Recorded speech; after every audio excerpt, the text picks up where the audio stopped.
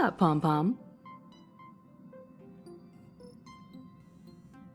Just got a message from the Sяньчжоу Loffu. Looks like it'll conflict with our original schedule.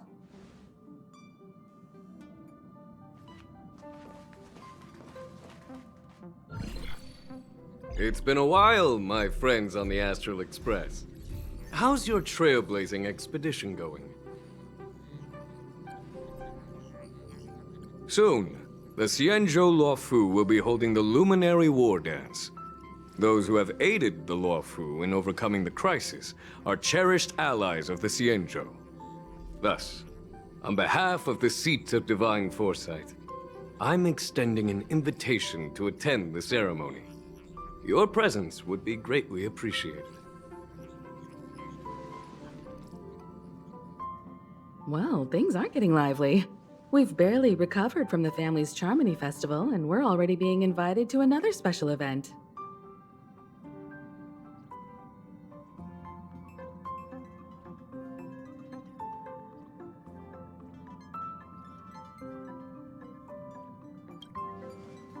Why not think about it this way?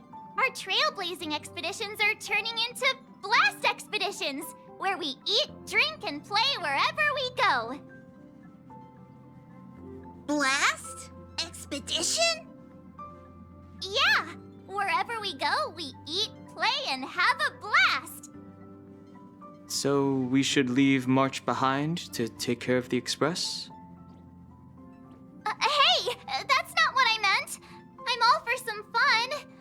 I just hope there won't be any surprise party crashers, like Friday or Saturday. The Sяньчжоу Loffu has recently overcome a crisis. By holding the war dance, they're demonstrating to everyone that they've returned to a state of peace and safety. But that's what everyone said before we went to Penacony. You'll be totally safe under the family's protection. No need to worry. The war dance is not like the Charmony Festival with all its hidden secrets. It's just a festival to honor the Rainbow Arbiter and the Cloud Knights, who fought against the abominations of abundance and protected the Sяньчжоу ships. Aside from star skiff performances, it's mostly martial contests. Nothing too different from the Taiki and Roboball contest we've seen before. What do you think, Himiko? Since we've accepted Miss Black Swan's proposal, we should probably head to Amphorius for refueling. There's certainly no rush. This trailblazing expedition is quite unique, and the Express needs to be fully stocked and prepared before moving on to the next stop. With Madame Herta's help, I was planning to deliver some Leviathan fossils from Kalinga Abyss to Ron May, member 81 of the Genius Society. It could earn us some favors before we set off. However, it may take a few weeks. So that means we're not going to the Loffu. Being an adult means maintaining relationships, whether we like it or not, March. Since we've been invited, it's only right for the Astral Express to attend the ceremony. So, here's the plan. Pom-Pom will take everyone to the Sяньчжоу Loffu. Mr. Yang and I will meet up with Ron May and fulfill our promise. Meanwhile, you, March, and Don Hung will represent the Express and attend the war dance. What do you two think?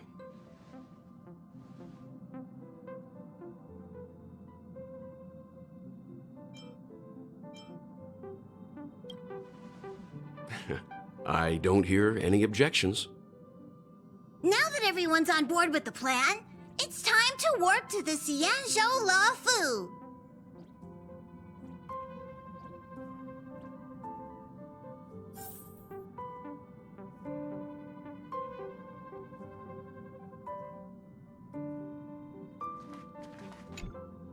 Kalinga Abyss. What does she expect to find there? Current research on the Leviathan merely proves how little we know about such life forms. That's why geniuses are interested in that field. Science is all about uncovering the unknown.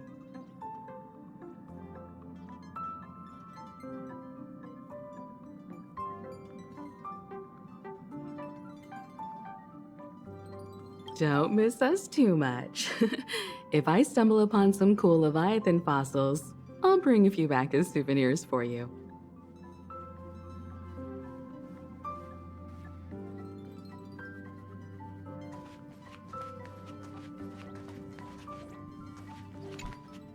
Himeko really knows how to convince people. Between Leviathan fossils and the war dance, the latter definitely sounds more fun. By the way, Danheng, this time you'll be taking a stroll with us on the Lawfu, right? And just let you two wander around aimlessly on the Lawfu by yourselves? I don't think so. Plus, Mr. Yang is right. The ambrosial arbor crisis just ended, and both the long life and short life species are still feeling uneasy. And that's why Jing Yuan wants to organize the war dance, to show that the Xianzhou Lawfu is stable and safe. And since he has extended an invitation, it's only right that I visit my old friend.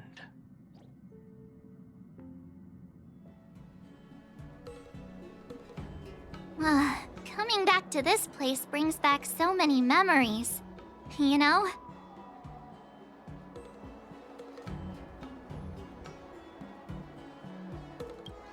Hey, I'm not actually gonna recite a poem. I was just thinking about all the twists and turns we went through when we first arrived on the Xianzhou. This time, we're not being forced or enticed or chasing after wanted criminals. And we didn't have to sneak in through the cargo dock. This trip has been incredibly smooth. Quite unusual, I must say.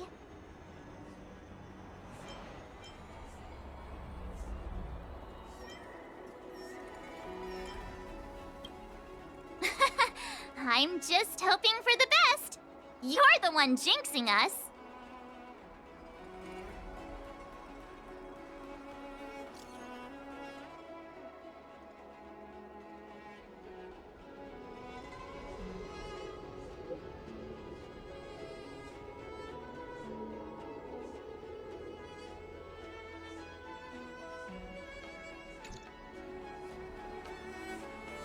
Is the Starskiff Haven always this crowded? Oh, there's so many people here. I can barely hear anything. Yanqing said General Jingyuan sent him to welcome us, but where is he? Let's wait for him in front of the loom. It's the most prominent landmark on the dock.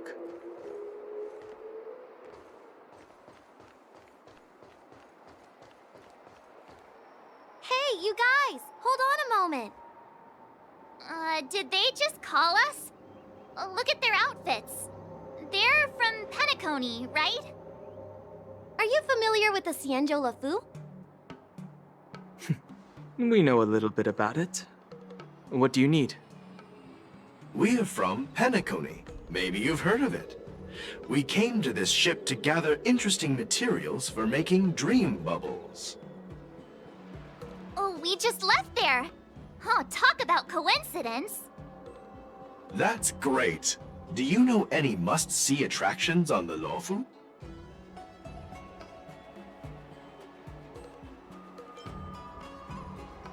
We did, but the locals were all like, come on, there's nothing worth seeing on the Lawfu. It's so boring here.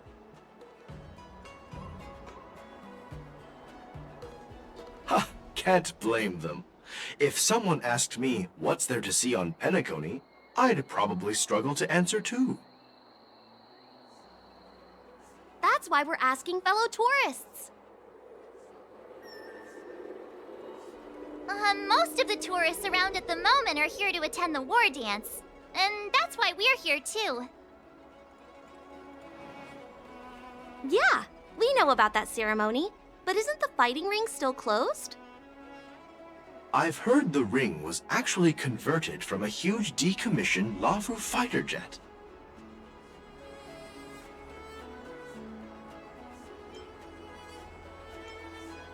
No doubt about it. It's a massive fighter jet. It's got to be larger than a civilian star skiff.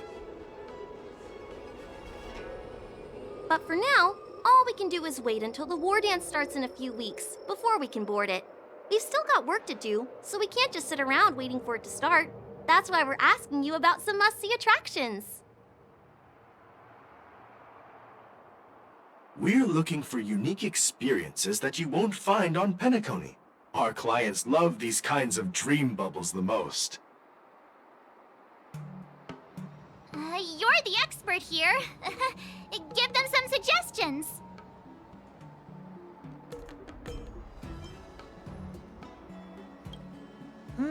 Good idea. The everyday vibe of the Aurum Alley is a rare find on the planet of festivities. Everyday vibe. Yeah, our clients have had their fair share of adrenaline-pumping dreamscapes. Maybe something down to earth would touch their hearts. Thanks for the suggestion. We'll head to the Aurum Alley to gather materials. Maybe we'll run into each other there in a couple of days. Look, Yanqing's here. Really? Let's go catch up with him.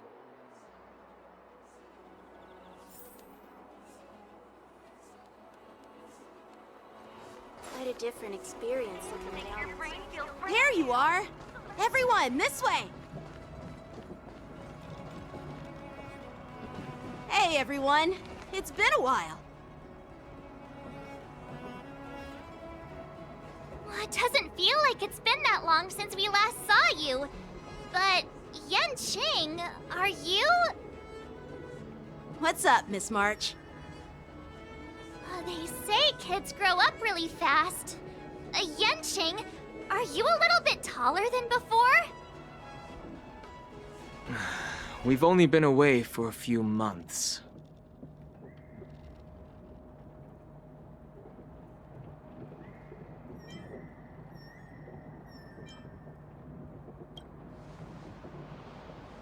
Long time no see. It's been a while. Oh, you've come along too, Mr. Danheng. Sorry for the delay. With the upcoming war dance and the Starskiff Haven being so busy, things are a little hectic.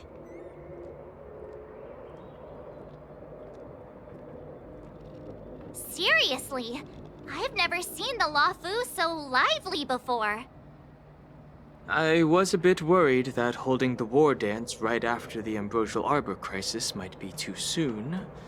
But seeing the bustling Starskiff Haven, I understand why General Jingyuan chose this timing. Yep. There's people from other delves and travelers like you three who have come from afar. With the war dance coming up, there's a huge number of visitors pouring into the Starskiff Haven. The Cloud Knights are working hard to keep the security tight. The General said this ceremony would help the Xianzhou Lawfu recover from the crisis. It's a way to showcase our martial spirit, reassure people, boost morale, and attract visitors from other planets to promote trade and peace.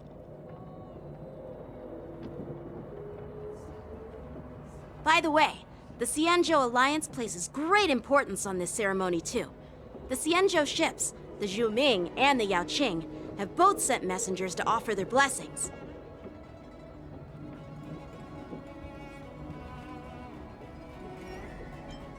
Yeah, I wonder if you've heard of it.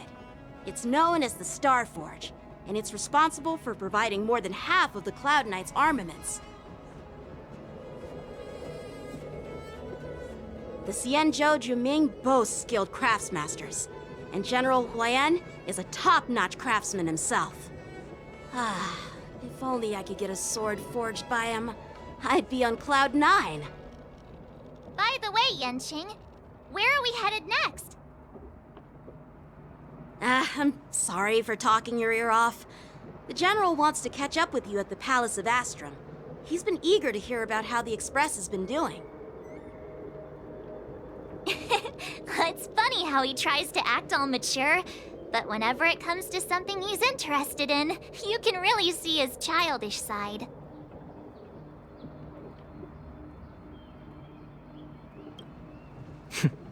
I agree.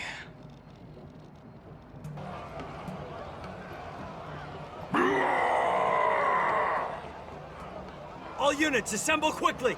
Get ready to protect the crowd! I just mentioned security, and now all of a sudden something's gone wrong. Excuse me, I need to go check out the situation.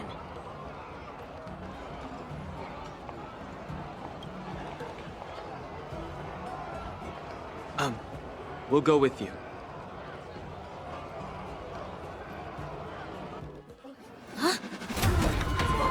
Watch out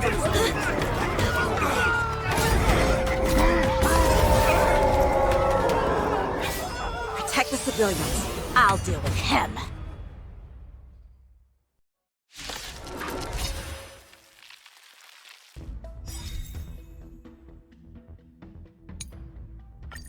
Borison? This is double speed. Why are there Borison here? This ends now. Lend me your strength. Your end approaches. Bloom. Timed. I failed to send you.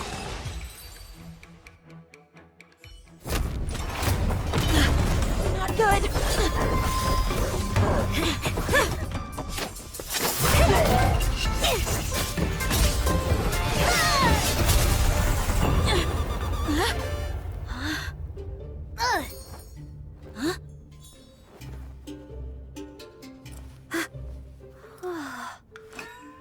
Thanks for the help.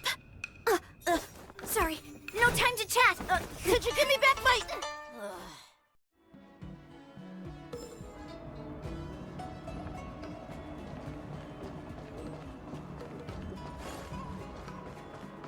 Wait, my sword!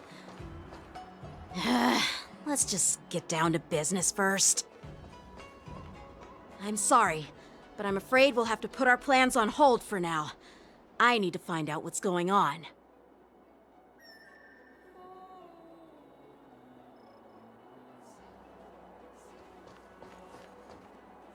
While we appreciate your rescue, my Xianzhou friends, don't you think it's a bit too much to detain us and our cargo? Sorry, but we've been ordered to detain you and your cargo for inspection until we figure out the source of the attack. Once we're done with the formalities, we'll let you and your cargo go.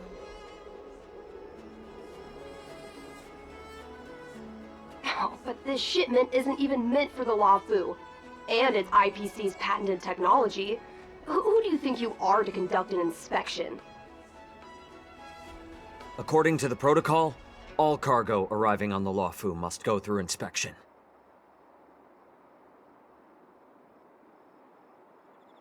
But we didn't officially enter your dock at all. We just sought refuge in your dock because we were attacked by the Borison. Looks like this argument could go on forever. Let's not get involved in a heated dispute that won't lead to a resolution.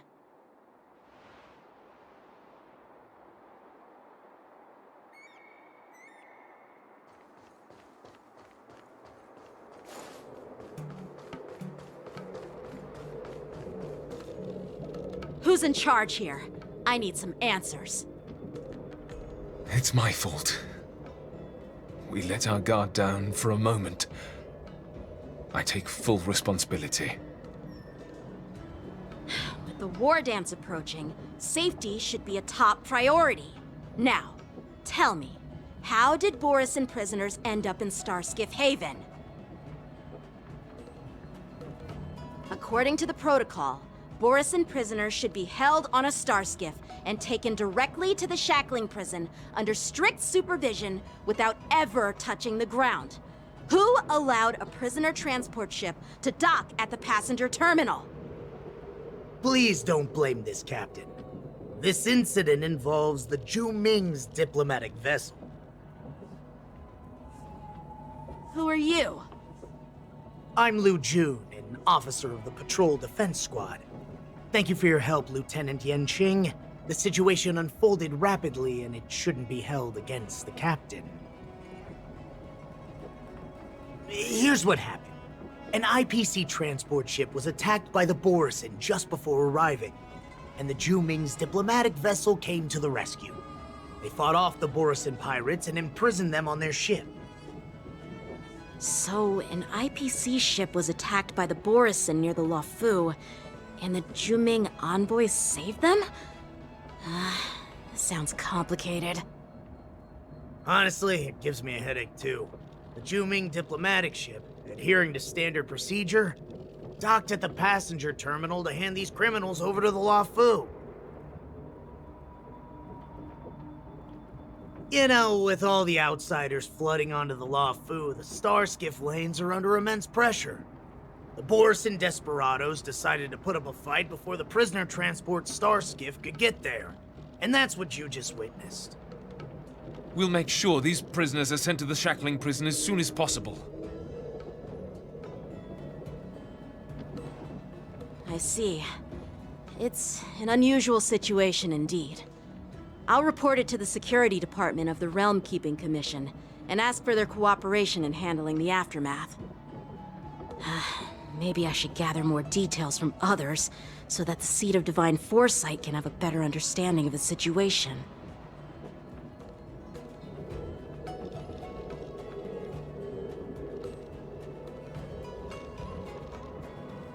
Oh, you look much maturer now, Yanqing. Please don't tease me, Miss March. The situation on the Xianzhou before the war dance is like a calm lake that can be disturbed by even the smallest pebble, capable of generating far-reaching ripples with even the slightest disturbance. What are those people? I mean, those monsters we just dealt with?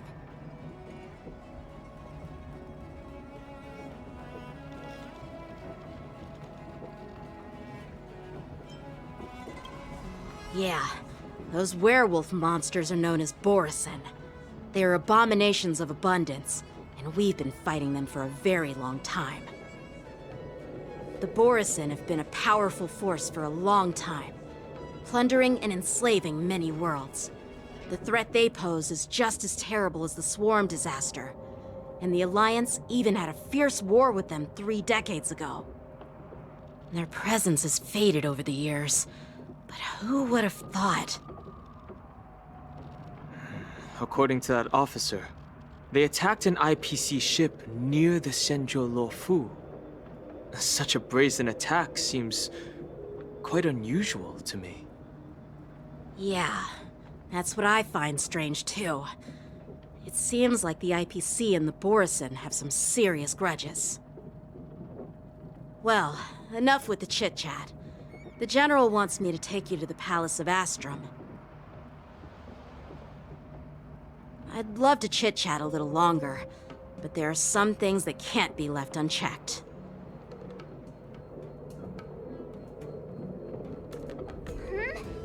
Is it a serious matter? Maybe you'll need our help in hunting down the Borisin? Thank you, but it's no big deal.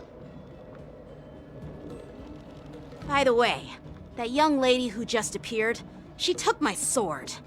I'm thinking of filing a lost property report at the Realm Keeping Commission to see if I can get it back. I doubt she did it on purpose.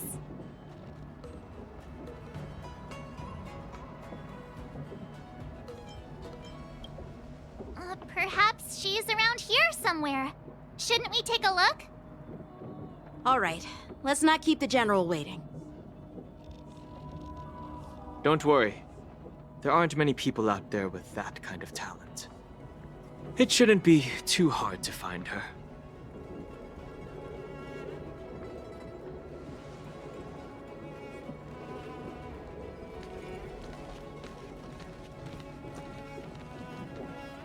There sure are a lot of troublemakers around.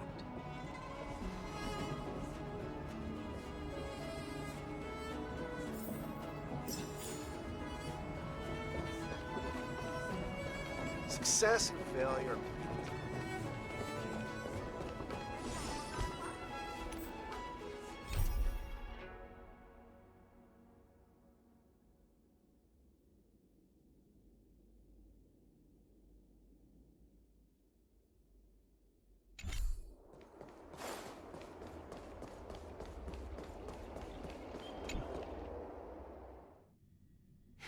It's been a long journey, Elder Huayan. Thank you for your presence. Don't mention it. Thank you for taking the time to welcome me.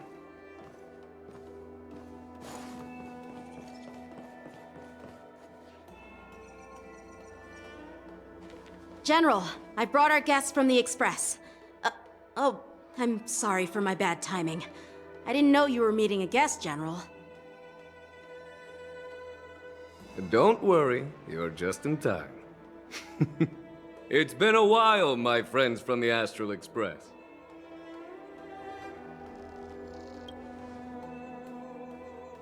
All is well when you have friends coming from afar.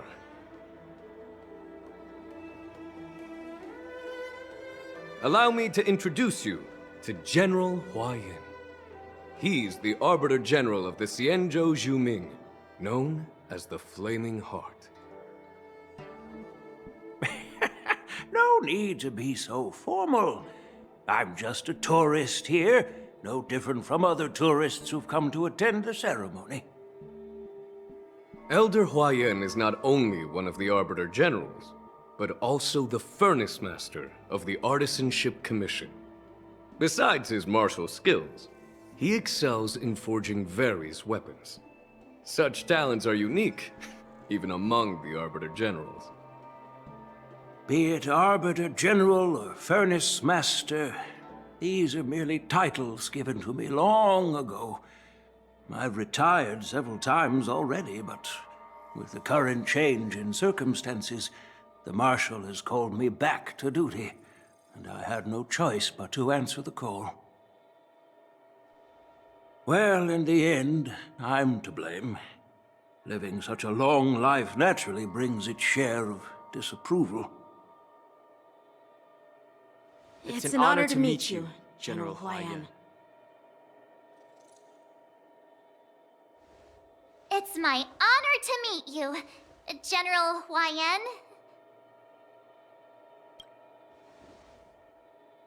No need to be all formal. Today I'm just a guest on the Lawfu, the same as all of you. So, these three are the ones you mentioned, Jingyuin? The heroes who helped you with the Ambrosial Arbor crisis? Indeed. There's Don Hung, March 7th, and him. Without their help, I'm afraid the Lawfu might not have easily overcome this crisis. So, the Imbibitor Lune's reincarnation has returned to the Lawfu and will attend the war dance. I'd love to have a drink with you, should the chance present itself. You're more than welcome, General Huayan. And this young friend is? Yanqing, my apprentice. He remains by my side as my retainer due to his youth, which I hope will season him with experience. He will stand for the Lawfu's Cloud Knights in the upcoming war dance, ready to take on all kinds of challenges. Great, great! It's a real treat to see so many talented young people around here today. Oh, I almost forgot. This is my apprentice, Yoon Lee. It's you! Oh, it's you. Hello. Oh, you two already know each other? Guess we don't need any introductions, then. What a coincidence! I was afraid I'd have trouble finding this girl. Oh? Now you've piqued my curiosity. Tell me, how did you two become acquainted? She helped me capture the escaped Borisin prisoners at the Starskiff Haven.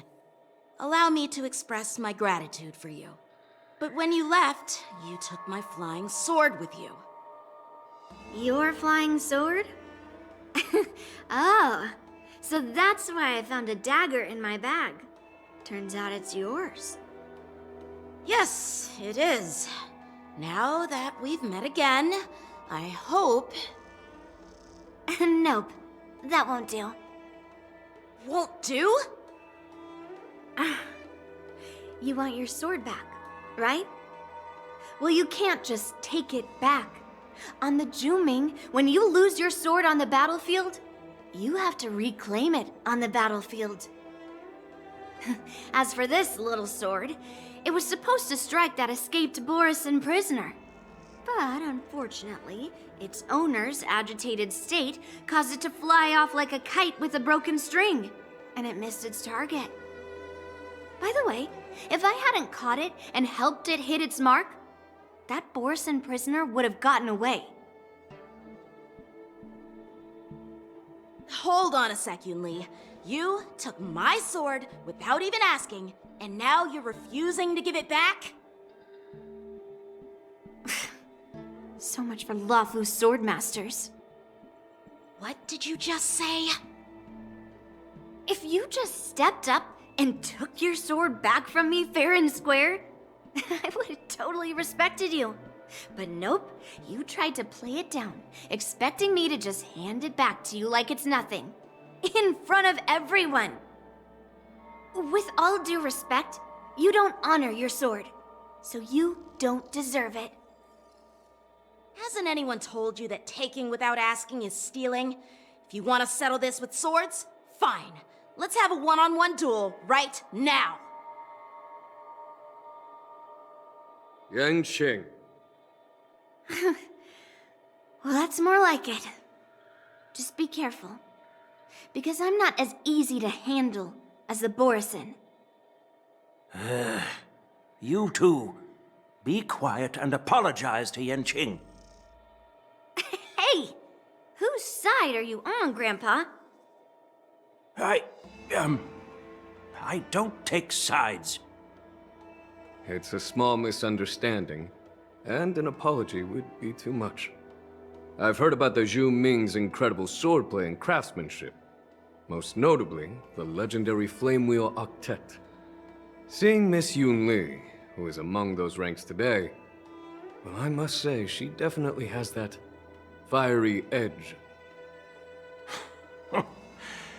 Such grandiose names. Some folks love to spin these fancy titles, trying to set the Cloud Knights apart. Yunli is still just a young girl, a bit awkward and hot-tempered, so please forgive her if she's being rude. Well, everyone, Elder Huayan and I have some business to discuss. For now, Yanqing, why don't you entertain our guests and take Miss Yunli to the inn? I'll find another chance to talk with you all. I'd like to express my gratitude to the Astral Express for helping the Lawfu during the crisis. That's so kind of you. I mean, you've already thanked us so many times. Please forgive me for coming at an inconvenient time. You needn't apologize, General Huayan. All right, Yunli. Take this opportunity to clear things up with Yanqing. Yeah. It's better to make friends than enemies. But I won't be heading to the inn just yet. I want to visit Lingsha.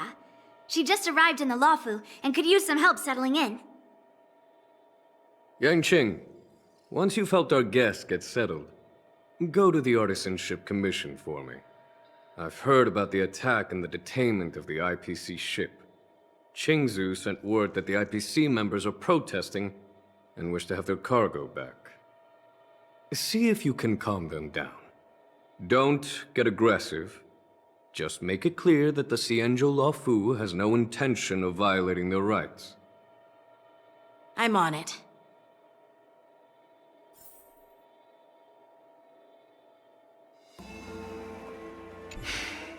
I'm sorry for Yanqing's rudeness.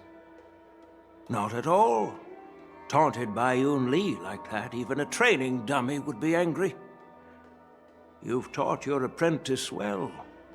If it were me in my younger days, I'm afraid I'd have drawn my sword and fought. Yanqing can understand your concerns. On the other hand, Yunli is still a naive girl who's only interested in swordplay. Honestly, I brought her here to participate in the war dance because I want to broaden her horizons.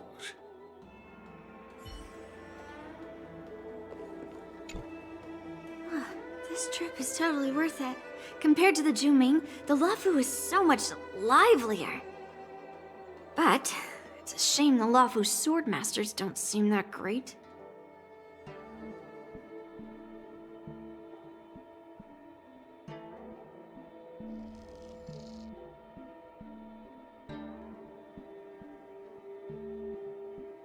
Glad to meet you too. Are you here to participate in the war dance?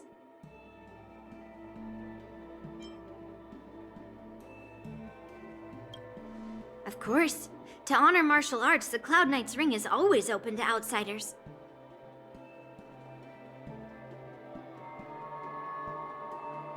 If you can defeat the ringmaster selected by the Xianzhou, you'll not only win rewards and prizes, but also be making a name for yourself. Sounds tempting, doesn't it?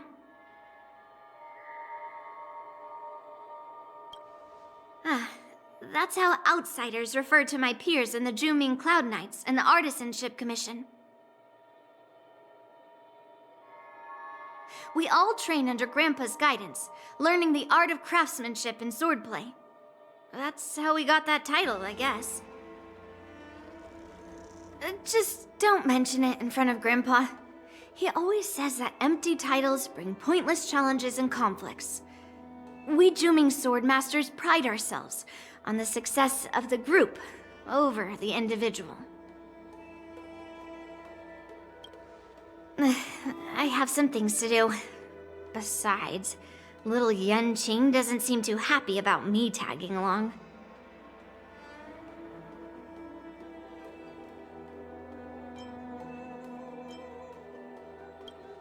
Yeah, you're right. I took it with my skills. So I guess you can say I'm a robber or something. How dare he imply I'm a thief? Totally different. Besides, the sword seems scared of its own master. I'd like to ask him, you claim to cherish your sword as your life, yet you don't even recognize the state it's in right now? I didn't intend to keep his sword. I was planning to take this chance to return it to him. But now, I've changed my mind. I'll give that poor flying sword some proper maintenance.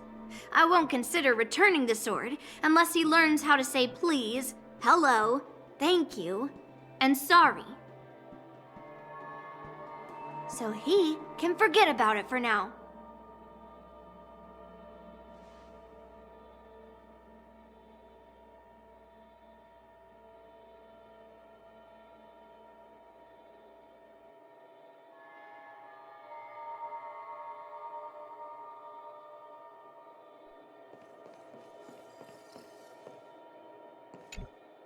Hey, Don Hung. I thought all the Xianzhou generals were like Jing Yuan. But that General Huaiyan, he looks so thin and scraggy, as if even a light breeze would knock him over. Is that old man really an Arbiter General? Well, each Xianzhou ship has its own division and specialty within the Alliance. Not all of the Arbiter Generals are good at leading the charge. You heard what Jing Yuan said, right? General Huaiyan was once the head of all the skilled craftsmen on the Juming.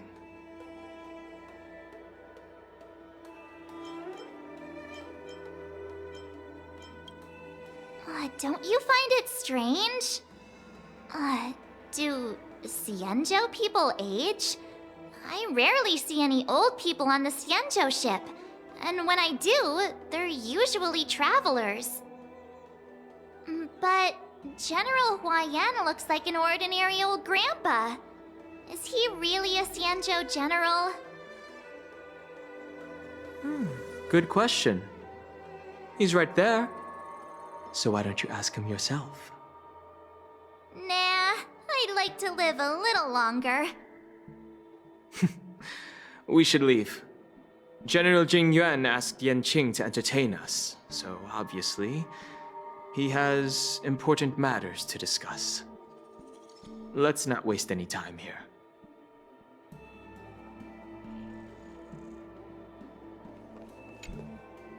This is the report Ching Zhu just sent me. Let me take a look.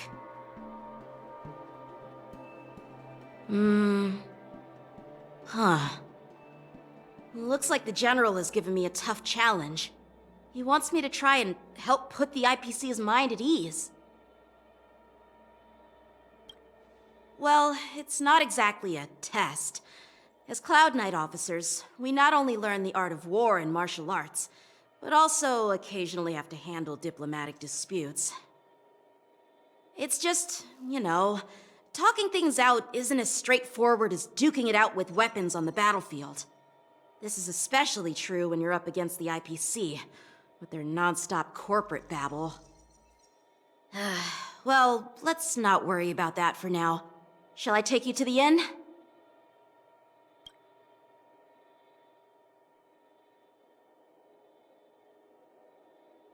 It is the Lofu's honor to have you in attendance at the war dance. Yet, the fact that a simple martial arts ceremony has attracted esteemed generals from the Zhu Ming and the Yao Qing implies intentions beyond mere spectating. Might there be any specific instructions from the Marshal? You're overthinking it, Jing Yuan. As I said, I'm here to broaden my granddaughter's horizons. I have no ulterior motives. However, I have no clue what the Yao Qing Arbiter General has in mind. Do you remember when you accepted this position? I told you that an Arbiter General's battlefield goes beyond the physical one. You'll need to lead and manage everything on the Xianzhou. The title of Arbiter General holds a weight far greater than its literal meaning. So many years have passed, and you've done well. However, longevity for the Xianzhou people can be a curse. Living too long means that every mistake you made will lurk in the shadows. And one day, they'll eventually catch up to you. The Marshal knows everything that has happened on the Lawfu. As for the Merlin's Claw of the Yao Qing, she has come specifically for you. Speaking of which, why hasn't she arrived yet? They say the Merlin's Claw strikes like lightning. Being late isn't her style. That's not true, General Huaiyan. She's been here a while, but I'm sure you've heard of her unbridled nature. As soon as she disembarked from the star skiff, she mentioned having something to attend to and simply disappeared. You must be the messengers from the Xianzhou Yao Qing, I assume. We are Jiaoqiu and Moza, retainers of the Merlin's Claw. It's an honor to meet you in person, Arbiter Generals.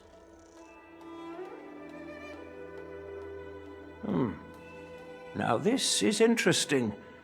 A guest who doesn't come to visit but sends a message instead. What does she mean? Tell me, what could be more important to her than coming here? Master heard about a spectacular view in Scale Gorge Waterscape. I believe she went there to enjoy it. A spectacular view? Ha! Did you hear that, Jing Yuan? This person is being sarcastic. Please do not misunderstand me, General Huaiyan. I was simply stating the truth. Master thought it would be inappropriate to keep you waiting, so she sent us here. Once she's finished with admiring the scenery, she'll personally come and apologize to the both of you.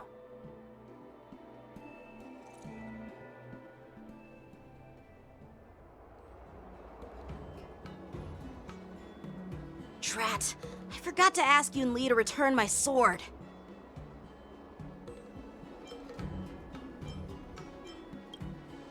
Unacceptable. Every sword is precious to me. If it weren't for the General's interference, I would have taught that shameless girl a lesson in swordplay.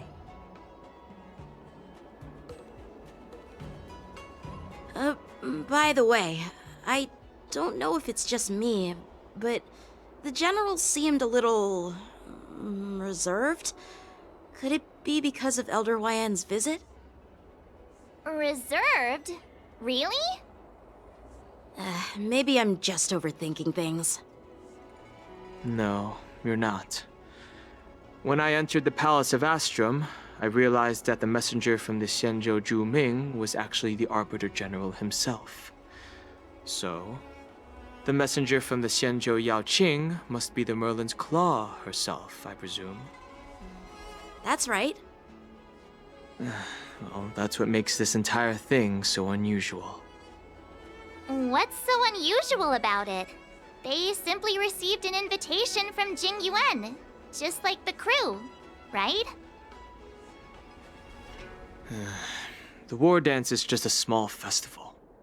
And now we have 2 Arbiter Generals from other Xianzhou ships here. I'm afraid they're here for something more.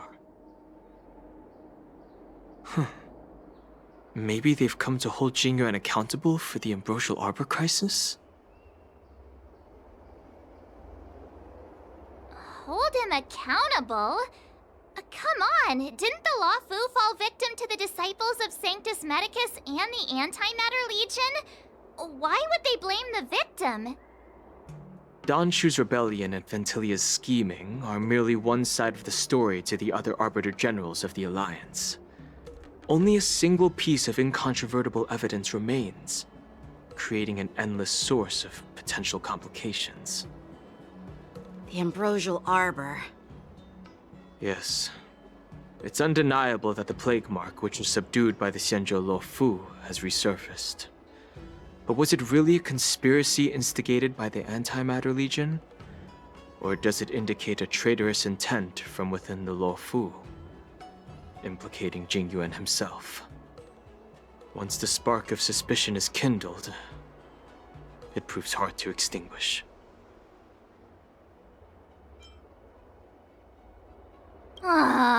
What was I thinking? Seriously, here I was looking forward to a carefree and enjoyable trip. But it seems wherever we go, drama is just around the corner. Aw, I was so excited. I thought those Arbiter Generals were just here to see the ceremony. By the way, I heard that an alchemist from the Zhuming diplomatic ship has arrived, and rumors say that she's to be the new Cauldron Master of the Alchemy Commission on the Lawfu. An alchemist from the Zhuming serving as the Cauldron Master on the Lawfu? While it's not unheard of, the timing itself... Thanks to your words, Mr. Dan Heng. Now I finally see the underlying tensions. The General is under tremendous pressure right now, but I was completely oblivious to his troubles. How naive of me. Come on, don't think like that. Leave the adult matters to the adults. Even if you wanted to do something for the General, it's not like you can do anything.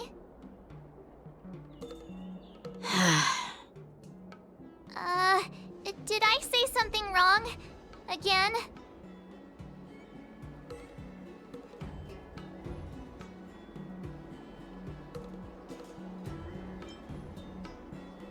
Miss March is right.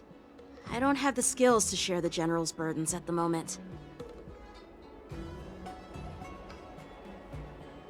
Still, I'll do my best to follow his instructions. Let's go. Once I've taken you to your accommodations, I need to go to the Artisanship Commission to handle the IPC's protest. He looks like he has a lot on his mind. We can't just let him go alone. Why don't we accompany you to the Artisanship Commission? This is too much trouble. While I appreciate your kindness, dealing with the IPC's workers could be tricky. I'm afraid this will cause trouble for the Express. No worries. We're pretty experienced in dealing with the IPC. You've heard of the 10 Stone Hearts? We've dealt with quite a few of them, right?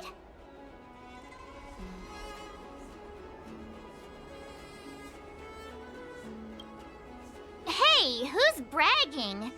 Anyway, this time it'll just be a few ordinary IPC workers. Surely you don't think they'll be even trickier than Aventurine, do you? Well, since you're willing to help, I won't decline your kindness. Let's head to the Artisanship Commission and meet them.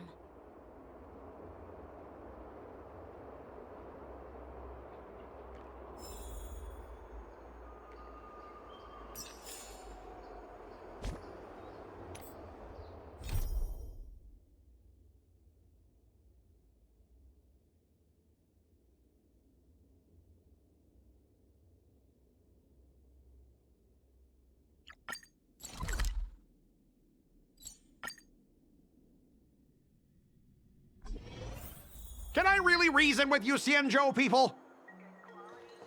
I think I get it now. In your words, this is called looting a burning house, right? But I am trying to reason with you here. Ugh, that toxic voice sounds familiar. Haven't I heard it before in Arum Alley? You know what? This isn't my first time dealing with the Skyfaring Commission. I can handle your unreasonable ways. But straight up snatching IPC cargo, isn't that going a bit too far?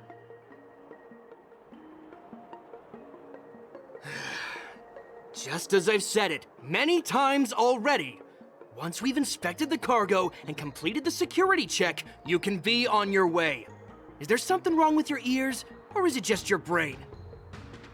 I'm hearing you loud and clear. I'm thinking clear. And my answer is crystal clear. Not a chance.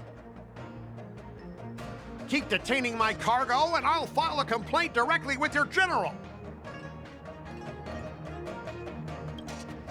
Don't think you can possibly convince me. Huh? Why are you here? You're staying on the Xianzhou, are you? What terrible luck. Wherever you go, disasters aren't far behind. Aren't you the guest from the Astral Express? What brings you and Yanqing to the Artisanship Commission?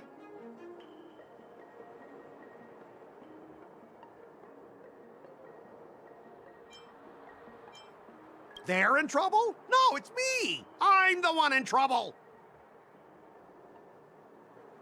Looks like you've met this IPC worker before. I'm not sure if that's a good or a bad thing. I was sent here to deal with the IPC protest, Miss Shikui. What's going on here?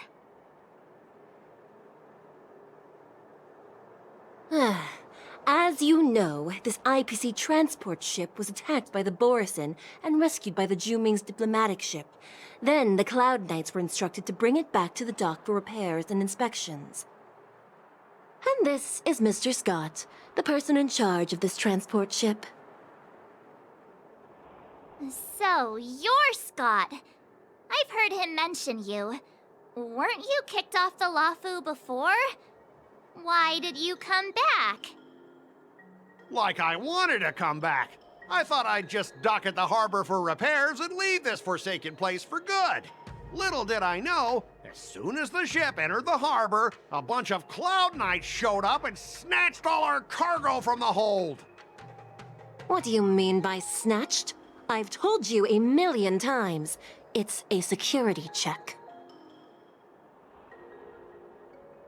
Then why did you bring the cargo to the Artisanship Commission? You even brought in some shady craftsmen. It's obvious you're trying to steal the IPC's patented technology! Listen here. Firstly, the Skyfaring Commission detected dangerous items that could possibly be weapons in your cargo hold. That's why they called me here, to double check. Secondly, Where the heck did you get the idea that I'm a shady craftsman? Even if there are dangerous items, what do they have to do with you? It's not even being shipped to the Lawfu. We'll just fix the ship and be on our way. We won't unload our cargo here. But you'll have to stay in the port for several days before your ship is repaired and you can take off again. How can we just leave unchecked items sitting here? I understand, but we don't need to disassemble the cargo if it's just a security check, right? In most cases, we don't.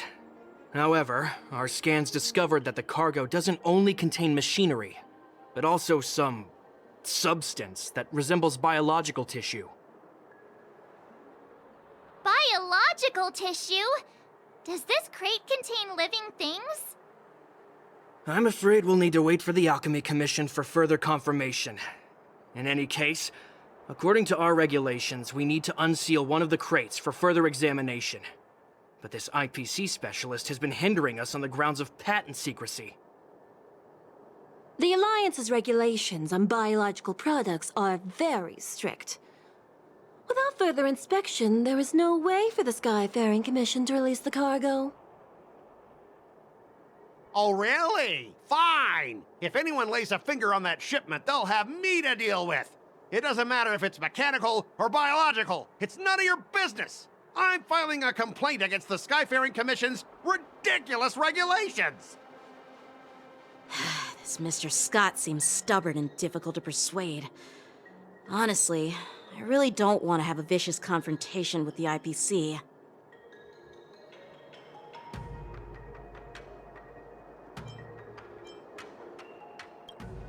I heard how you helped Aramali.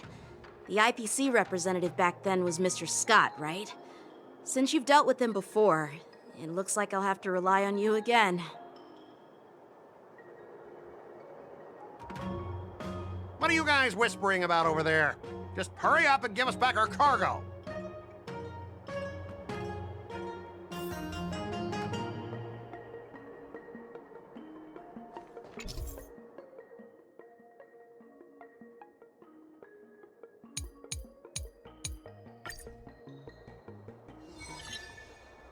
As I recall, this guy won't listen to reason and can only be persuaded with intimidation. But he does seem to follow rules to some extent. Let's use that against him. Speaking of regulations, we have our own laws and regulations too. According to Article 4 of the Xianzhou Alliance IPC Trade Consensus, the Alliance and IPC shall never infringe on each other's intellectual property rights.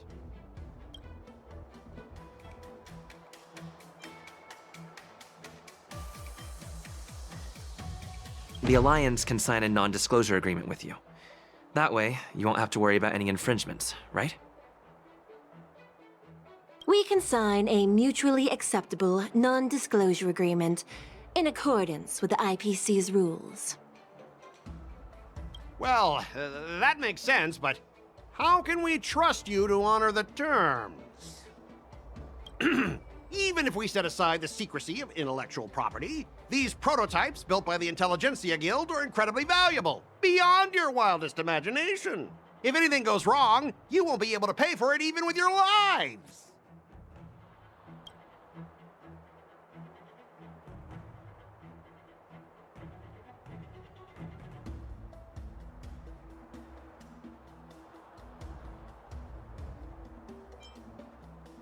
Don't underestimate Xianzhou technology. Even if they need to dismantle your cargo, the Artisanship Commission can easily put it back together. Yeah, go ahead and brag about their skills. After all, you're just a negotiator they hired. But I'm different. I'm an IPC member, and my fleet has accepted this transportation order.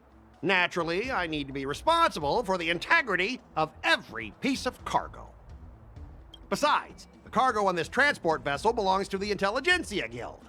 If you want to inspect the cargo, shouldn't you at least call in a member of the Intelligentsia Guild to be present?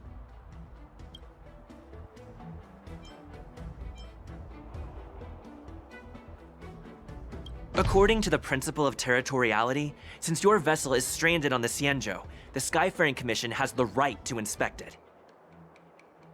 Indeed. According to Article 27 of the Xianzhou Legal Code, all official and private goods upon entering the port shall be subject to inspection. Failure to submit to such inspection shall be deemed equivalent to the possession of unlawful items and shall be subject to legal ramifications. Huh? My synesthesia beacon must not be working, because I have no idea what you just said. Simply put, if you insist on hindering the inspection, we'll have to treat the cargo as unlawful items and confiscate it. Confiscate it? How can you Xianzhou people be so unreasonable? If this were pure point, and incoming cargo posed a safety risk, the IPC would take it in for containment and disposal, correct? That's true, but the IPC sometimes makes exceptions. For example, they've always given special terms to Xianzhou vessels. We both need to follow the regulations, because that's how the IPC and the Xianzhou operate, right?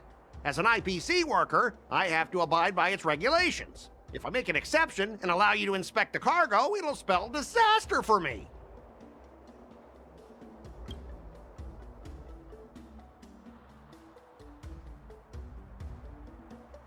Everyone has their own set of rules.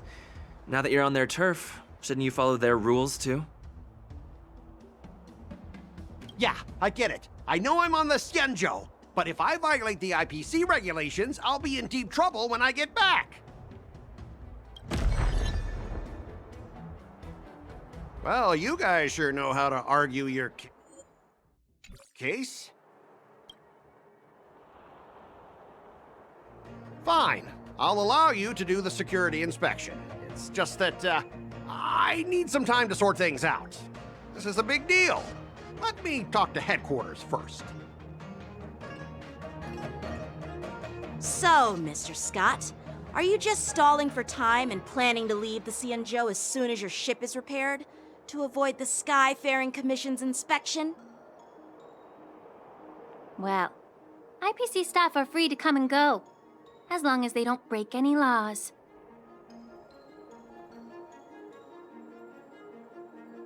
Yeah, you've got some insight there. Who are you again?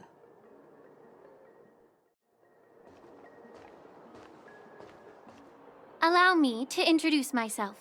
I'm Lingsha, Cauldron Master and head of the Alchemy Commission on the Lawfu. Could she be? Yeah, she's the new Cauldron Master assigned here from the Xianzhou Zhuming.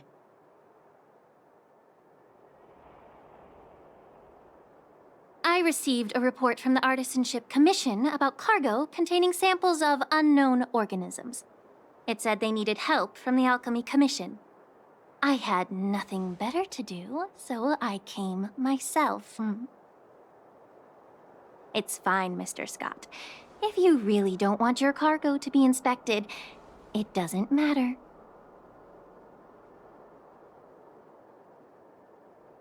It doesn't matter? How can you say that? Why are you being so nice all of a sudden? Well, since you're not going to check it, I'll take this crate and be on my way. Is that okay with everyone? Yeah, sure. Why should I object? Not only this sample, but all the goods on the transport ship are yours to keep. Like I said, we won't inspect them. Wait a minute!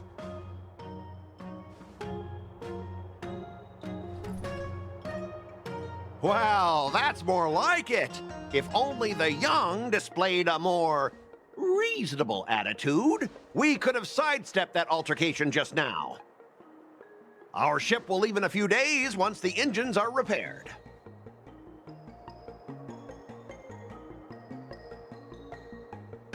Your ship can leave whenever you want, but I'm afraid I can't say the same for your cargo.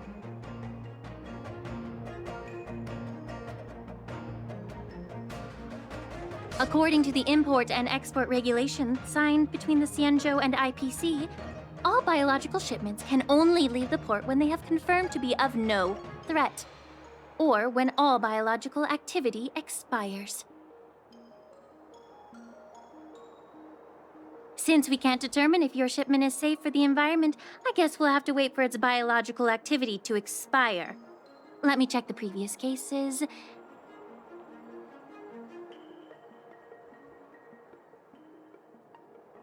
Normally, it'll only take around 47 star calendar years.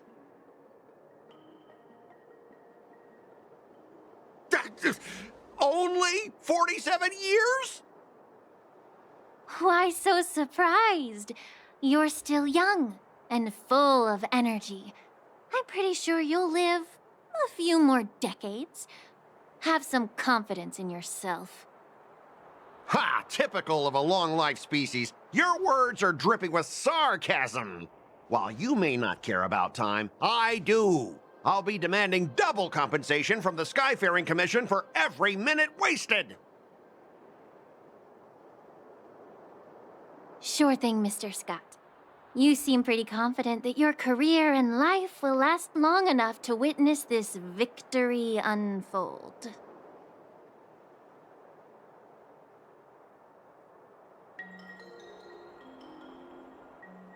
Step aside, guys.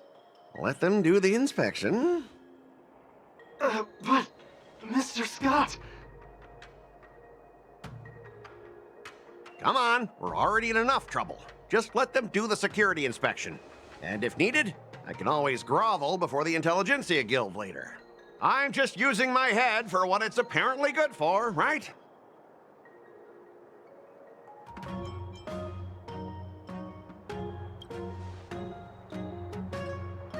Well, honestly, at least you're not as annoying as that woman. Just get on with the inspection. Don't act all chummy with me now that you've got your way.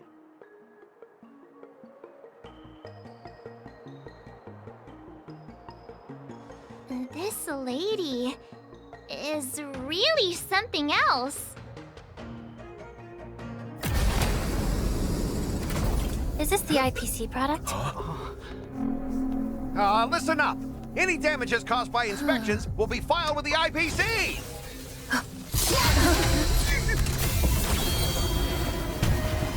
Turn it off.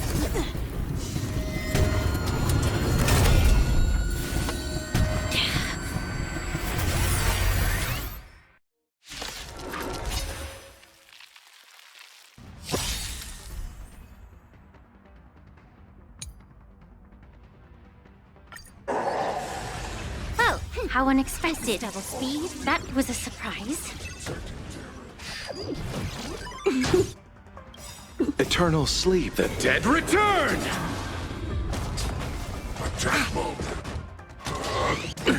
Nothing major. Lend me your strength. We've entered the storm. To guard and defend. Crush them. The fight. It is set. Savor it for me. Bloom. Repay.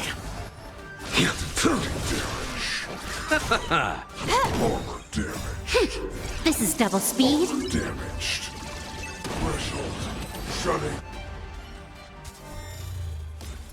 Were you seriously planning to leave this stuff unchecked at the dock for days? That's way too dangerous. I had no idea about it. You must have accidentally triggered the cargo's defense program. I don't think trying to shift the blame is a wise choice.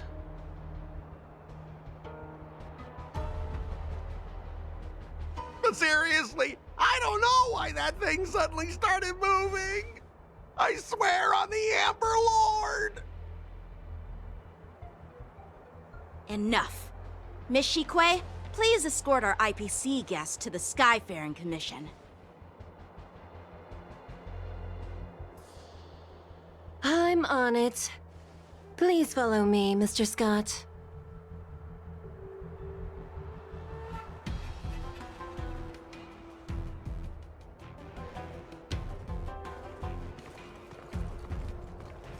Our preliminary inspection shows that there is indeed hidden biological tissues inside, just like the craftsman feared.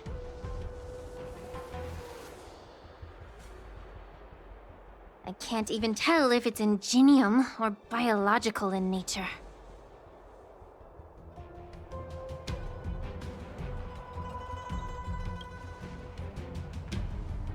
The core of this device is what they call wetware in industry slang. To put it simply, this machine operates with a kind of biological nerve as its control center. I'll take some samples for the alchemist to analyze and figure out where the biological tissue comes from.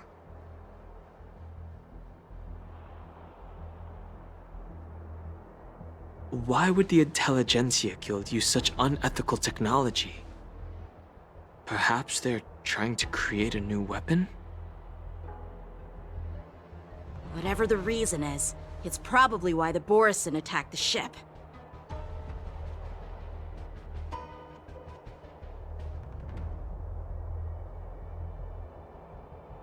No wonder the IPC were trying to obstruct our inspection. I'll contact the 10 Lords Commission and ask the judges to come and give their final verdict on this. According to our rules, all prisoners and weapons involving dangerous creatures must be taken to the shackling prison for further sentencing. After all, it's the safest place on the Lawfu. As for you, Mr. Craftsman, please go with the Cloud Knights and explain the situation to the judge.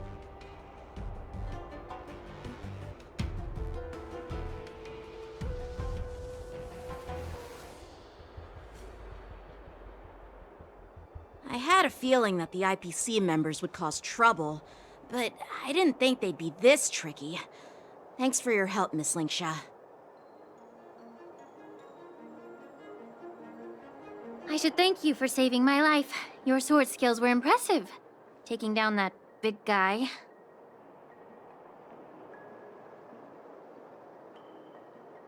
I thought the General's retainers were all burly martial masters. I didn't expect Yenqing to be so...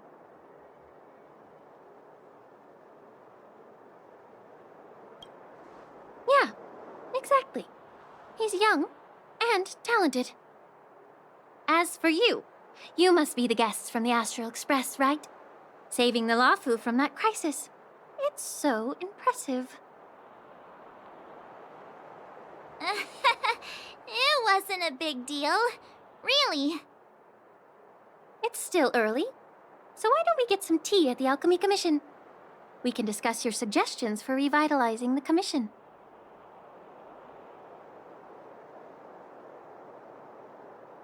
I'd be happy to accept your invitation. And you three are coming too, right?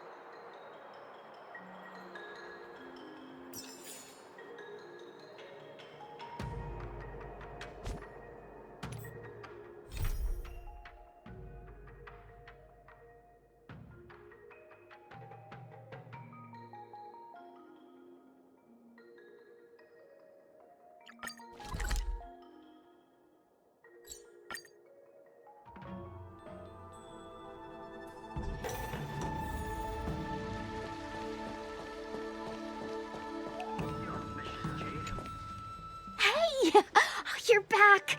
Why didn't you say anything in the group chat? I'm on duty. Let's catch up later.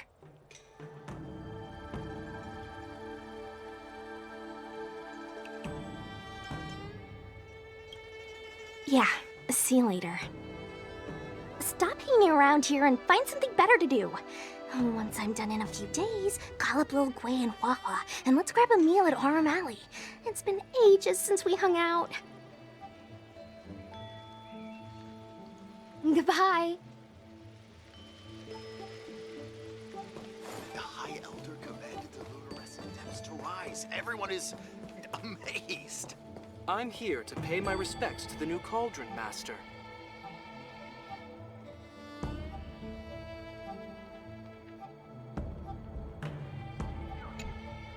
I'm Sha Hong, a messenger sent by Preceptor Tao Ran. He wanted to come and congratulate his kindred on becoming Cauldron Master personally, but health limitations hindered his visit. So I'm here to pay my respects to the Cauldron Master on his behalf. Could you let her know about my arrival, dear Chief Alchemist? Master Lingsha just arrived on the Lawfu and is still settling in and getting her work in order. She's quite busy and unable to meet guests right now. Please understand. Well then, please pass this humble gift on to her. I'm pretty sure this humble gift from the preceptor himself is quite valuable. As a mere chief alchemist, I am unable to deliver it. Should any mishap occur, I couldn't bear the consequences. I see. So, when will I be able to see Master Lingsha? I'm not sure. Whenever Master Lingsha feels it is appropriate, she will most certainly get in touch with you. Then, I shall wait with anticipation.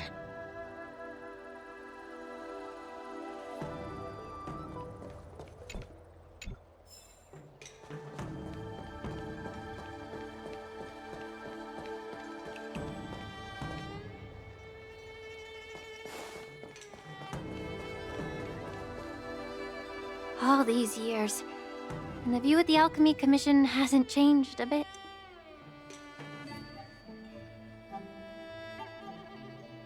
The tides come and go, but the ancient sea remains the same. For us Vidyadhara, there's nothing more nostalgic than our homeland. You're a Lawfu native, Miss Lingsha? Yes, I grew up here, listening to the sound of waves while researching prescriptions with my mentors and peers at the Alchemy Commission. It's kind of sad, isn't it? Everything changes but somehow remains familiar. Just like you, Don Hung, I traveled far from home, and now I've returned. Seeing the familiar scenery brings back a hint of nostalgia. The view here would be even better without the ambrosial arbor. Oh, really? I think that towering tree looks pretty impressive. Even if it's impressive, it's a plague mark. The Xianzhou have been fighting abominations for thousands of years. And now that the ambrosial arbor has been reborn, it's only natural for everyone to feel uneasy. Well, once a seed is planted, no matter how long it takes, it'll eventually sprout and bear fruit. In my humble opinion, the rebirth of the ambrosial arbor and the resurgence of the disciples of Sanctus Medicus were inevitable. The seed was already planted when the ancestors of the Xianzhou sought immortality.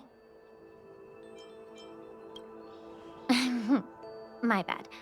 Well, since you went through the entire ambrosial arbor crisis firsthand, Dan Heng and Lieutenant Yanqing, I'd like to discuss something with you. What would you like to discuss, Miss Lingsha?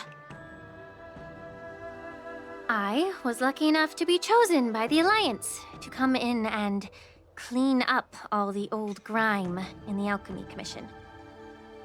Honestly, the Alchemy Commission is riddled with problems and has reached a point where fixing it seems impossible. I'm looking to remedy this problem, but was wondering if you could provide any insights. Well, even though I'm a Vidyadharan like you, I'm an outsider, just like my companions here.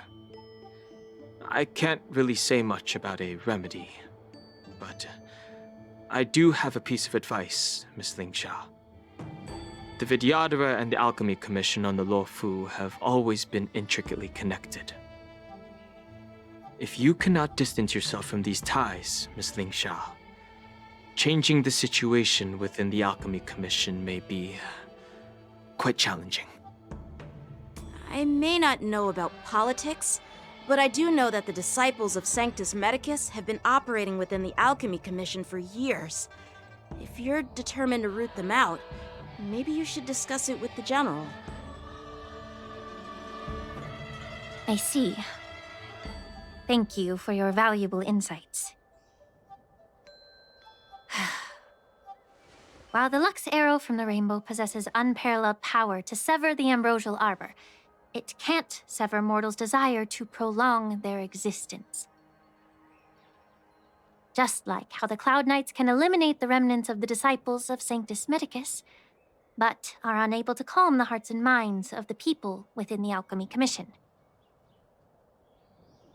Our Xianzhou forebears knew this well, and that's why they entrusted the duty of guarding the roots of the arbor to the Vidyadhara.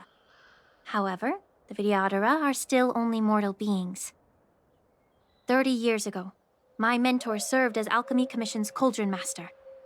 She recognized the emerging undercurrents and sought to cleanse the source of the disturbance. Unfortunately, even though she was skilled in the art of healing, she didn't understand the human heart or how to eliminate the sickness lurking within the depths of the Alchemy Commission. In the end, she was framed and exiled to the Juming. I was also implicated and had to leave the Lawfu. And guess who arbitrated the case and handed down the sentence? None other than General Jing Yuan himself. What? You heard it right. The ones responsible for the corruption in the Alchemy Commission are not just the remnants of the disciples of Sanctus Medicus, but even the Divine Foresight himself.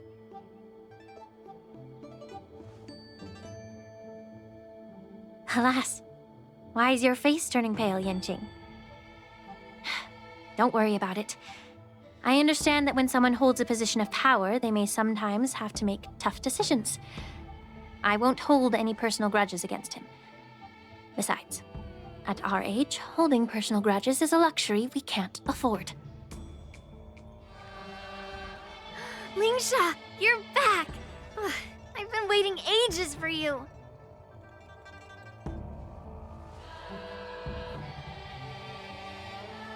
Yunli! Why aren't you with your grandpa? What brings you to the Alchemy Commission?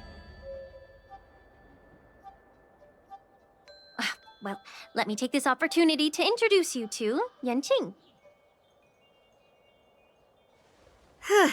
What a small world. You stole my sword! Give it back! I see. Let's skip the introduction part then. Why do I keep bumping into you? Are you stalking me or something? Of course not. Unlike you, Miss Yunli, I have important things to take care of. You, on the other hand, seem to have all the time in the world to wander around without returning my sword. Grandpa used to say that a sword reflects its master. I talked to your sword, and it told me that you've been distracted. You hesitate when you should strike, and you struggle to stay calm when your sword is unsheathed. Now that I see you again, I realize your sword was right. It wasn't me who took your sword. It was you who lost focus. Do you really expect me to believe that nonsense? I've been taking it easy on you because you're a guest from the Juming, but you're not taking the hint. Don't people from the Juming know you're supposed to return what you've borrowed? Just look at this flying sword. Even if I gave it back to you now, it'd just be taken away again in a few hours. You know the Cloud Knight saying, a Cloud Knight must never let slip their weapon, yes? Well, sure, I can give it back to you now, but on the battlefield, that's a whole different story. Poor flying sword. Fine! You don't have to give it back, because I'll take it back myself! Between these two, who do you think is tougher, Dan Heng? Don't get me wrong. I'm just curious.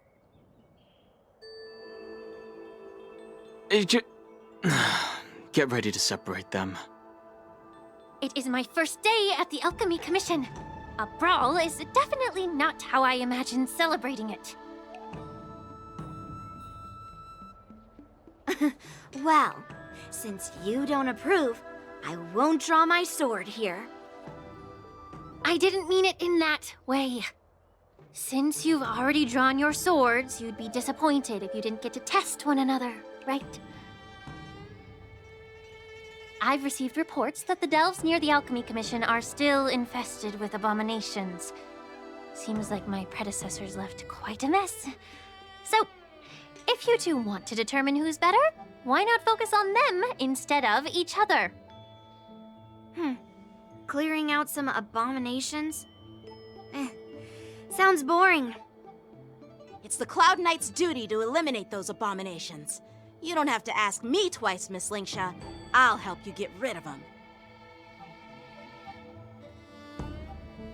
Oh, you think you're the only one who knows how to behave? If Lingsha needs anything, I'll gladly draw my sword and help her out. It's so heartwarming to see both of you being so sweet and caring. So then, shall we get going? Ever since the disciples of Sanctus Medicus were eradicated, their experimental abominations have been festering here. If you want a contest, I'll be the referee. The one who kills the most abominations within 15 minutes wins. Lingsha, as always, you're still an expert in making unpaid work sound so noble and grand. It's for your own good, little Yunli. While you desire to compete against each other, I don't want to see either of you getting hurt. That's really thoughtful of you, Cauldron Master. So, are you both ready?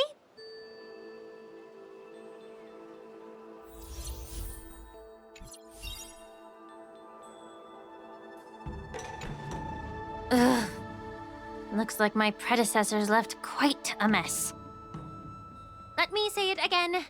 The one who kills the most abominations within 15 minutes wins. Be careful when you draw your swords, and make sure you don't hurt each other.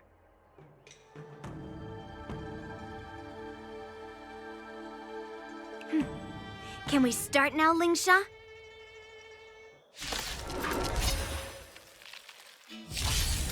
More enemies.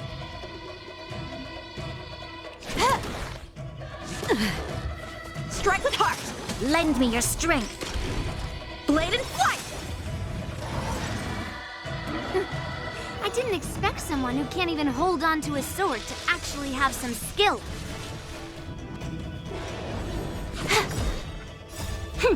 This is double speed. Descend to earth! You've got style with those moves, but you're not striking where it counts. It's such a shame to see you misuse your sword like that. Too little. I failed to send you. Savor it for me.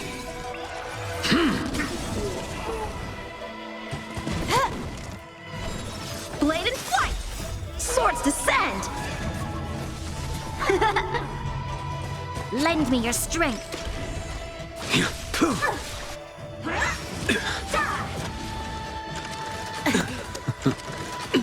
I failed to send you. Savor it for me. Descend to earth!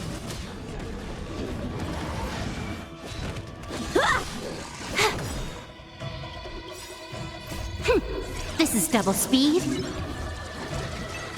Lend me your strength. To guard and defend. Crush them.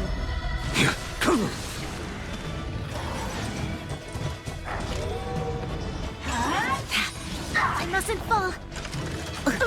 Strike with heart!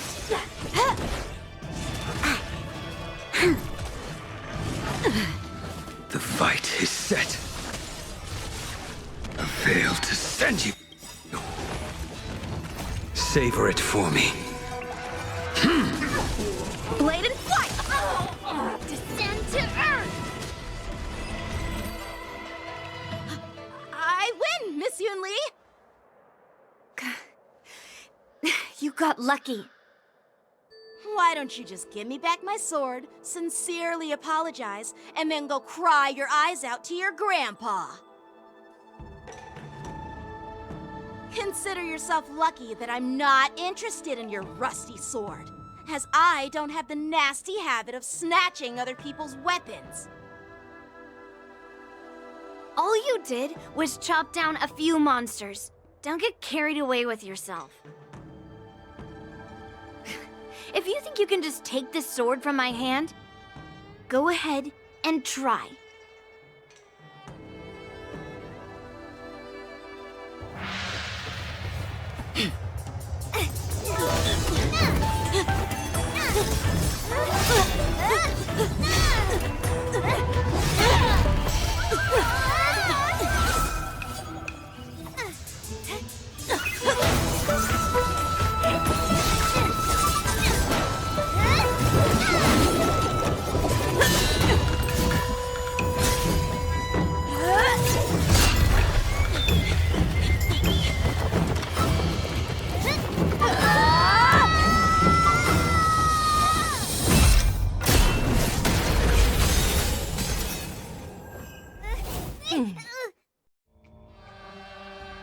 Well fought, my young friends.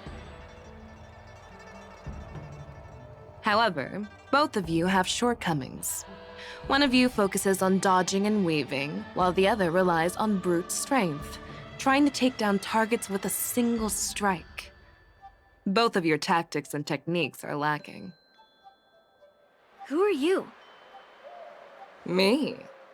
I'm just a patient seeking medicine from the Alchemy Commission. A passerby, if you will. I thought I'd see my fill of impressive fights during the war dance. Yet here I am, able to witness a remarkable fight at the Alchemy Commission, of all places. Well, the Lawfu is never short of surprises. However, I have a small suggestion for you.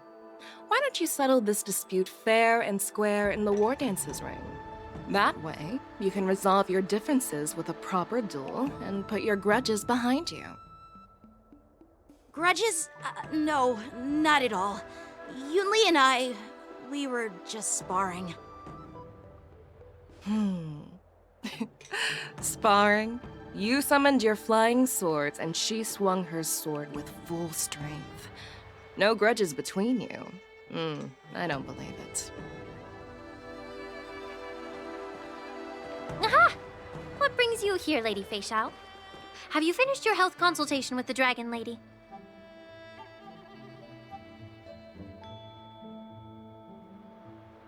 Fei Xiao? Grandpa always talks about you. Could it be that you are... The Merlin's Claw of the Xianzhou Yaoqing? Looks like I'm quite famous on the Xianzhou Lawfu, too. Of course. Everyone has heard of the Vanquishing General. Known to all and unbeknown to none. Vanquishing General? Isn't that title a bit too narcissistic? I don't like it. Ooh, I heard there's a dozing general on the Lawfu, so I came up with a humble nickname for myself. The Lacking General. Lacking in worries, regrets, and rivals. Sounds much better, right? Yeah, that's a befitting title that sounds both humble and impressive. Now that the sparring session is over, Yanqing and Yunli, shouldn't you politely thank General Fei Xiao for her guidance and bury the hatchet? Here's your sword. Keep it safe. Or it might get taken away again. By the way, we haven't settled the score yet. I'll defeat you fair and square next time we fight. This is how she apologizes? Now that I finally got my sword back, I should report to the seat of divine foresight. I'll take my leave, General Fei Xiao.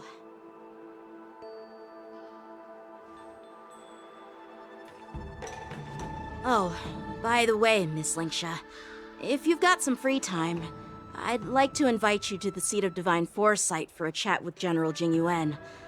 I think there's more to those personal grudges you mentioned earlier.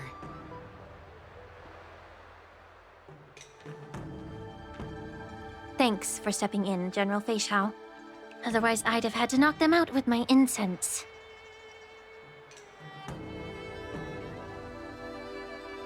Not at all. Just doing what you asked. How about we call it even as payment for the healer lady's consultation?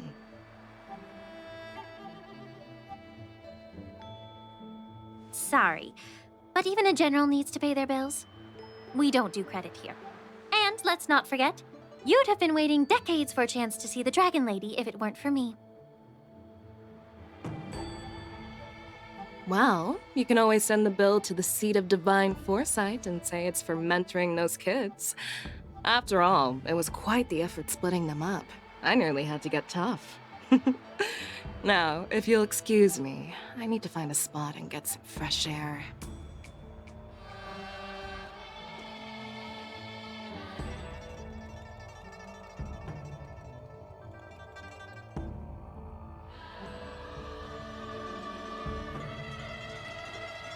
Back already?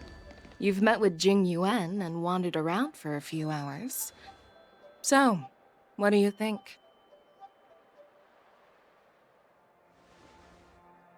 It appears that the Divine Foresight is using this war dance as a show of strength to convince everyone that the Lawfu is prospering after the Ambrosial Arbor crisis. But... I know you're going to say but, right? But the influx of people attending the war dance is like a breeding ground for disorder and rumors. One wrong move, and the Lawfu could be in a world of chaos. The Cloud Knights on the streets remain vigilant, so at the very least, General Jingyuan is aware of this. As for other matters, I'm unable to say. I'd prefer to be excused from future meetings with generals. I'm just a military healer. And now all of a sudden I'm thrust onto the center stage having cordial chats with two generals? My work doesn't lend itself to being in the limelight either.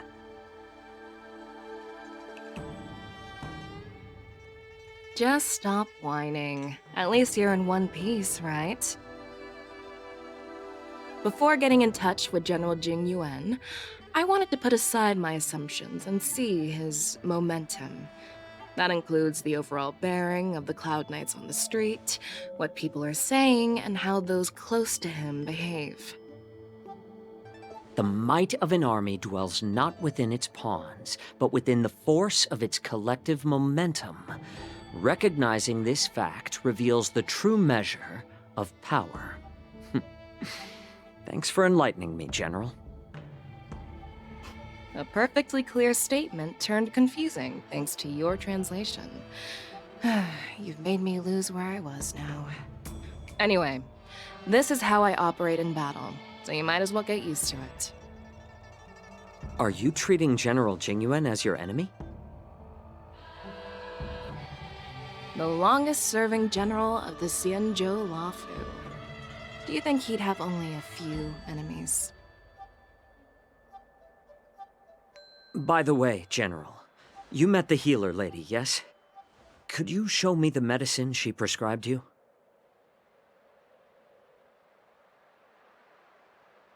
Well, the healer lady couldn't do anything about my condition.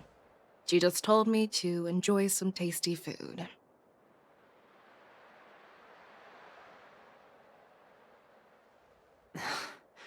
So not even the famed healer lady could help?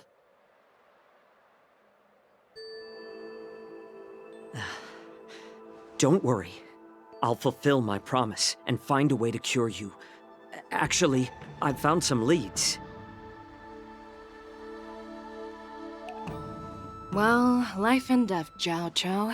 It's all predetermined.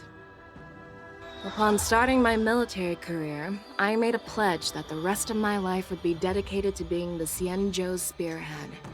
hunting down the abominations of abundance till the end of my days. As long as I can fulfill that deep-seated desire, I don't care how long I live.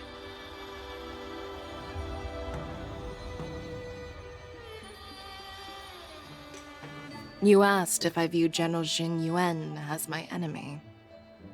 No. My real enemy has always been myself.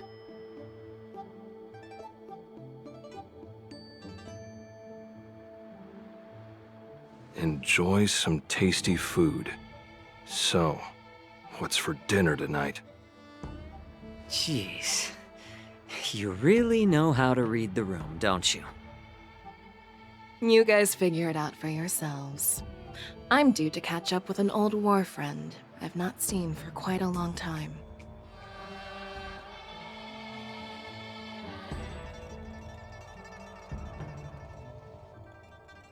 Hey!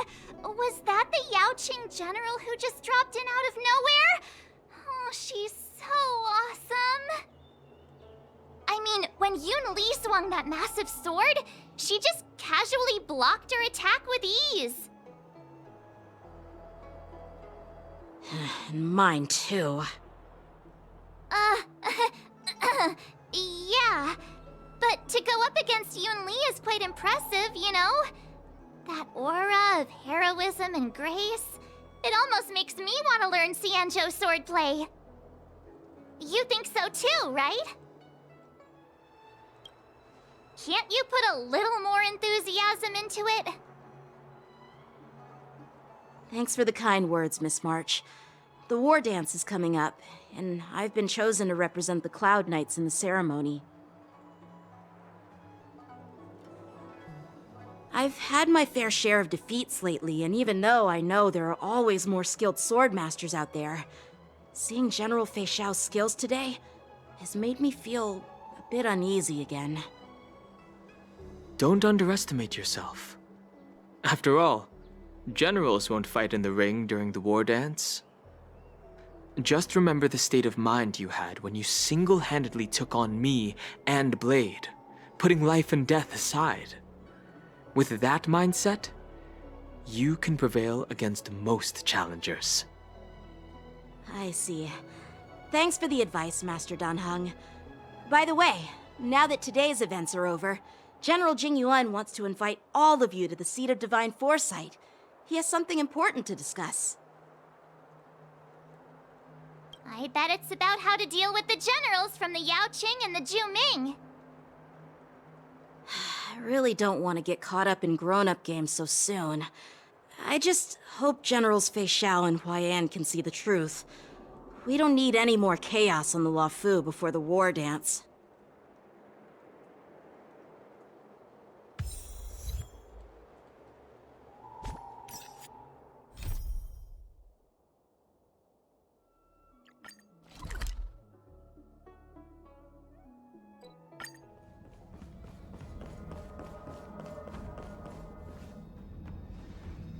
Earlier at the Palace of Astrum, I introduced these guests from the Astral Express to you, Elder Huaiyan. But with all the people around, we only exchanged pleasantries. Now, I'd like to officially introduce them to you. These three braved great dangers, accompanying me into perilous places, defeating the chief culprit Vantilia, and uncovering the conspiracies of the disciples of Sanctus Medicus. If you wish to know more, please, feel free to ask us. Well, I skimmed through the reports about the Arbor's rebirth from the Master Diviner Hu Xuan. She's been summoned to the Yu Chui for questioning. There are a lot of doubts within the Alliance about this whole situation. But despite all that, I believe in you. Since you joined the ranks, you have repeatedly achieved remarkable feats. After the High Cloud Quintet each went their separate ways, despite the many criticisms within the Alliance, the Marshals still stood firm against the dissenting voices and entrusted the Lawfu to you. Over the years, you've served the Alliance with loyalty and wisdom. You've taken down abominations in Thalassa, rescued the Xianzhou Yuchui from a siege, and destroyed the demonic planet summoned by the denizens of abundance. I still remember those battles vividly. There are fools who doubt your loyalty. They're happy to see the divine foresight fail because it gives them some kind of sick satisfaction. They haven't achieved anything of their own, so they feed off the failures of others. But I've seen enough failures in my time, and I want to believe that your loyalty has never wavered.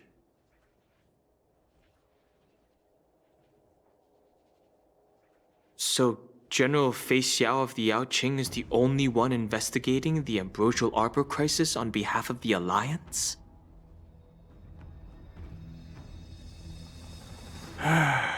No. I am too. This old man's words always catch me off guard. The Marshal ordered me to come to the Xianzhou Lawfu, but the document only says, attend the war dance and listen to Fei Xiao's questioning.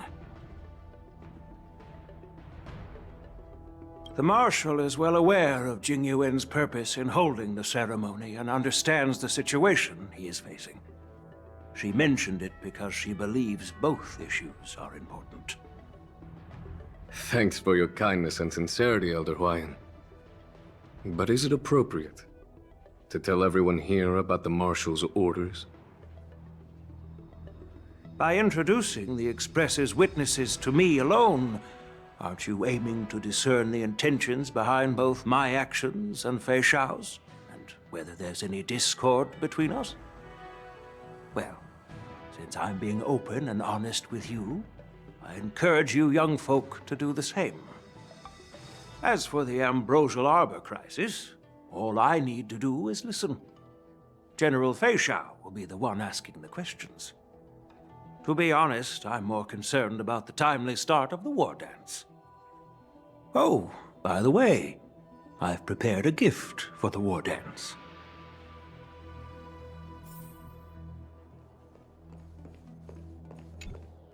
Yes, it's this case right here.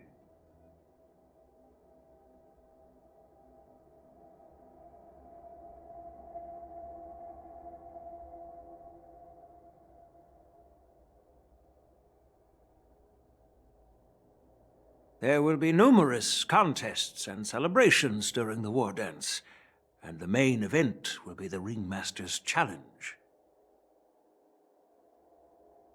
The host will dispatch a skilled warrior to take on challengers from all over the cosmos, showcasing the excellent martial arts of the Xianzhou Lawfu. When you mentioned that the Astral Express would be attending the ceremony, I thought the High Elder of the Lawfu would be the Ringmaster. You humor me, Elder Huayan. The healer lady is just a young lady who knows nothing about martial arts. How can I assign her as the ringmaster? I'm no match to you when it comes to joking. What's this box for? Why don't you open it, General Huayan? This sword case is intended for the War Dance's award. It's empty now, but in a few days, a precious sword will be delivered and stored inside.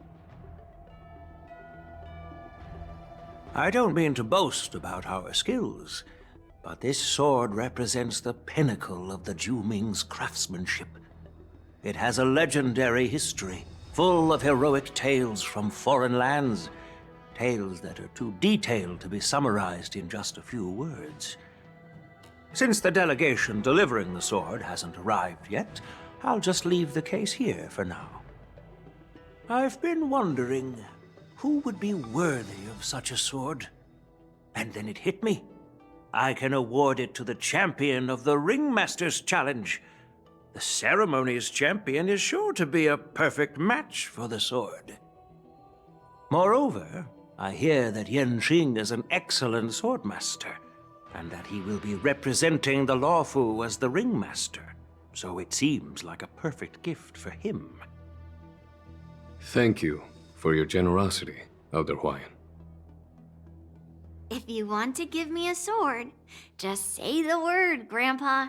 No need to beat around the bush.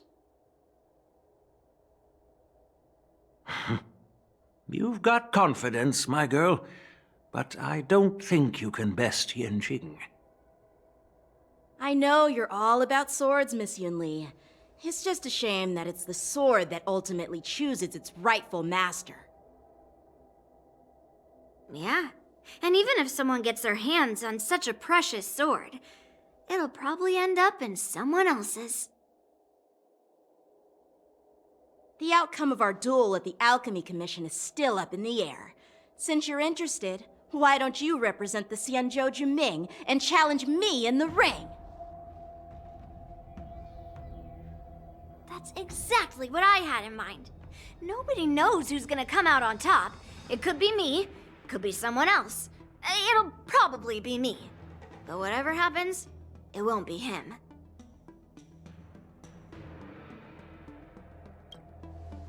Not to be rude or anything. We've been watching their drama. I'm dying to find out who beats who. Quiet down. We have other guests here. I've prepared this sword to add some excitement to the ceremony, not to have you two squabble. It's not a good look for the Alliance. While you both seem confident that you'll win, you need to remember there can only be one winner and one loser in the ring, which could lead to hard feelings. Actually, I have an idea. We don't know who the winner will be, and it might not be either of you. But if you're eyeing that prize, you'll need to work together. I want you to take on an apprentice who will take part in the war dance and win at least one match. How does that make sense? In my humble opinion, while a Cloud Knight is commendable by securing victories, it's even more so to pass on your skills and spread the way of swordplay. I'd be greatly pleased if this apprentice could represent the Express in the war dance by displaying their Cloud Knight flair and prowess. Well, Elder Huayan's idea is quite interesting. Imparting swordplay skills requires teamwork, and both the winner and the loser will learn a valuable lesson regardless of the outcome. The question is, whom should the two of them take as an apprentice? Huh? Who? Wait, me? I noticed just now that Miss March seemed quite interested in the outcome of your sword fight, so I thought, why not teach her the art of swordplay? Wait, are you serious, General? Why am I being dragged into this all of a sudden? I've never practiced swordplay before. I'm a total newbie. You really think I can learn it? Well, you'll probably realize I have no hope and give up on me. And that'd be so embarrassing. Isn't this a perfect chance for you? I remember you mentioning that you wanted to learn some sword moves.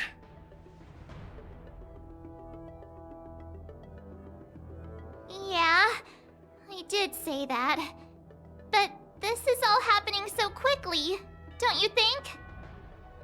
Miss March is like a piece of jade in the rough, just waiting to be shaped. The war dance is the perfect opportunity to see what heights she can reach. I appreciate your kind words, General Huayan. But won't teaching me swordplay be a waste of Yanqing and Yunli's time? They should be preparing for the ceremony. Oh, plus, I heard that each swordmaster has their own special moves. What if they let something slip while teaching me? If everyone knows each other's tactics, won't that mean everyone's stuck in a stalemate and unable to end their fights during the war dance? That's considerate of you, March 7th. But don't worry. It'll take you at least a decade of hard training before you can even start learning special moves. No need to freak out. A few Juming swordplay tricks will mean you'll be more than equipped. Really? Looks like March's curiosity has been piqued. The whole point is to know each other's moves. Defeating your opponent in just one move? How boring would that be? Plus, what really decides a swordsman's fate isn't some special move. It's the solid fundamentals. So Miss Yunli has already agreed. What do you say, Yang Qing? General, I haven't graduated yet. How can I be qualified to teach swordplay to others? So you're admitting your defeat, huh? If you're not even confident to teach, why don't you let me be the ringmaster instead? Yang Qing, teaching an apprentice is also a way of honing your own skills and gaining insights. You've been an apprentice for years. It's about time you looked at swordplay from another perspective. I see, General. Then count me in. Now that Yang Qing has agreed too, it all comes down to Miss March giving her nod. It's up to you to make the final decision, March. Yeah.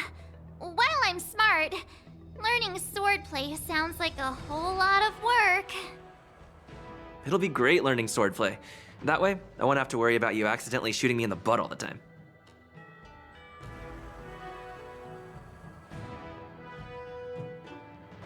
Hey, I've never missed my target. Then I'm on board. Thank you for your kindness, General Huayan. Great! Starting tomorrow, Yanqing and Yunli will teach you the basics of the Cloud Knight's swordplay.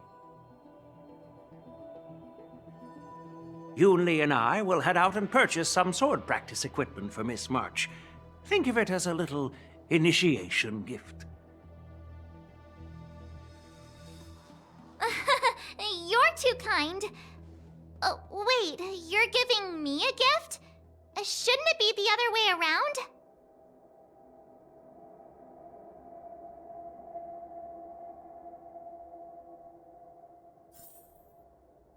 General Huayan's gone. Wait, why does something feel off about what we talked about? I think we strayed off topic. How did things even get to this point? Yeah, I brought you here because the General said he had some important matters to discuss. But how in the world did Yun Li and I suddenly become Miss March's swordplay mentors? Because General Huayan wants us to stick around on the Lofu for some time. But from his point of view, we're no different from all the other tourists who may leave at any time.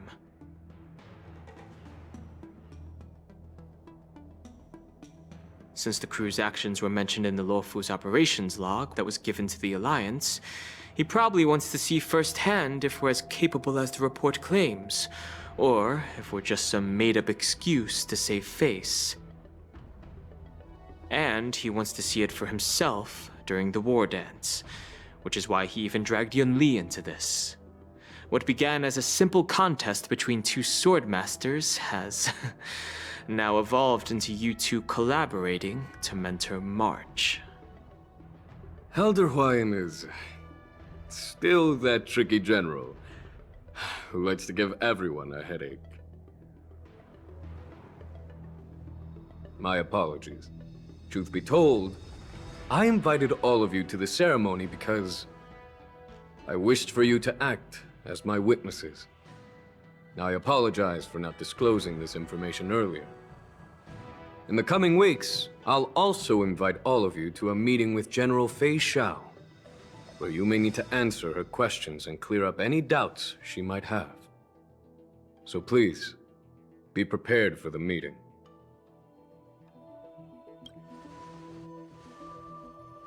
Don't worry, General. No matter what happens, I'm prepared to stay here as the Express's witness. and answer any questions. Thank you, everyone. General, I know there isn't much I can do to share your burden, but... As the Lawfu Ringmaster, I won't let anyone defeat me in the war dance.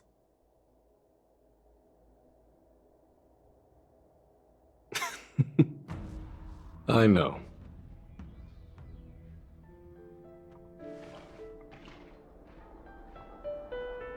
The illustrious Merlin's Claw waiting for me? And for so long, too? It's quite an honor. It's been a while, General Fei Shao.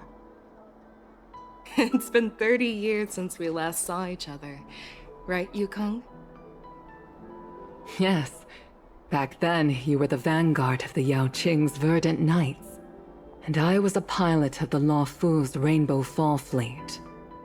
Who would have thought that upon meeting again, you'd be a general, and I'd have given up flying. Really does feel like a lifetime ago. Well, I wouldn't say I haven't seen you in 30 years. After all, your great victories are announced through the Yellow Bell resonance system every day. So I'm well aware of your great feats. How's your health holding up?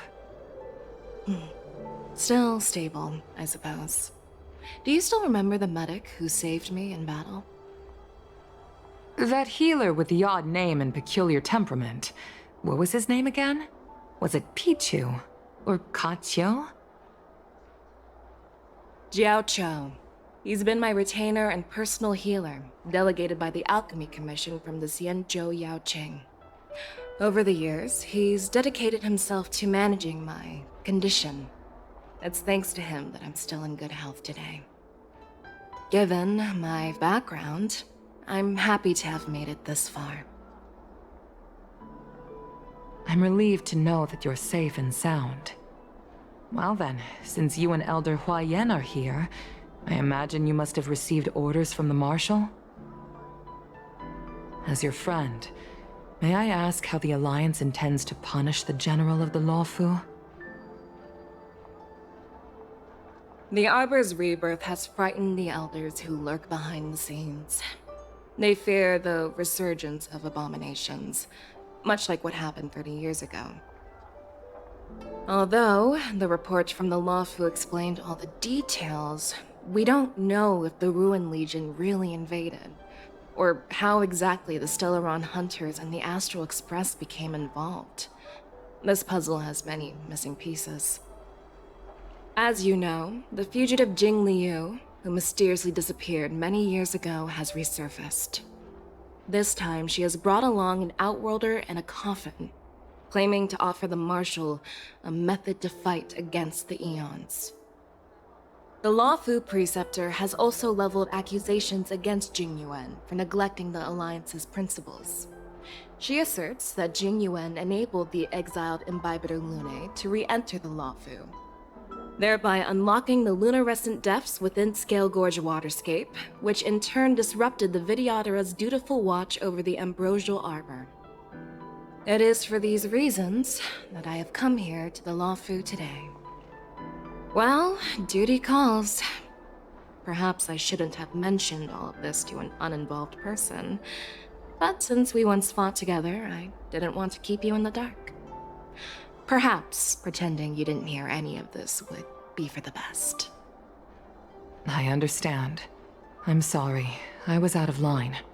I know I shouldn't be defending General Jing Yuan right now, but... well, you know how I am. The Lawfu has enjoyed centuries of stability since the end of the sedition of Imbibitor Lunae, much of which can be attributed to General Jing Yuan's masterful strategizing. Unfortunately, for long-life species, enduring through the ages always culminates in a failure that undoes all previous achievements, a moment that our adversaries relish. That's true. And that's why I'm also here for another purpose. To visit Hule. Hule? You mean that Hule? The Borisin warhead? The same Hule who has been imprisoned in the shackling prison for over 7 centuries? The nemesis of the Foxians who will never be forgiven and shall be imprisoned until the end of the cosmos. I can't quite remember the exact wording, but yes, the very same Hule. Usually, only emissaries from the Xianzhou Yaoqing Skyfaring Commission visit him once every century. Why do you have to visit him now, of all times? The Foxians and the Alliance made a pact to combat the abominations, aiming to achieve justice and free their kin. That werewolf monster is to be forever imprisoned in the dark recesses of the shackling prison, facing unending retribution. Given the situation on the Lawfu, those on the Yaoqing are concerned about Hule's imprisonment. I'm afraid that the routine visit every century is no longer sufficient to ease their concerns. That's why I was sent here, to reassure them.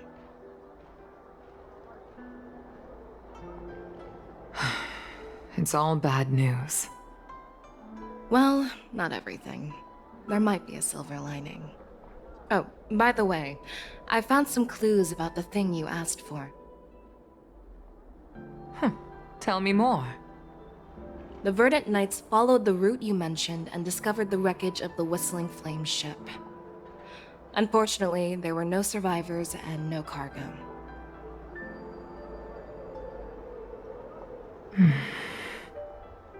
However, someone had already been on the scene before we arrived. Our people? Or someone from the IPC? No, neither. Yukong, have you heard of a person named Ron May?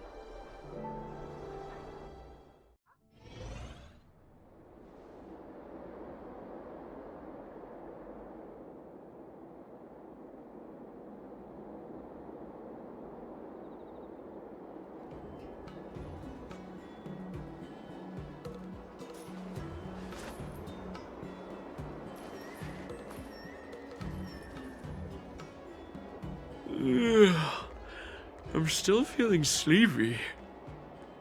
Did I oversleep? Where did March and Donhung go?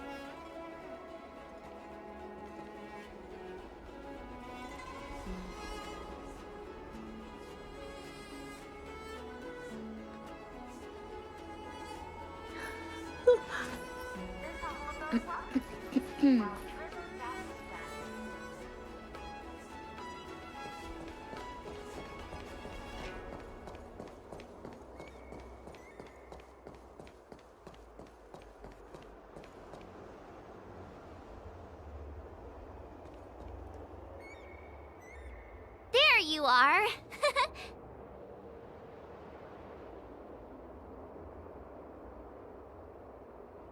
You haven't forgotten about our promise to General Huayan, have you? I woke up especially early so I can start teaching Miss March swordplay. Hey, why are you blushing, Master Yanqing? This is, the first time someone has called me Master. I need to, get used to it. Let me make it clear. Swordplay training is about improving your body, mind, and strength. It's not a casual game you can master overnight. I promised General Huayan that I'd teach you Cloud Knight swordplay, so you can participate in the war dance and defeat at least one opponent. I'll do my best, but if you break your master's rules... fine. A promise is a promise.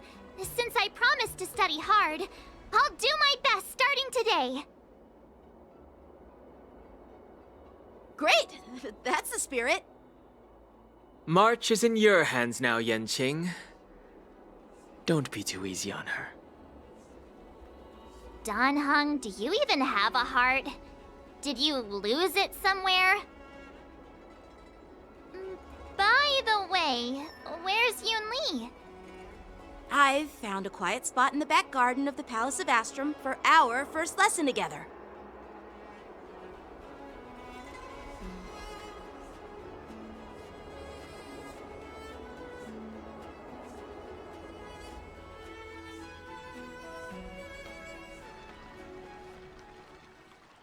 Seriously?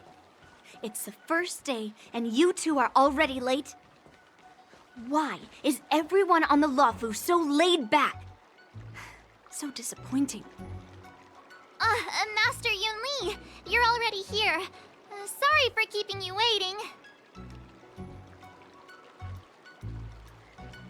Oh, wait. Were you trying to teach her in secret? That's sneaky. I'm just showing you what Lawfu etiquette is all about. She might be my apprentice, but it's customary for the master to personally escort their apprentice to the place of learning. As the host, I'll be teaching Miss March the essence of Lawfu's swordplay, after which she'll emerge victorious in the war dance ring. You won't be complaining about Lawfu's swordplay then. Stand aside, rookie. Let me show you how we Zhu-Ming sword masters treat their apprentices. Quickly, over here, Miss March. This is a reverse mentorship gift from me to you. I hope you put it to good use.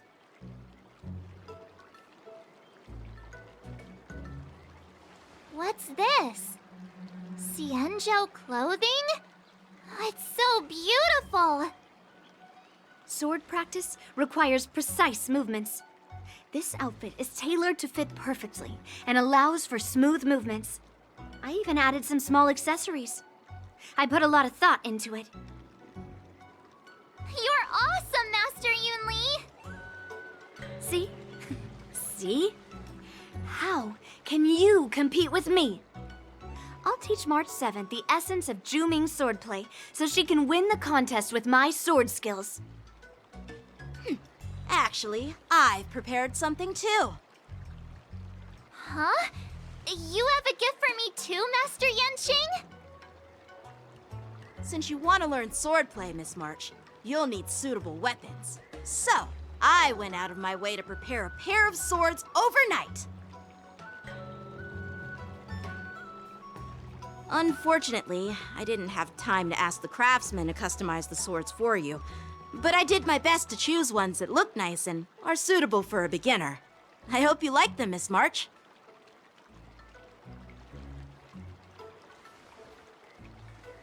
Thank you, Master Yanqing!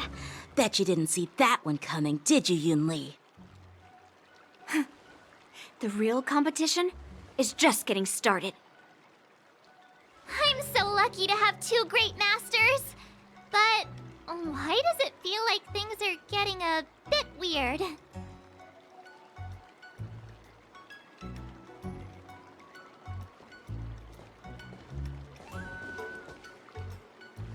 So what do you think, Masters? Does this outfit suit me? Perfect. I chose it carefully. It's perfect for beautiful young swordswomen like you and me. All right, let's get started with the training. The person next to me is a Cloud Knight instructor I've brought in. For your first lesson, try exchanging a couple of moves with him. Wait. We're having actual combat training for the first lesson? Isn't that a bit too intense? Well, I heard you have some experience with archery and martial arts. The first thing we're going to do is see just how strong your fundamentals are. Come on, step forward and strike with the sword in the most natural way you can think of. It's important for us to grasp your natural movements, so we can decide where to start and what you need to learn. If you're ready, let's begin. Okay.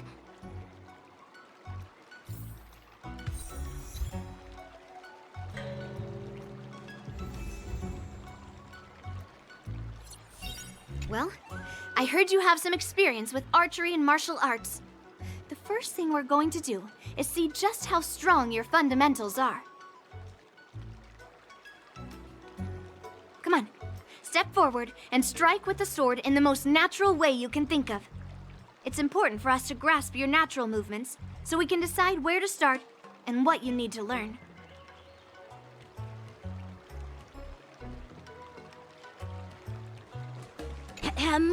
All right, let's get started with the training. The person next to me is a Cloud Knight instructor I've brought in. For your first lesson, try exchanging a couple of moves with him.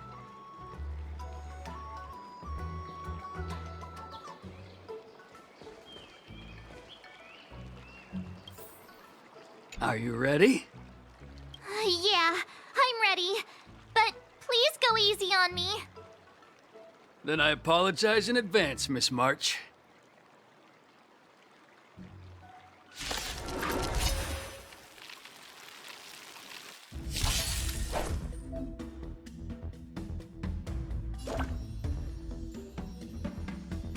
Please have some tea now. Pay close attention, Miss March. Lofu's swordplay is all about being swift and agile in your movements. Strike with heart!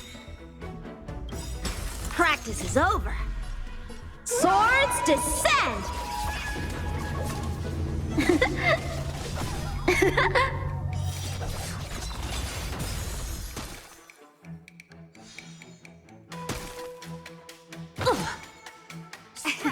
Ignore him. Strength is everything. Pulverizing sword strike! Yes, you! Like this? Polished? Well done! Time for some swordplay. Ha!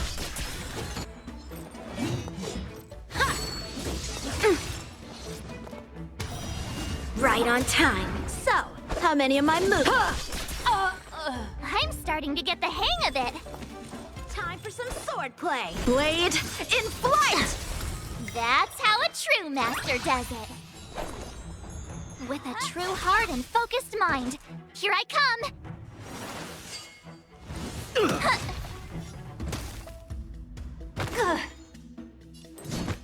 Rock-shattering slash! I'll melt it all down. Through the clouds, it cleaves a path!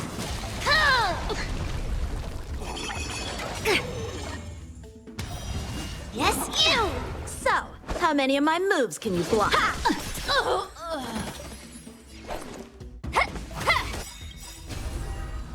Time to show you what I can really do. Azure Dragon, White Tiger, eating less carbs. Watch this! What are you mumbling about? Isn't this, sword technique? Shouldn't I be saying something cool? Strike with heart! Practice is over. Swords descend!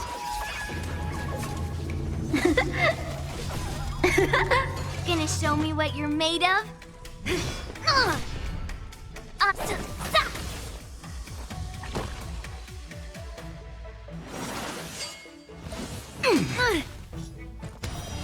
Right on time. Time for some swordplay. Blade in flight! I get it now. You'll make for good practice. All right, check out this move. Not very sportsmanlike. Pulverizing sword strike! So, strike with heart!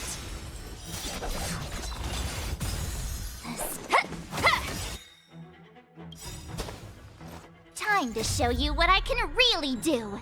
Azure Dragon, White Tiger, eating less cards. Watch this! A one-time enemy. Strike with heart.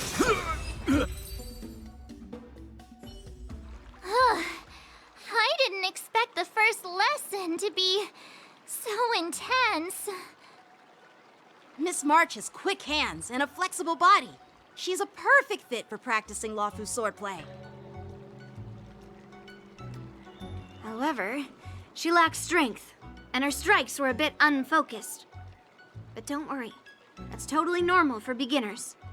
Once she starts practicing Juming swordplay, she'll make heaps of progress. Given the situation, I believe Miss March should start by working on her strength. Seriously, do you actually know anything about swordplay, or what? I could ask you the same thing. Dual swords require agility, so what's more important than footwork?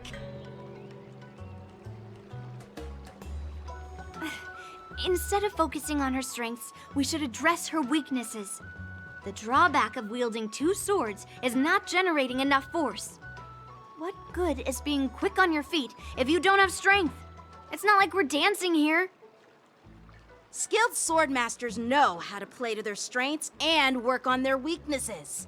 Start with what you're good at, then tackle your weaknesses. That's the right way to learn. You're quite the theorist, huh? Theorist? You claim to be able to talk to swords. So what does that make you? A lunatic? Hey, it's only my first lesson, and you're already arguing. Come on, calm down, masters. I'll have to improve both my footwork and strength anyway, so it doesn't matter which one comes first. But it does matter! Just listen to me, March 7th! Aww.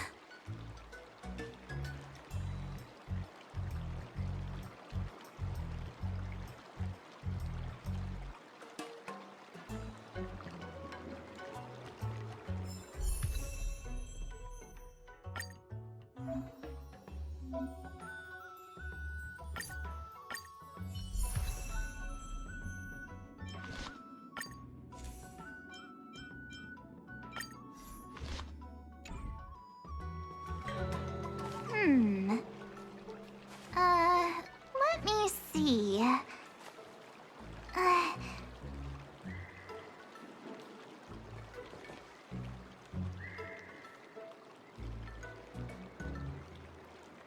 Dear Himeko, Mr. Yang, and Pom Pom, we're all good here on the Xianzhou Lawfu, so no need to worry. By the way, how's your trip going? As for me, I've somehow become the apprentice to 2 Cloud Knight sword masters, and I've been honing my sword skills with their guidance. One of them is Yanqing, the boy we've all met before. The other is Yun Li, the granddaughter of General Huaiyan from the Xianzhou Juming. Both masters are super strict, giving me a real taste of how hard sword training can be. I tried to drag him into this, but he refused. Then I tried to rope Dan Heng in, but Master Yanqing wouldn't have it. Still, I didn't let the difficulty get to me. In just a few weeks, my sword skills have improved a lot. Both my masters think I have unique talents in swordplay, and are literally fighting each other to teach me their skills. Thanks to their guidance, I've actually made some progress. When I get back to the Express, I'll definitely show off my skills and impress you all. Looking forward to your reply. Yours, March 7th.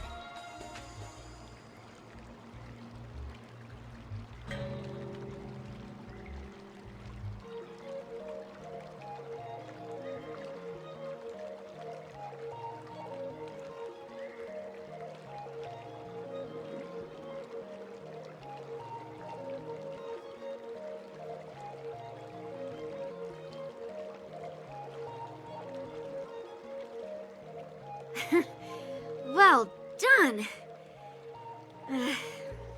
Let's call it a day.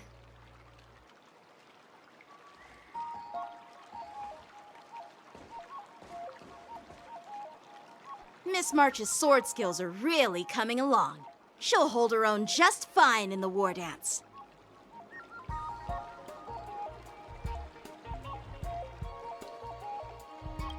Perhaps I might have a shot at beating both masters in the ring?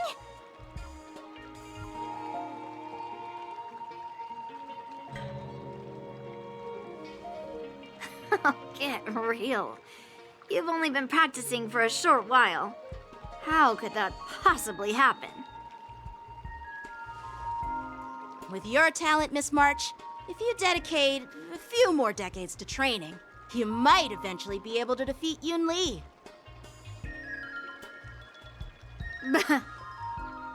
Decades? But I'll be an old lady by then. No.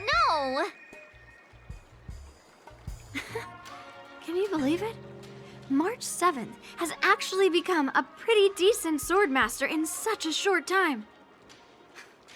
Now I understand why Grandpa always had a grin on his face while training me. Are you sure he wasn't laughing at you? Oh, shut up! It's all thanks to your amazing guidance, Masters. Miss March, you're really getting the hang of wielding dual swords. If you're keen on advancing, trying out different Xianzhou blades could improve your touch. Oh, let me see. Which sword is the most powerful? Single sword? Great sword? Or maybe a flying sword? There's no such thing as the most powerful sword. It's all about the skill of the swordmaster. Yanqing wields several flying swords, while I only wield one. But remember how I kicked his butt at the Alchemy Commission? First, you didn't kick my butt. Second, you'll never kick my butt. Third, how about we settle this right now and see who kicks whose butt? Yeah, I'm up for that. And if I kick your butt, you'll drop out of the war dance. Deal? Why are you two arguing again? I thought things had been improving between you lately.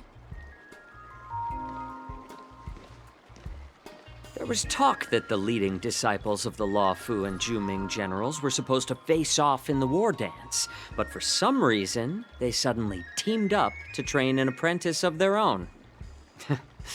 Turns out, the rumors are true.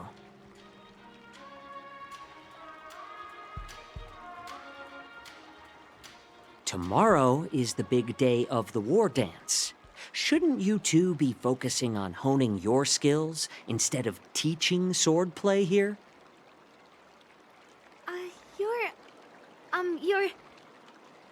That's right!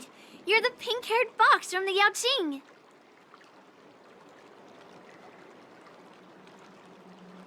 This is Mr. Jiaoqiu, the healer working for the general of the Xianzhou Yaoqing. Ah, got it.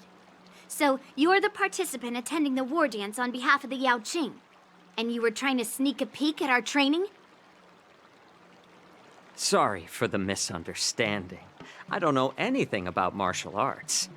I'm just here on the General's orders to take care of some official business. I didn't mean to interrupt your training. I'll be on my way. If you know nothing about martial arts, why were you smirking earlier?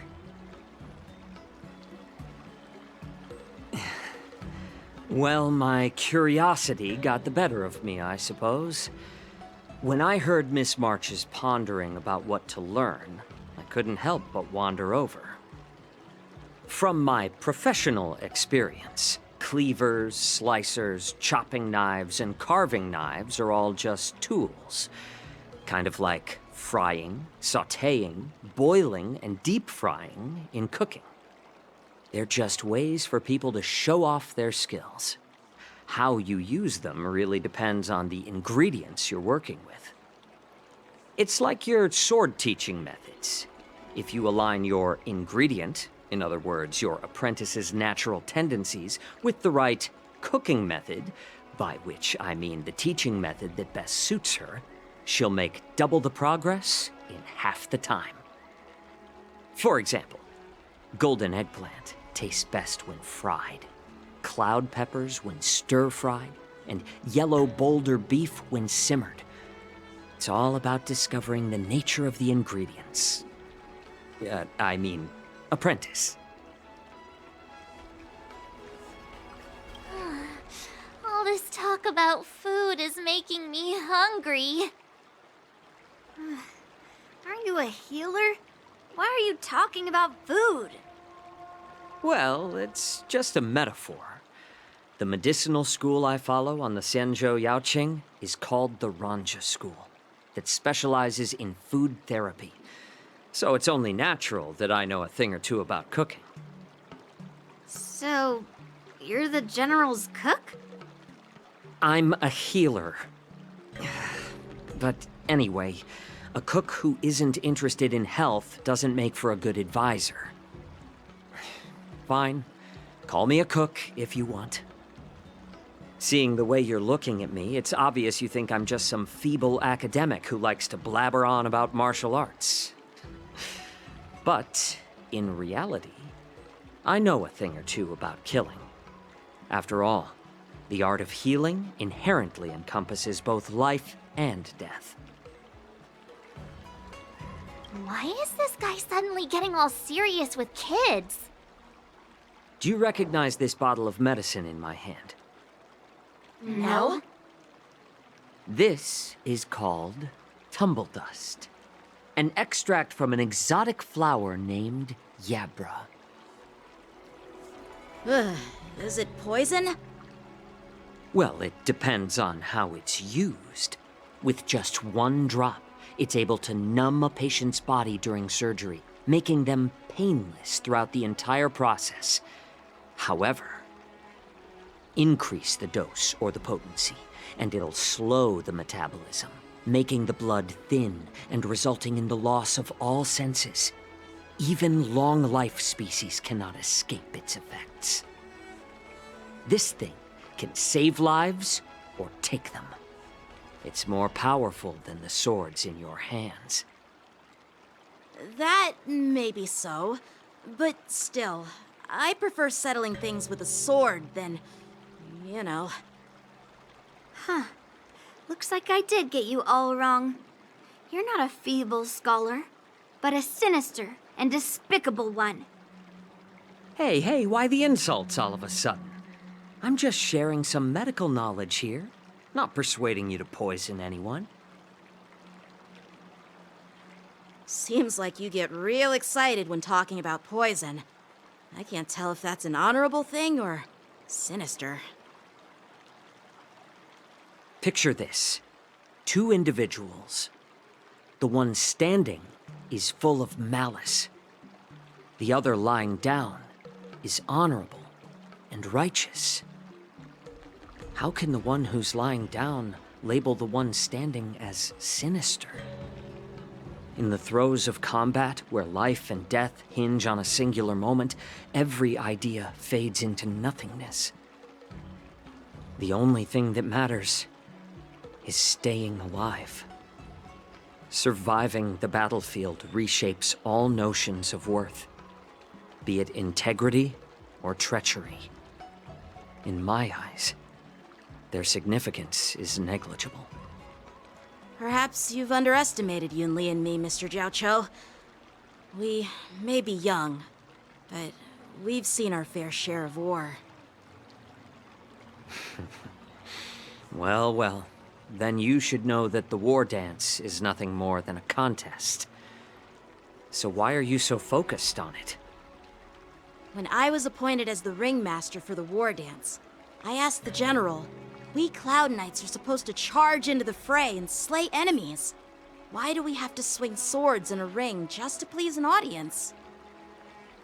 And this is how the general replied.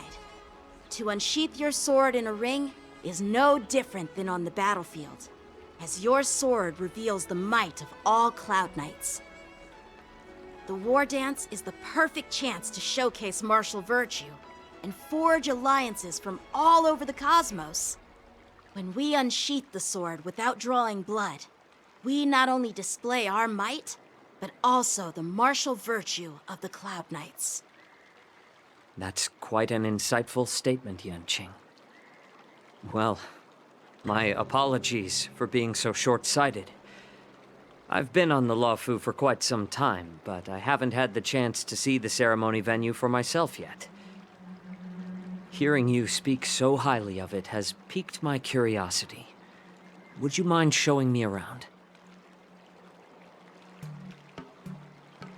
You want to see the Sky Splitter ship where the war dance will be held? Let's go! I bet Yun Li and Miss March haven't seen it either, right? Well then, I'll give you all a tour.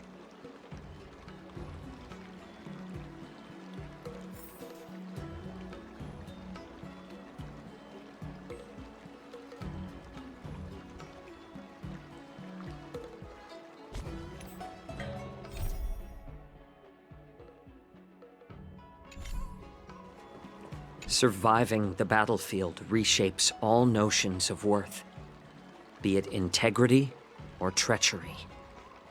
In my eyes, their significance is negligible.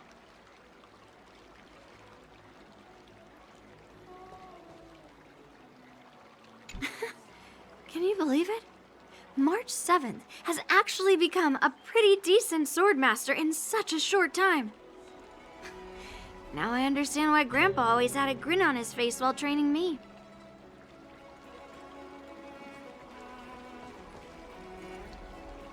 Let's go. I'll give you a tour of the Sky Splitter.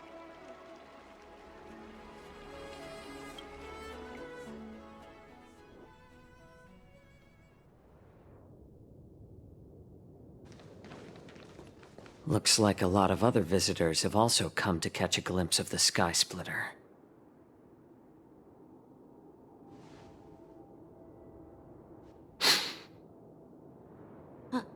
What's up, Mr. Zhao Cho? No, it's nothing.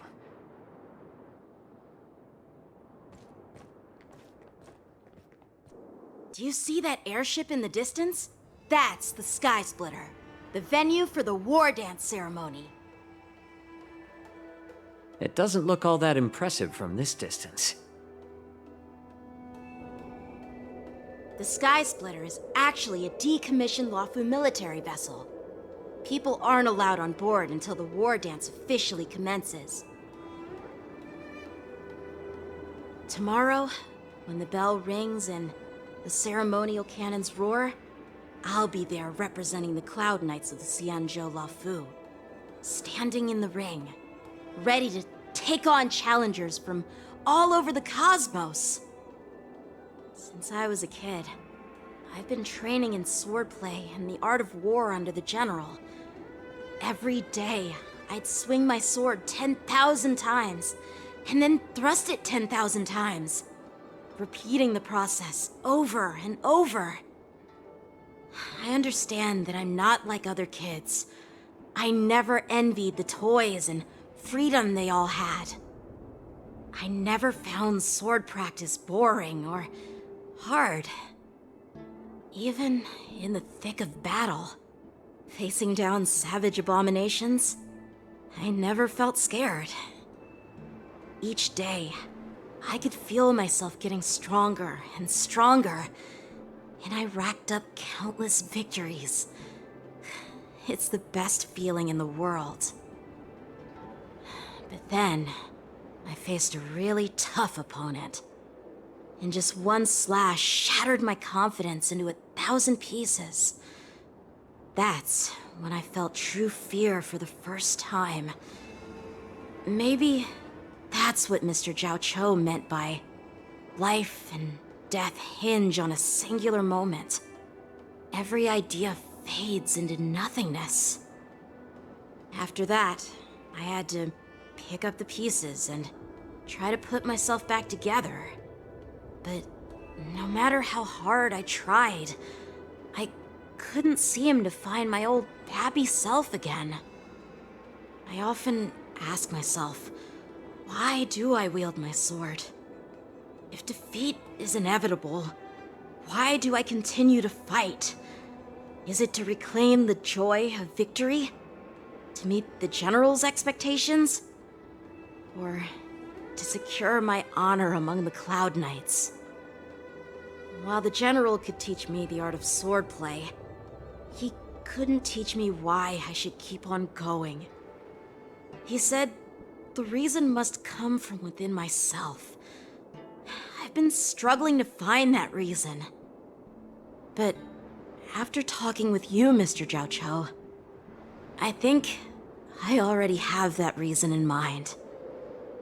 As a member of the Cloud Knights and the General's apprentice, I've had a weight on my shoulders. And I know there's still more to shoulder.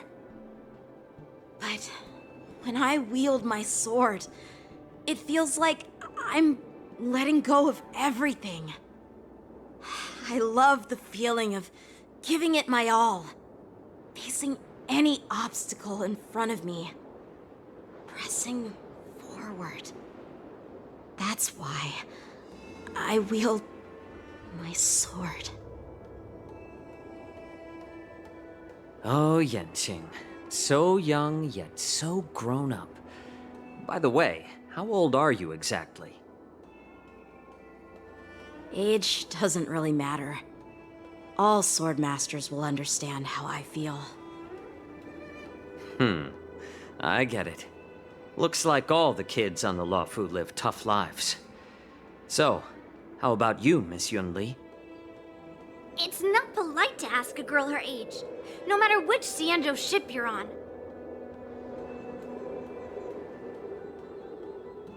I'm not asking your age.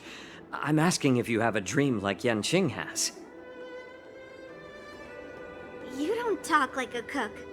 You sound more like a TV host or something. Need I repeat myself again? I'm a healer. Well, I don't have a dream like Yanqing does. The only reason I'm participating in the Ringmaster's Challenge is because I made a promise to my grandfather.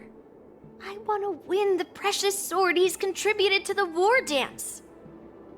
Sounds like that mind of yours is just filled with swords. I bet you've got nothing better on your mind.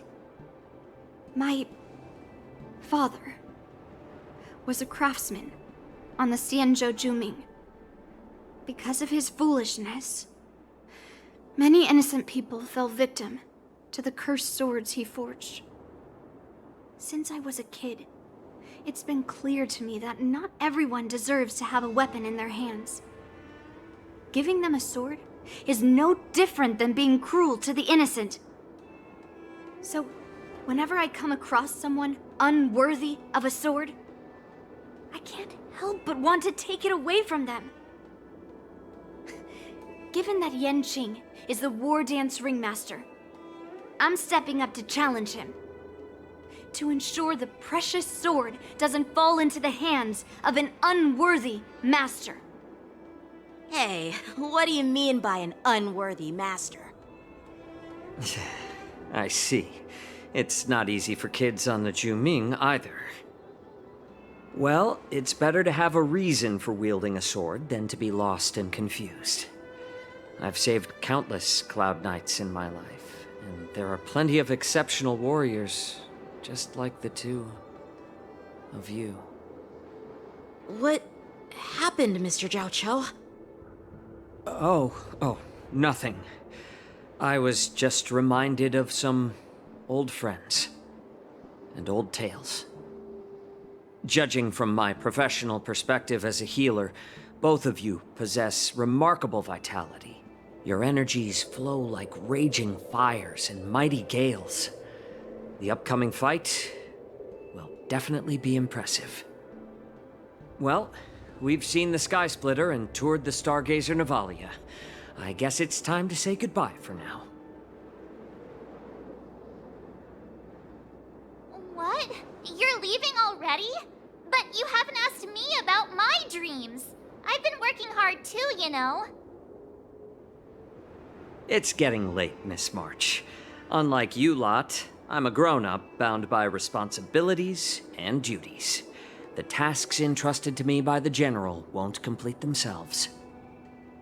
By the way, Yanqing, is it normal to have so many people wandering around in an automated area like the Stargazer Navalia? Actually, this is a restricted area. But since you're all guests, I made an exception, so you could take a look around. I understand. Well, I'll take my leave. I wish you both the best of luck in the ring tomorrow.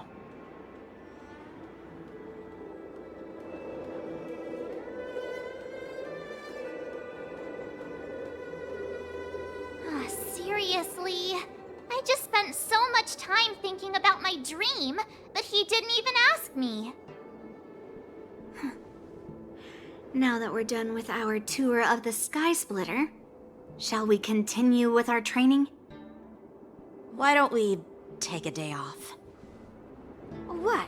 You want to secretly practice swordplay by yourself? Dream on. You know cramming before a fight never works out.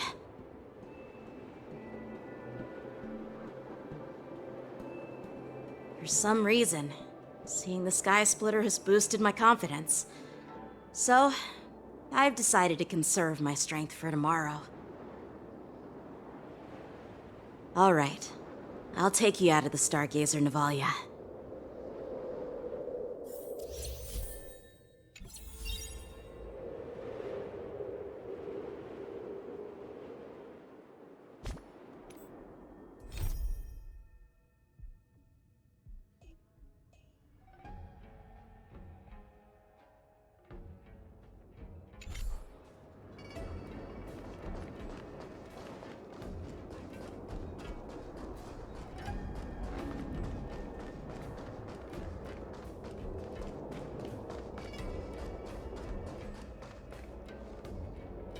Just shut up, Red Fang!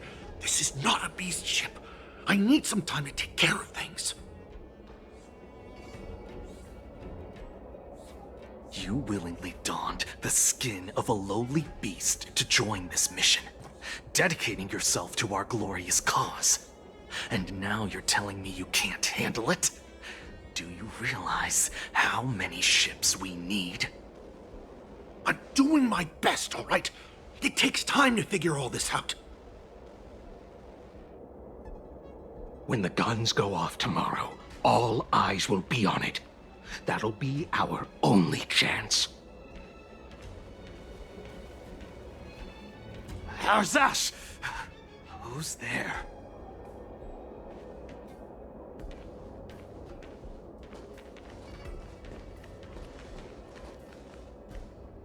Who are you guys? An impromptu inspection. Why are there outsiders loitering in Stargazer Navalia? And a bunch of kids at that. Hey, kids, didn't your parents ever tell you to stay away from the Stargazer Navalia? I know it's an automated facility, but it doesn't mean you can just break in and do what you want.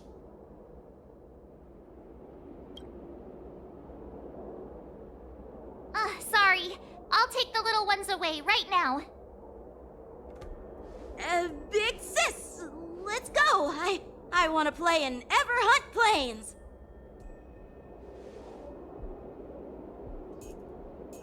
Huh? Everhunt Plains? Yeah, sure. Big sis will take you there.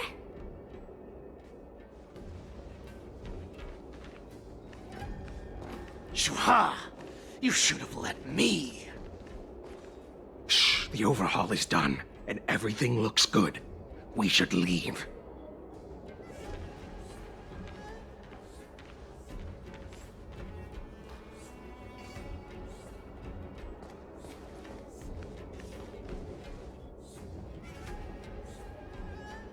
Could you repeat what you just said, Yanqing?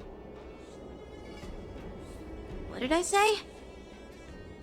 Big sis, let's go. I want to play in Everhorn Plains. Come on. Can't you read the room? Something is definitely off about the 3 people we just met.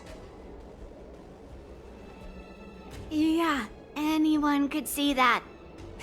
I just wanted to hear you say it again. That pink-haired fox tried to say something. I'm pretty sure he sensed something fishy. Since he's not familiar with this place, he just dropped us a hint. But you didn't seem to be paying attention at all. I knew that from the beginning. They said they were doing an overhaul, but it looked like they had no idea how to operate the Starskiff production line, right? And it's suspicious how they suddenly finished their overhaul and walked away as soon as they laid eyes on us. A Cloud Knight, a member from the Skyfaring Commission, and a craftsman. They're from various departments, and the reason for the overhaul seems legit. But one of them blurted out some weird language just now. Did you hear that? I have a feeling that if we secretly tail them, we'll definitely catch these guys in the act.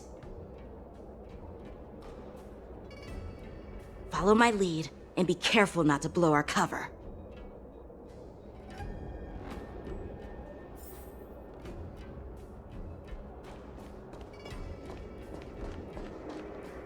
Never mind who they are. Don't get too close, Miss March. They might spot you.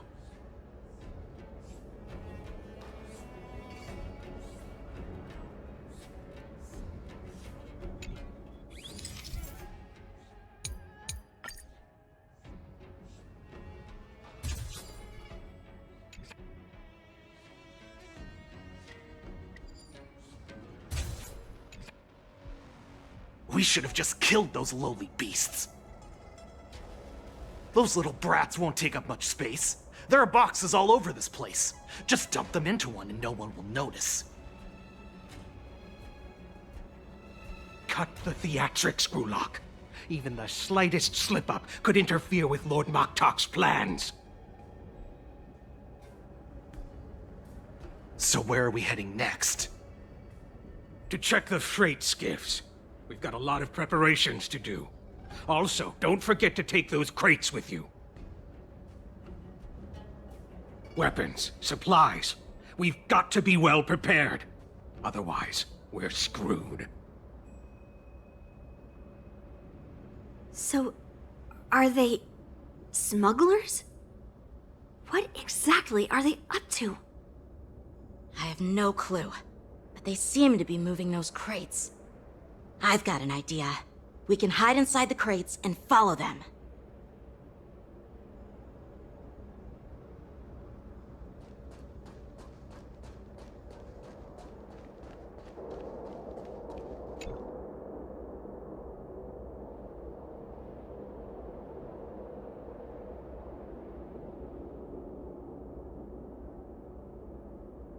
Ugh, it's so cramped in here. I can hardly breathe. Just hang in there.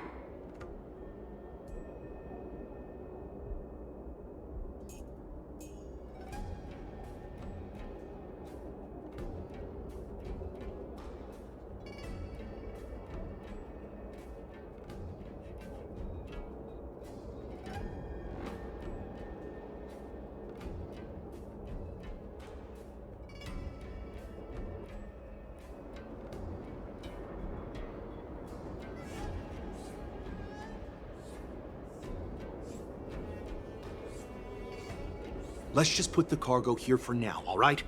Then we'll move on to inspect the ships.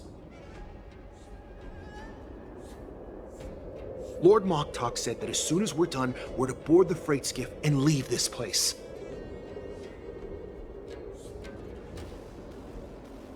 Don't worry, I've changed the shipping schedule. You two, come with me. Is it just me? I keep smelling that stench of lowly beasts everywhere we go. Don't be so paranoid.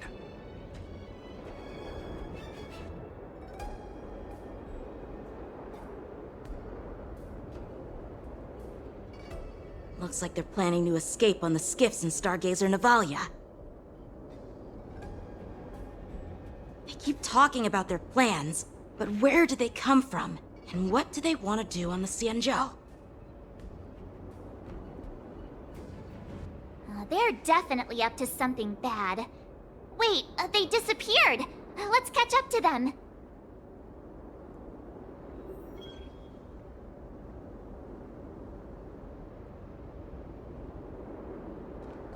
Tread softly, breathe quietly, and make sure to keep an eye on them. Hide out of sight as soon as there's any sign of activity.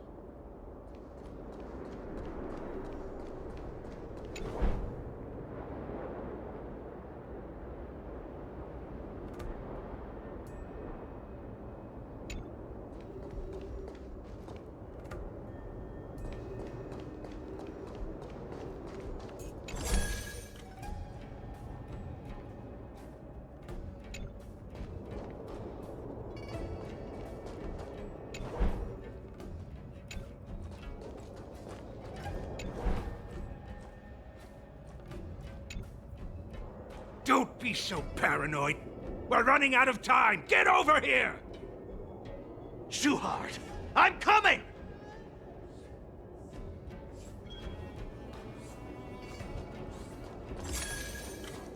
They're leaving. We should catch up to them. Quickly!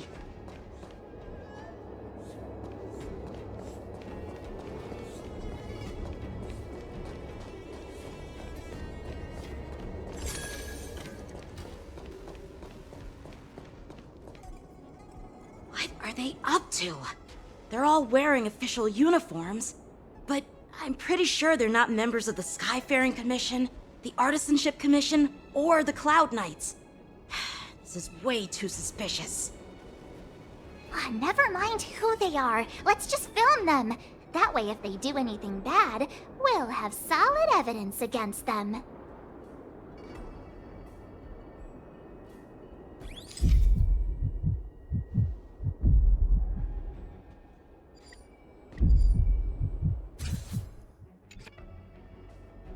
Look at this. A freight star skiff with enough room to fit at least 20 of my men. I'll let the others know and have them prepare more star skiffs. Once we're past the checkpoint, there will be beast ships waiting for us.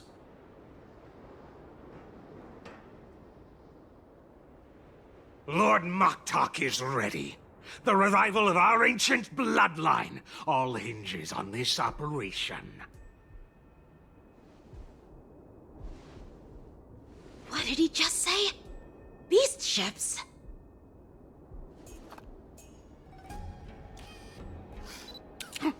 Who's there?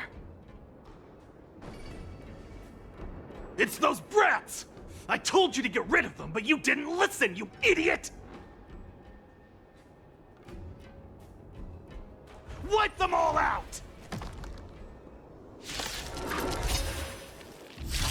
Borison? Adusa! Die, you lowly beast! Nice job!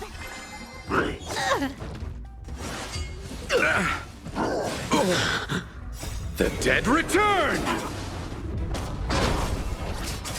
The fight is set.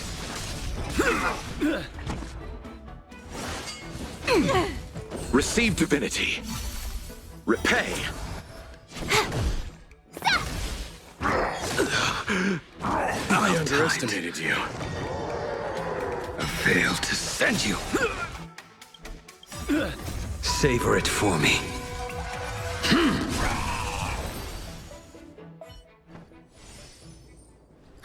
How is this possible? How did these Foxians change their appearances like that? They're not Foxians at all. They revealed their true form. They're Borison, just like the bandits I defeated on the IPC ship. Wait, that means...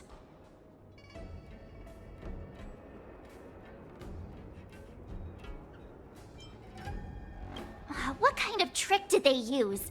When we were tracking them earlier, they looked just like normal Xianzhou Foxians.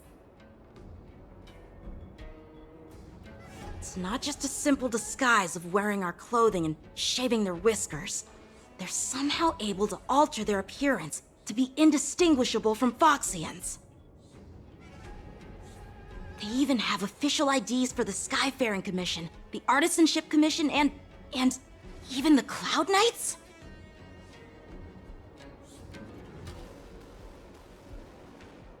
Let me check this fake Cloud Knight's tag. Maybe it'll give us some clues. Lu Jun, an officer of the Patrol Defense Squad? Wait! What's the matter? I encountered a patrol officer named Lu Jun before. It was a few weeks ago, when we were transporting the Borison prisoners. If they can forge official identities and move around the Xianzhou without raising suspicion... Oh no, this is bad. Even worse. If you find one cockroach on the Express, it usually means... There are more Borison hiding on the Xianzhou. I bet their plan is much bigger than just stealing information. We've got to report this to the Seat of Divine Foresight.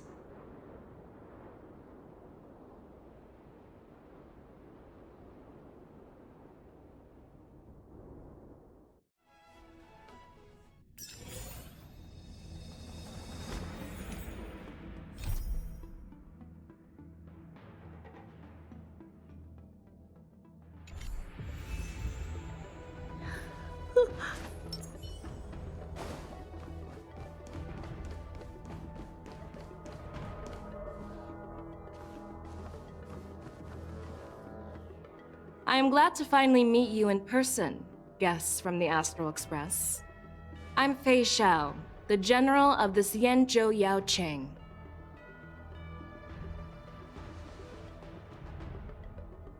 Let me introduce our guest to you. The one dressed in green. He's the reincarnation of Imbibitor Lune, and the person behind him is the newest member of the crew. I've heard a lot about you. Outside the reports from the Lawfu, the Skyfaring Commission of the Yaoqing has also gathered plenty of information about both of you. I've been eager to meet you face to face for reasons that I'm sure General Jing Yuan has explained, right?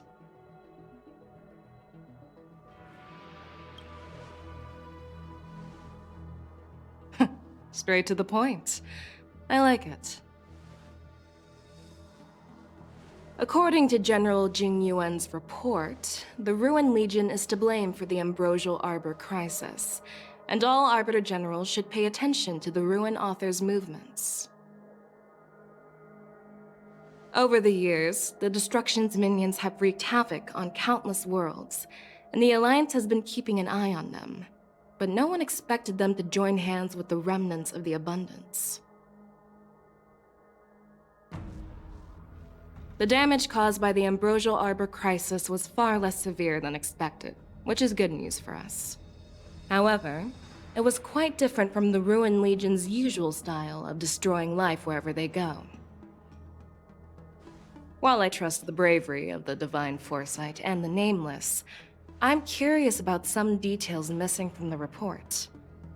I'd like to take this chance to have an exchange with both of you.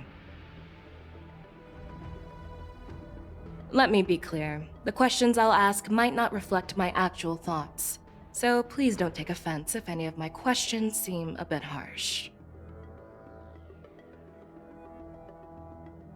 Please go ahead, General. But keep in mind we can only answer based on what we know. And perhaps you already have the answers to your questions in your heart. You have a clever tongue. I like it. The Merlin's claw is quite articulate. Right now, her intentions are unknown, and Jingyuan wants us to be honest. Maybe I'll just stick to the facts we know. Let's cut to the chase. Before the crisis struck, the Astral Express was guided here by a Stellaron hunter, a wanted felon, in an attempt to resolve the Stellaron crisis. However, everyone in the cosmos knows of the Stellaron hunter's reputation. So, why did you place so much trust in them? Could it be that some of you have a connection with them?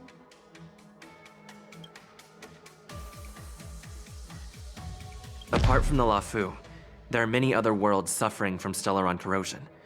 For example, Eurillo 6, the world that the Express stopped at before reaching the Lofu, was one of them. To the Express, Stellarons act as roadblocks on the Silver Rail and pose risks to the warping process. And that's why dealing with Stellaron issues is part of the duty of the Nameless. Ah, I've heard about those problems caused by Stellarons. The Express connects various worlds, so it makes sense for you to take care of this. The cosmos is a mess, and the Trailblazers are just doing their best to fix it. I understand. Let's move on to the next question. The report suggests that Don Shu, the master of the disciples of Sanctus Medicus, colluded with the Lord Ravager and used the power of the Stellaron to resurrect the Ambrosial Arbor. But here's the thing. Don Shu was just a chief alchemist. Even if she colluded with our enemies and summoned the Stellaron, how did she manage to bypass the Vidyadhara guards around the Ambrosial Arbor?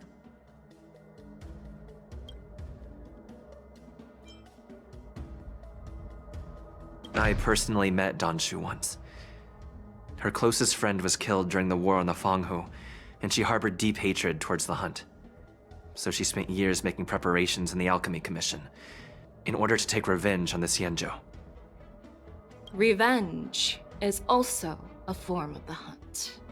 However, that doesn't explain how she managed to bring the Stellaron into the Scale Gorge waterscape, which was guarded by the Vidyadhara. Well, you should ask Don Shu herself for the answer. Unfortunately, Don Shu is dead, and even her corpse has crumbled into ash. That's one less clue we can pursue. According to the report, Lord Ravager Fantilia is the mastermind behind the entire conspiracy. She disguised herself as an ambassador of the Skyfaring Commission and traveled with you, only to vanish without a trace later on.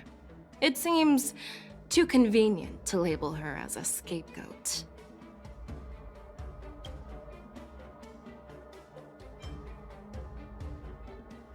Fantilia is one of the Heliobi, the energy life forms that once fought against the Xianzhou.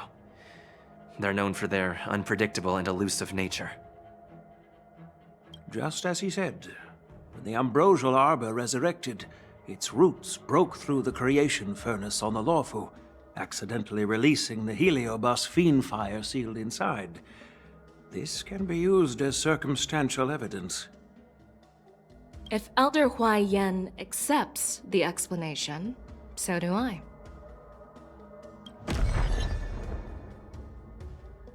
Oh, it seems that your answers have addressed all my questions. Generals, I am finished with my questioning. So, what do you think, General Fei Shao? Have the doubts in the report been cleared up? The two Nameless have been honest in their answers. Even though there are some tricky details, my intuition tells me there is nothing wrong. However, the 3 questions I posed earlier were not just for the Nameless, but for you too, General Jingyuan. First, the disciples of Sanctus Medicus grew uninterrupted on the Lawfu, yet the 6 charioteers were not aware of it. That was a dereliction of duty.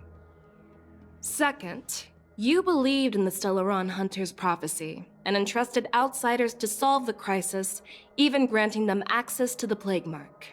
That was a dereliction of responsibility. Third, you insist on holding the war dance right after the Ambrosial Arbor crisis.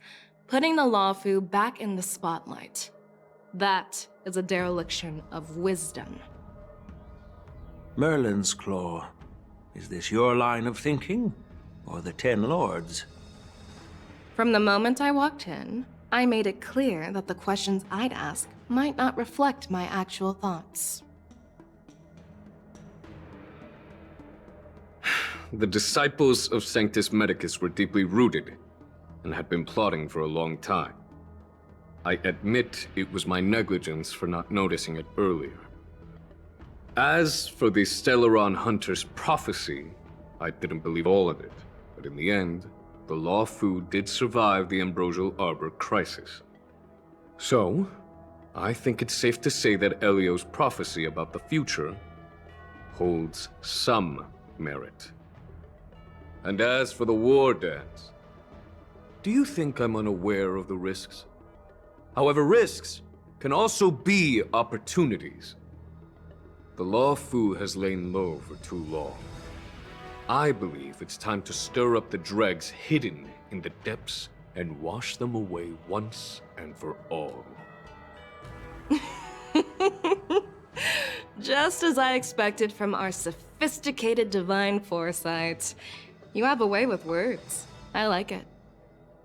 But, unfortunately, ever since the report was submitted, the Alliance has been filled with rumors and speculation.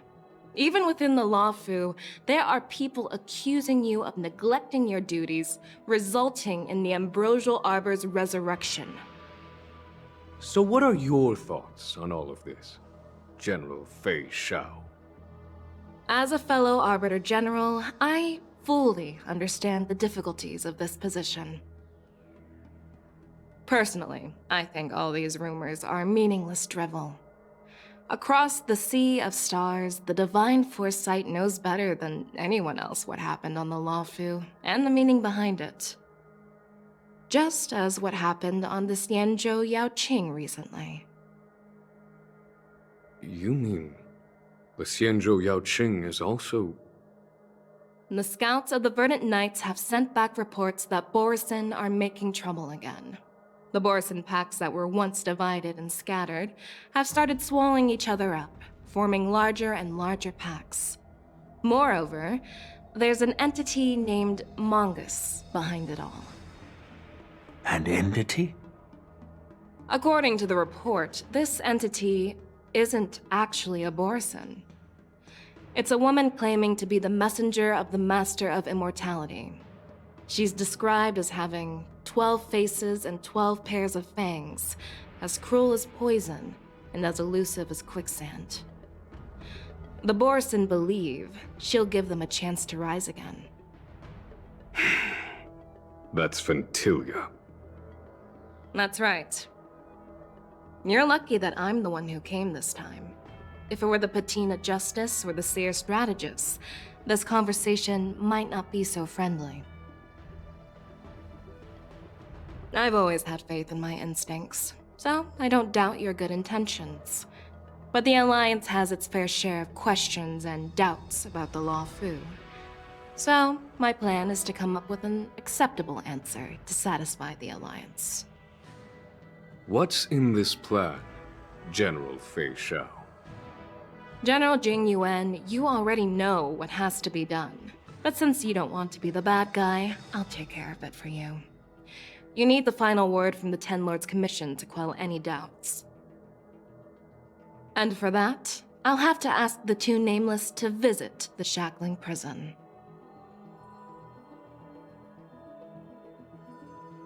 No, I'm not imprisoning you. While you're there, I'll ask a judge in the Ten Lords Commission's Interrogation Division to record a detailed testimony with the karmic mirror from both of you. We'll fill in the gaps that weren't covered in the report, and silence any protest within the Alliance. I'm okay with that. Your willingness to help is truly heartwarming, youngsters. Then, as the Merlin's Claw requests... Oh, there's one more thing. This testimony is for silencing the voices of opposition within the Alliance, but I would like to urge General Jing Yuan to listen to the pleas of the Foxians on the Xianzhou Yaoqing. So, you are here for Hule. Exactly. Hule is locked up in the Lofu's shackling prison. Since he is the broodlord of the Borsen, I want to transfer him onto the Xianzhou Yaoqing and imprison him there. The recent movements of the Borsen suggest they're planning something big, so we must act preemptively. It makes sense to have the Foxians keep an eye on their arch-nemesis. Since you trust my judgment, I'll repay that trust. What do you think about all this, General Huayan? I was worried this would turn into a heated argument, but it seems like both of you are on the same page, solving each other's problems. I couldn't have asked for a better outcome. And as for Hule, I'll send my lieutenants Zhao Chou and Moza to check on his condition in prison and ready him for transport.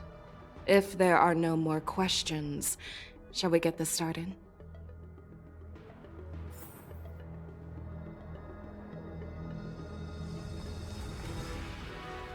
Well, I'm glad we managed to talk this out.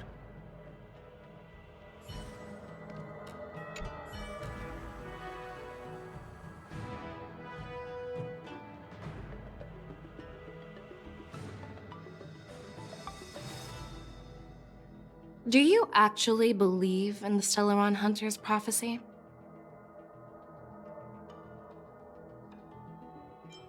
No, I don't. That's why I'm here. To prove that the prophecy is not real. I understand. You're definitely a unique individual, just like Huayan said. I hope you'll walk alongside the Rainbow's path as a friend.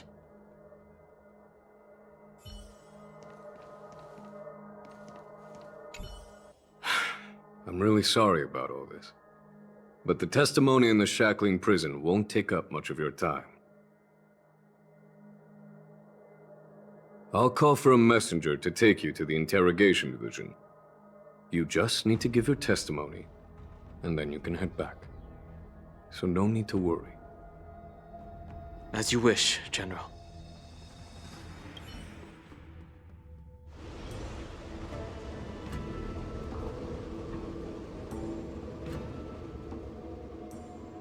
As General Jing Yuan requested, everything is prepared for your arrival, and I am here to receive you. The judges at the interrogation division also know your purpose in coming.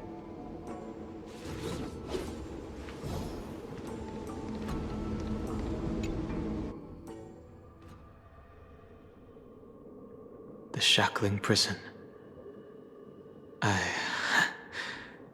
didn't expect to be back here after all these years. Danhong. Don't worry about me. If you're ready, I'll open the gate for you.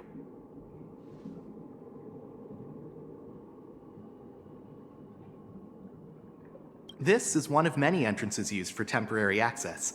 Since you're not actual prisoners, it makes sense for you to use this entrance. Please come on in, dear guests.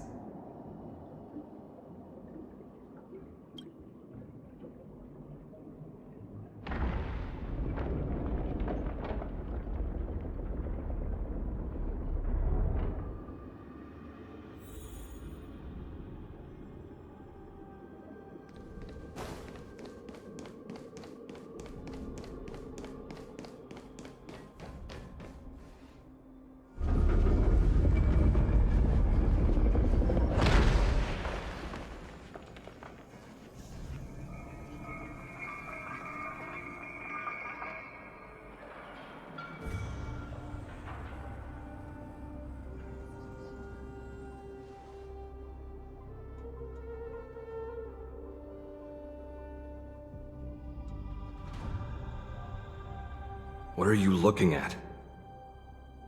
The shackling prison on the Lawfu is completely different from the one on the Yaoqing.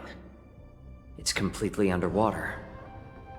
Whether it's in the clouds or underwater, breaking free would still be a piece of cake for me. Still thinking about your old jailbreak tricks, huh? Forget it. You're free now. Just don't do anything stupid, or the judges will throw you back in there and lock you up for a few hundred years. You'll see me again in just a few days. Taking Hule back to the Yaoqing means a lot to the Foxians on the ship, and to the General herself. So stay alert.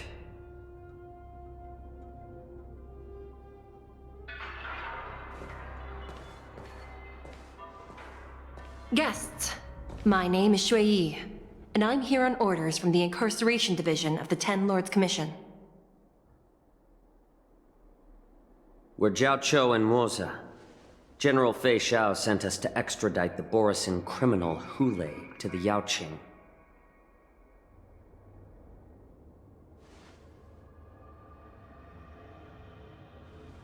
We're here to inspect the conditions of his imprisonment and make preparations for the handover and transportation. I assume you've been briefed, Your Honor. Your visit request has been approved. I'll be your guide for this trip. Prisoner Hule, the warhead and brood lord of the Borisin abominations of abundance and the arch-nemesis of the Foxians, is responsible for 2,123 wars of aggression and countless associated crimes.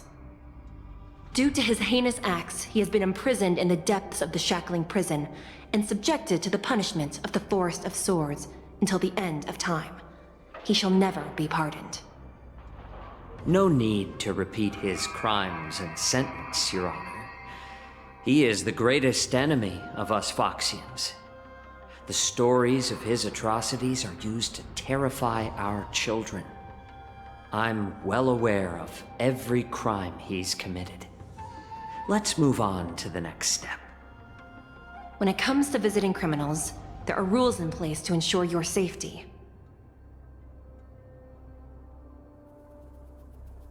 I know you've heard legends about Hule since you were children, but your knowledge about him is likely very limited. Only the judges of the Ten Lords Commission truly know what kind of abomination is locked up at the bottom of the shackling prison. It has been centuries since Jing Liu, the former sword champion of the Loffu, captured Hule. And during all those years, we never provided him with any food, yet he somehow managed to stay alive. It defies all the documented physical characteristics of the Borisin. The Forest of Swords, forged by the Punishment Division, is a device of intense torment, used to execute sinful abominations. Most Borisin die within 3 days in the forest, but Hule is different. Every time the blades pierce him, his body instantly heals. Despite the brutal punishment, he somehow manages to survive. The complex rules are there because of his abnormal characteristics. Do you understand now? I apologize for any offense caused. Please continue, Your Honor. I've given you the instructions regarding Hule's visitation. Please make sure you read them carefully.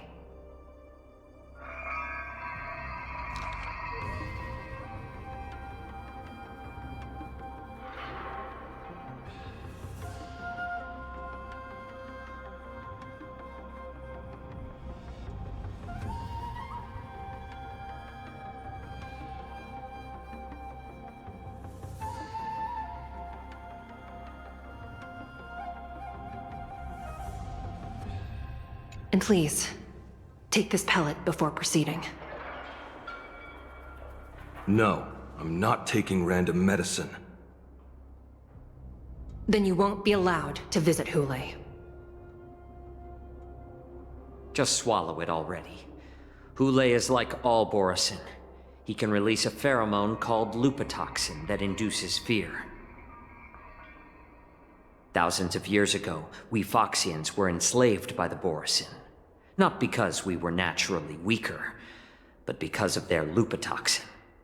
This pill is for our own mental well-being. I understand. I knew you were a reasonable person. Now that we've taken the medicine, let's proceed.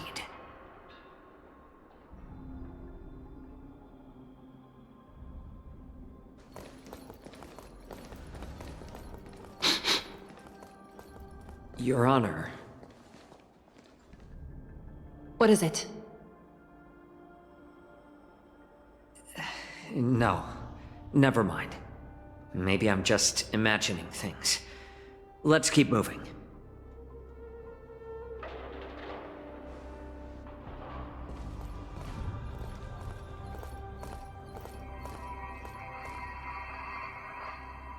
Here we are. Her Honor hasn't arrived yet. Please wait a moment.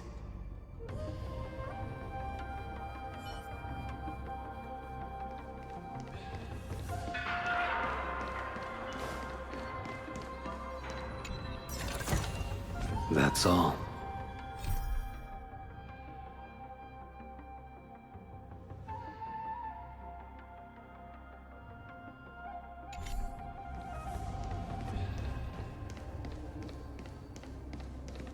This place... it's still as cold as it used to be. Sorry, I was just reminiscing about some unpleasant memories. Thank you. It's all my fault that you were involved in the Shenzhou's problems. You shouldn't have to see the inside of the shackling prison. I'm so sorry. I wish I could show you the real sights of the Lofu.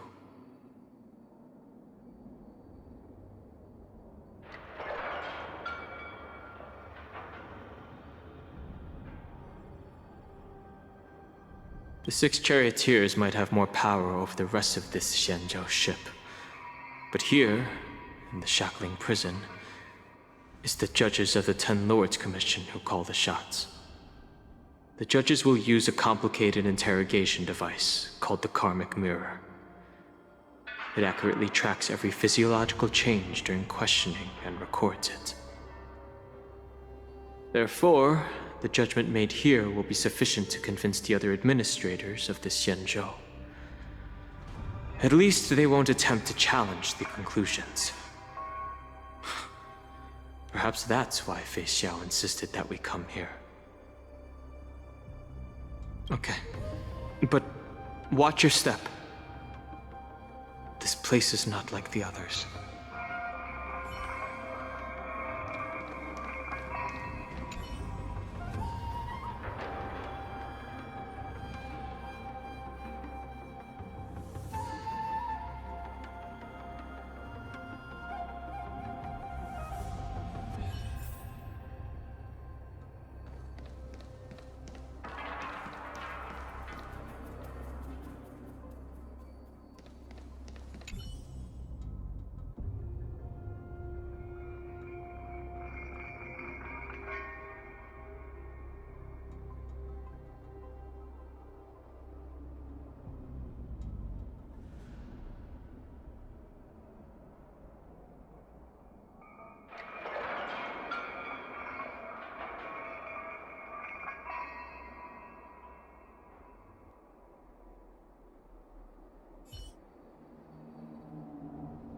Welcome, dear guests from the Express. Judge Hanya of the Interrogation Division. We've met before. Glad to meet you again. Please allow me to express my gratitude to you again for subduing the demons in the Fixtral Garden. Looks like while March 7th and I were clueless, you already made many friends on the Xianzhou Lofu.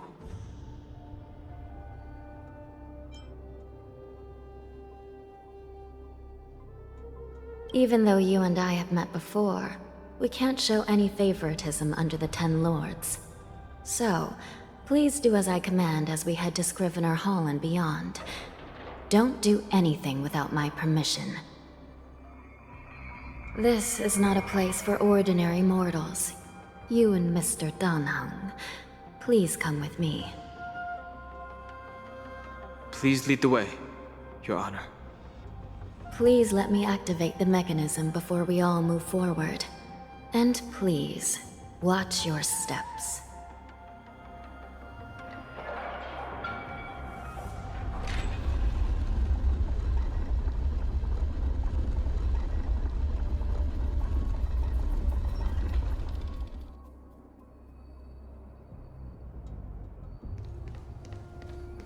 Be very careful and watch your step as you make your way through.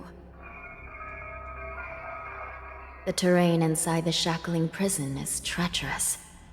One wrong move, and you could end up plunging into the depths. And if you're really unlucky, you might be frozen solid or burned to a crisp before anyone can help you. Gee. But with your skills, I don't think you need to worry about that.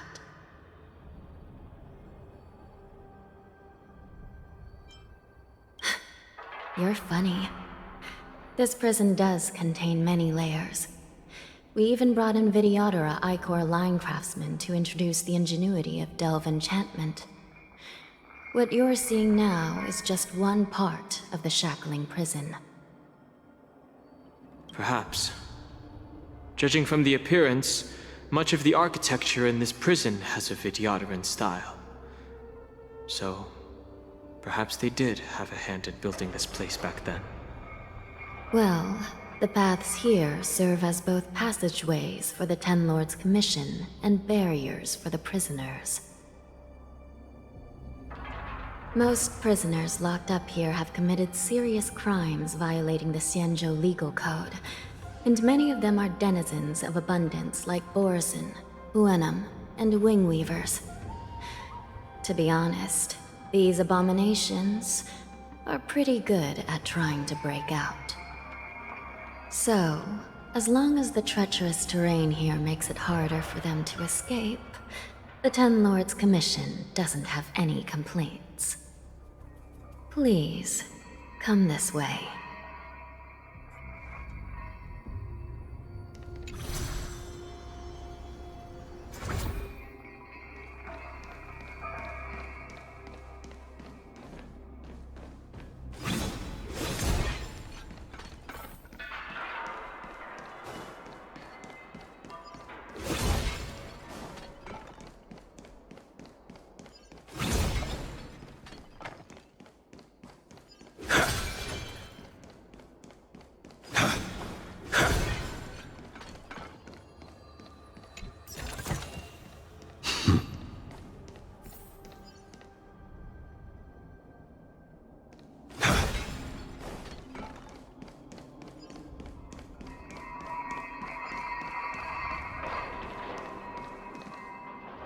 I heard the war dance is about to be held in the mortal world.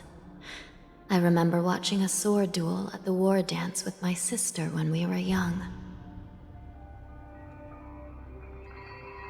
The Cloud Knight who was the Luofu's ringmaster was an amazing swordsman, and their sword flashed like lightning. The Outworld Challenger had fiery red hair and a hand made of steel, which roared like thunder. They battled for a long time before a winner could be declared. Time sure flies.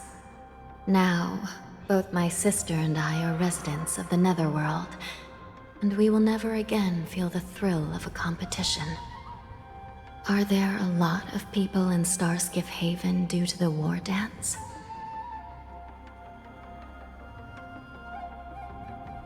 Sounds amazing. It's a shame I'm too busy to attend. But even if I could, I'd probably just scare people off with my current appearance. Let's get going then.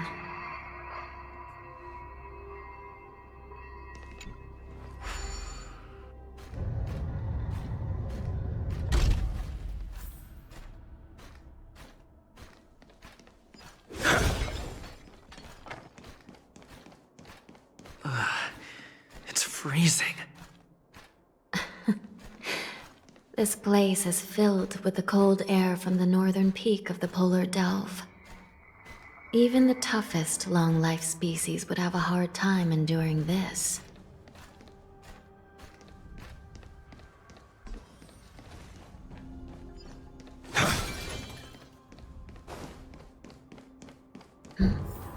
Did you hear something just now? Let me check it out. Ugh, what an eyesore. This place is packed with boxes and crates.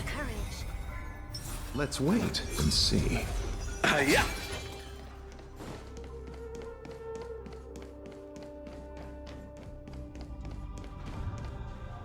These crates, they look oddly familiar.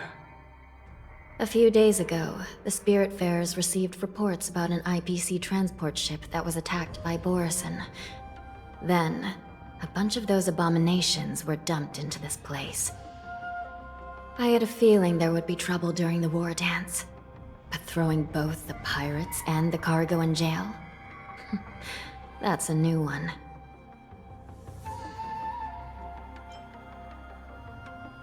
I heard the Intelligentsia Guild crafted something dangerous.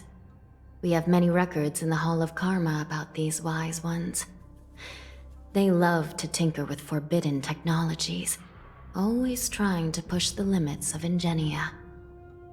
I caught a glimpse of the mechs in those crates, and they bear a striking resemblance to Borison. I wonder what they're planning this time. Well, business first. Let's keep moving.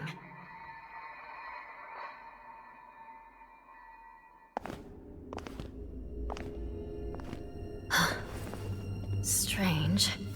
I don't remember checking the containment facilities a second time.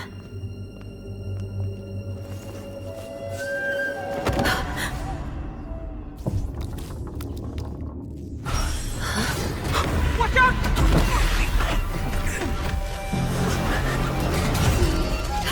Emergency! All wardens prepare for action! Emergency! All wardens prepare for action!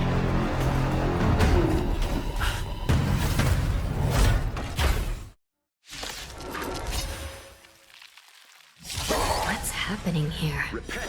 Why are these things moving on their own? This is double speed. Something is wrong. The guards aren't responding. Lend me your strength. Your end approaches.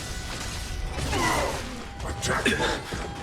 Lacerate. I failed to send you.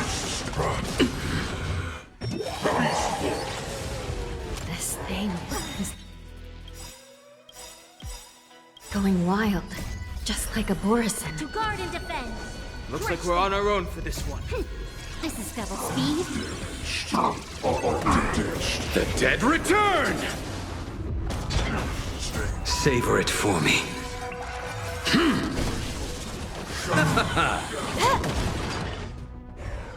Lend me your strength. But how is this even possible? The Spiritfarers follow the protocols, cutting off power to the mechs and sealing the crates. How could these mechs still start moving? It's just like what happened in the Artisanship Commission before. These goods went haywire and attacked everyone in sight. The Alchemy Commission members examined them and found some unusual structures within. These things showing up in the shackling prison can only mean one thing. A prison break. And whoever delivered these goods clearly wanted them to go through the Xianzhou's strict inspection process to show the Skyfaring Commission and Cloud Knights how dangerous they were. They wanted these mechs to end up right here, in the shackling prison. If these things already started taking action while nobody was paying attention, then the whole prison is in trouble, I'm afraid. And to make things worse, another group of visitors just entered the depths of the shackling prison, the messengers from the Xianzhou Yaoqing. And the prisoner they came to visit might be the target whom these wolf-shaped mechs were delivered here for. If that vicious beast manages to break free, it will be a catastrophe for the Xianzhou Lofu.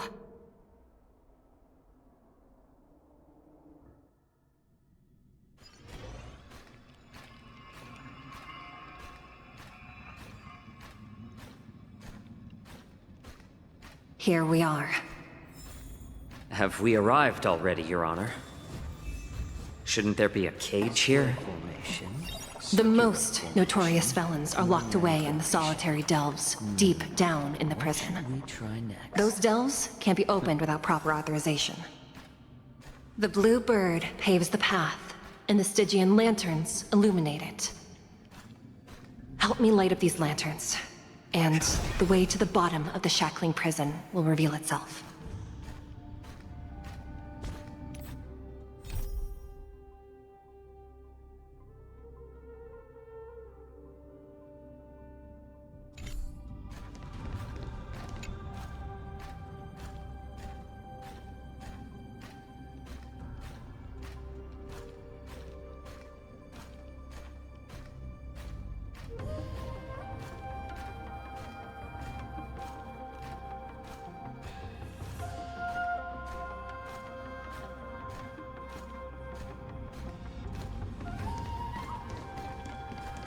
I've given you the diagrams for lighting the lanterns.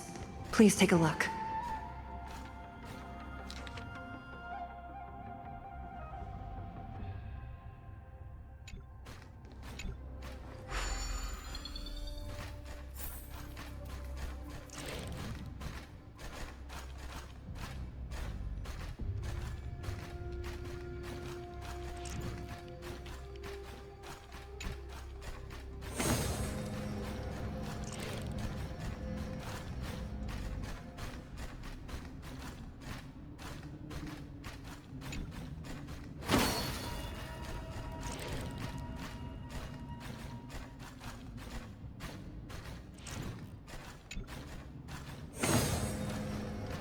Not bad. It could even use some more intensity.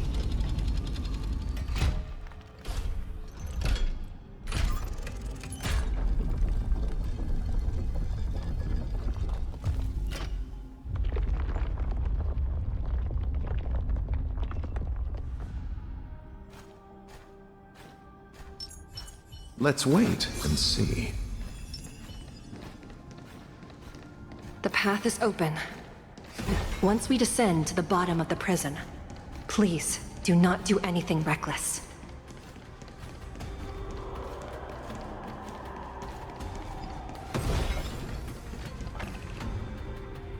Inside the delve, behind this door, is the greatest enemy of the Foxians, Hule.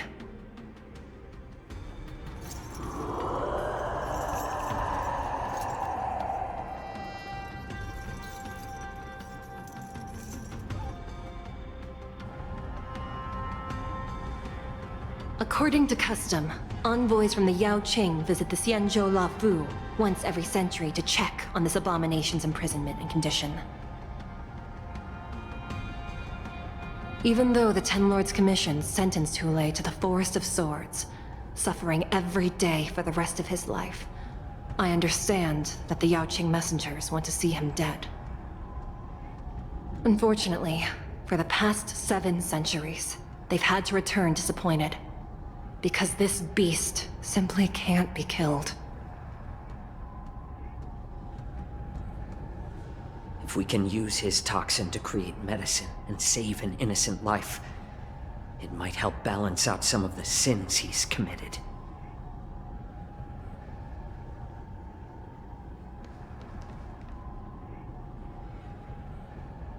Could you be the key to a cure for the General, Hule?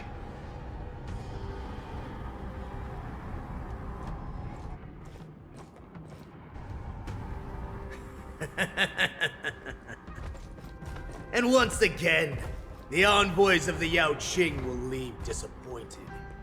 However, I won't say the same for me and my brothers. Who's there? I'm just a humble counselor of the Rhino Hound Pack. You can call me Mock Talk. Wardens, intruders on the lowest level! Send reinforcements! Nobody will hear you here, at the bottom of the shackling prison. Thank you for opening up the prison for us, Your Honor. We'll take it from here.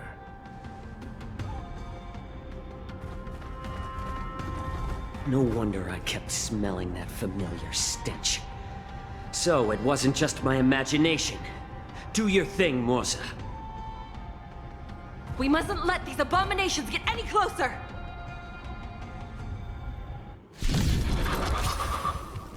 Detestable things. There are too many of them. This is double Once speed. we were inside the shadowy prison, we found soldiers available for us everywhere. Receive divinity. A little more heat. Your end approaches.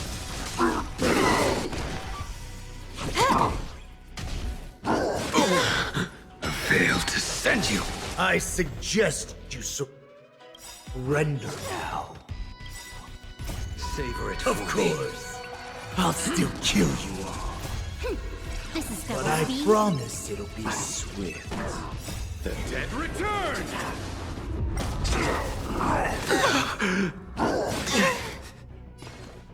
More seasoned. I'm honored by your presence. Since you're already here, why not have a meal before you leave? You took the bait. How presumptuous. Die now! Leave if you can, Morza. It's not time yet.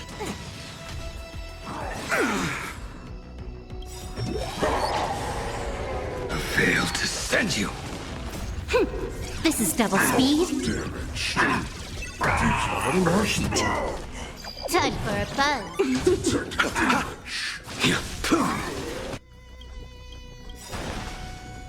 Savor it for me.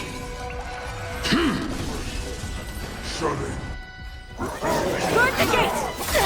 They can't be allowed in!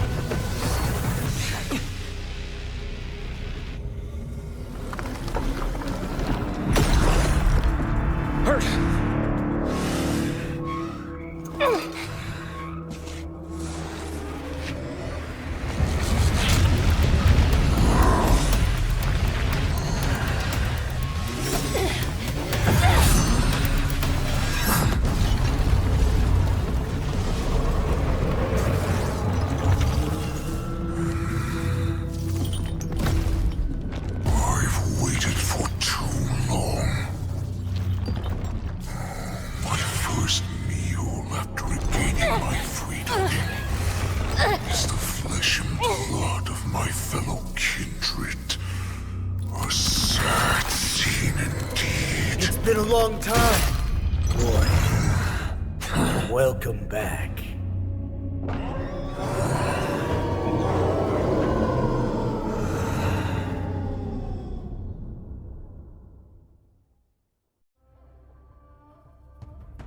How many times has Verdantia spun around since our last hunt?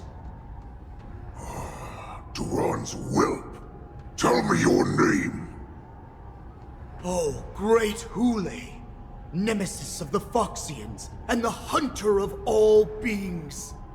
I'm Moktok, a humble counselor of the Rhino Hound Pack. I am only one insignificant heir spawned from your bloodline. It's been at least 7 centuries since you led our pack through the hunting grounds of the stars. I'm thrilled to see that you are as cunning and skillful as ever. 7 centuries. 7 centuries have passed. But why have Duran's whelps grown to look like this? Tell me, Moktok, why have you grown to resemble our most despicable slaves and enemies, the Foxians? I've been commanded to release you from this cursed prison. It is Senjaya's will. That's why I had to take a magic pill, don the skin of a lowly beast, and play along with their hypocrisy. since you have an escape plan. Tell me, what's our next move to get off of this ridiculously large ship? My brothers and I will lock down this prison, trapping the prison guards inside. This will buy us some time. The rest of my crew, who are undercover like me, will secure the vessels for our escape. According to the plan, we only have 4 hours to get out of here. Originally, I intended to carry out the plan tomorrow, but they're planning to transfer you to the Xianzhou Yaoqing now. So I seized this opportunity to set you free. What a reckless plan, you idiot! Even if we manage to get the ships, our chances of escaping are slimmer than a Foxian slipping through my claws! But we have no other choice. The angel serving under the Master of Immortality sent me with a message. Only your return will end the prolonged divisions among the Borisin. Every one of my crew is ready to lay down their lives if it means setting you free.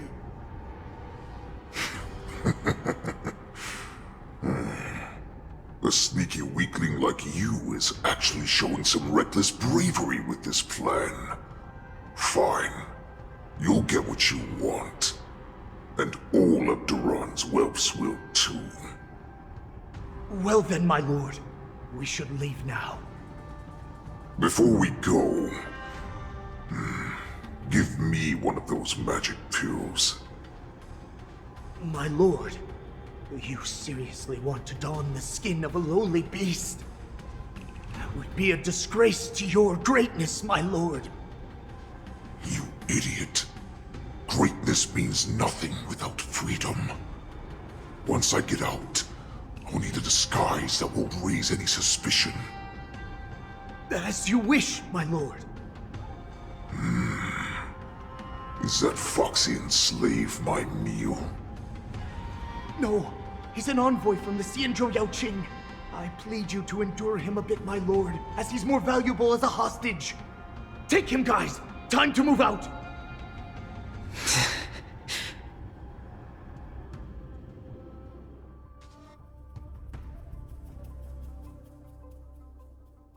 Madam Hanya, the wardens in all areas are regrouping. Those Ingenium enemies are wandering around and causing heavy casualties. And to make things worse, those iron wolves broke open the cages and let the criminals out! We've called for backup, but it seems like all communication is jammed. Let's preserve our strength and first take down the isolated prisoners. By decree of the 10 Lords, all prison breakers and intruders shall be apprehended, dead or alive. Just a short time ago, the nether key mechanism was activated. It was probably Madame Shui and the Yaoqing messengers, heading to the bottom of the prison. Given the situation, I'm afraid that area is exactly where our enemies are targeting. We mustn't let that vile beast escape from its cage. We've gathered all the prison guards who can still fight, and we'll split up and secure each floor.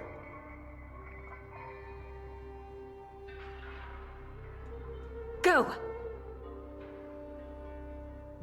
Those intruders are quite bold. They must have been planning this for quite a while. Indeed, but Borisin tend to favor direct and aggressive approaches.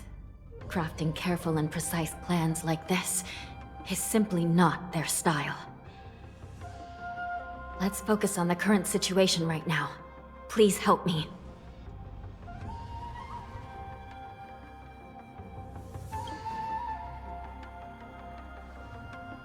What's the fastest way to the bottom of this prison, Miss Hanya? If we don't get there quickly, we'll soon be outnumbered by all the enemies inside. We'll have to bend the rules. Please, follow me. Prisoners must remain in place and obey the By decree of the 10 Lords, all prison breakers and intruders shall be apprehended, dead or alive. Yes, ma'am! Yeah.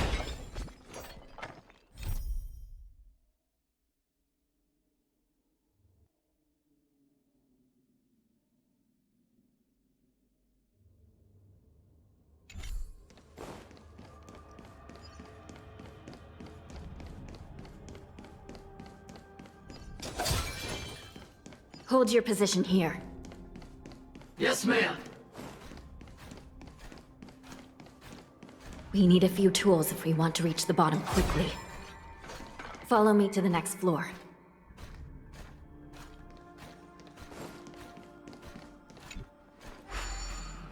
The path is cut off.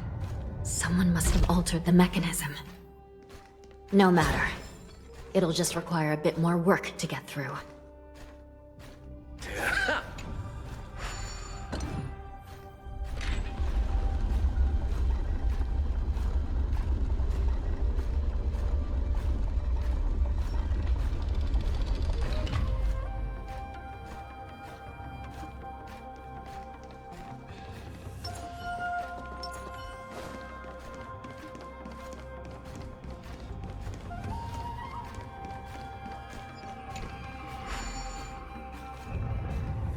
Some Spiritfarers occasionally use ingenia from the Artisanship Commission to navigate the treacherous terrain here. Normally, using devices like the shifting screen is strictly forbidden, as they could help prisoners escape. But, given the urgency of the situation, let's just ignore the usual regulations.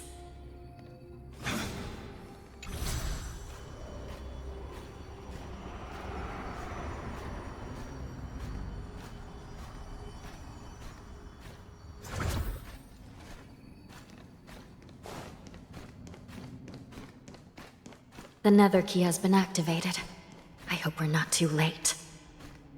Hang in there, sister.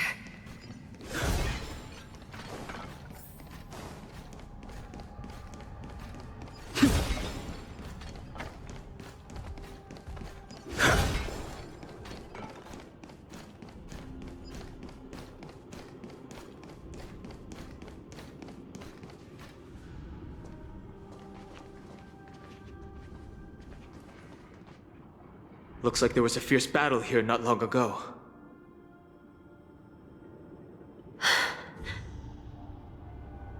The gate to the prison delve is wide open.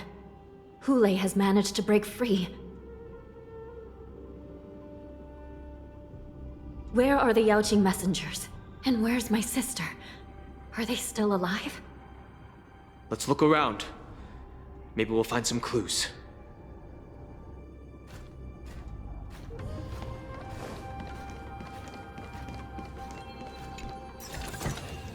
That's all.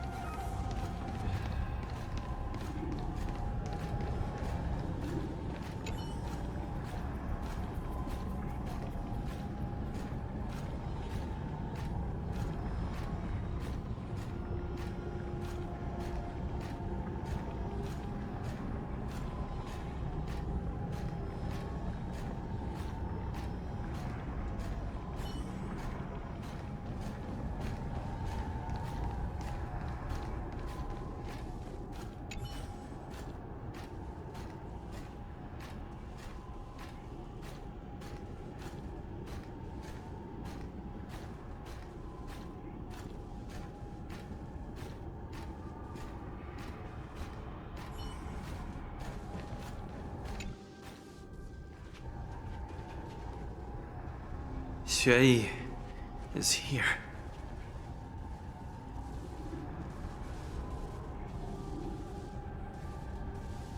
Miss Xueyi bravely sacrificed herself. My condolences, Miss Hanya. Condolences? Well, that's unnecessary. You misunderstand. Thanks to the Ten Lords' blessing, my sister turned into an ingenium centuries ago. Dying and returning as just a soul to the Hall of Karma's document office has become a routine for her. While I'm not keen on seeing her throw away her body like it's some replaceable part, but...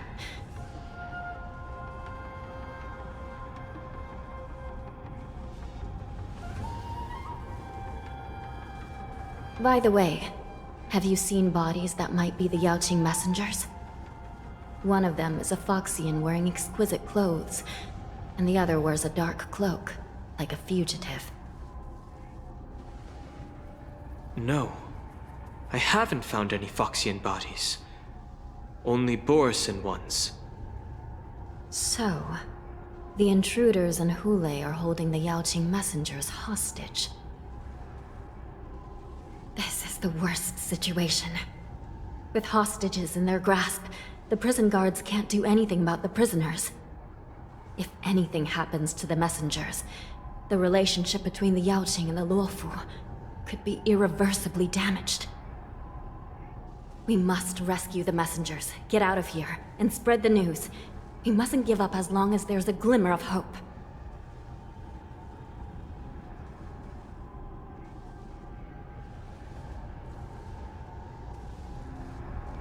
What have you found, Miss Hanya?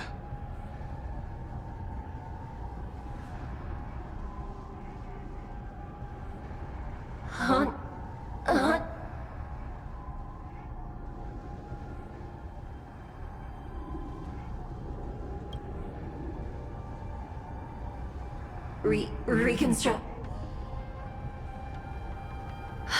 It's my sister. Looks like her soul hasn't returned to the Hall of Karma yet. At such a critical moment, her death can give us information that we can turn into an advantage.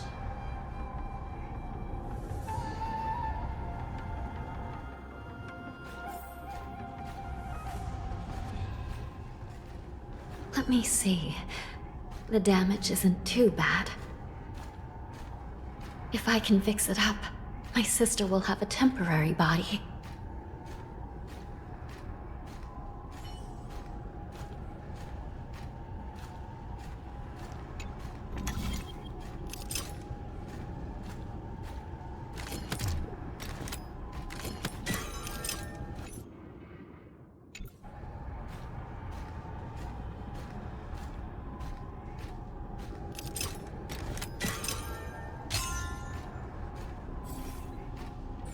Hanya, I'm back.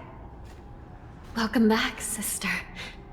I don't know what kind of expression I should have at a time like this. Happy? Tears of joy? Forget it. I'm used to you coming back in all sorts of forms. Just don't let me be damaged again. I'll lose my memories. This side crane can't hold all of me. Sister, what did you see when you were killed?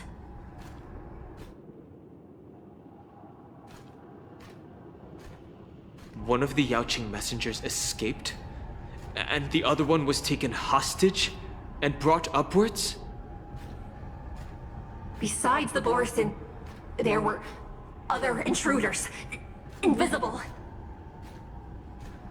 Invisible intruders? What does that even mean? How many conspiracies are tangled up in this mess? Do me a favor, sister. The intruders have cut off all communication between inside and outside the prison. And now you're the only person, the only bird, who can slip out undetected. Make sure you deliver the news to the outside world. I understand. Please be careful, sister. You are different from me.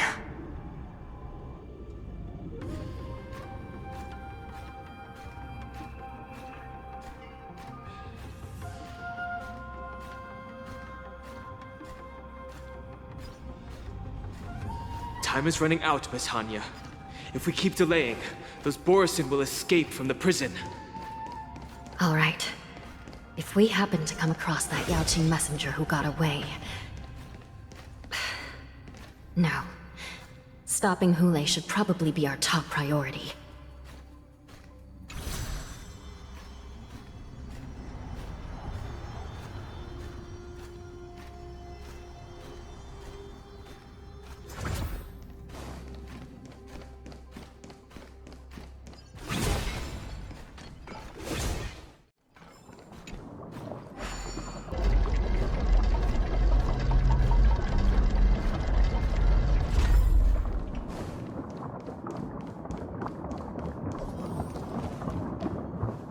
Wait! Something feels off. Something's approaching us. The invisible intruders? Watch your back!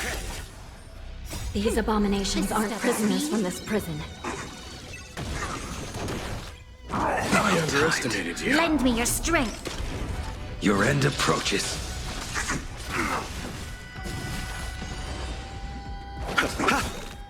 The dead return!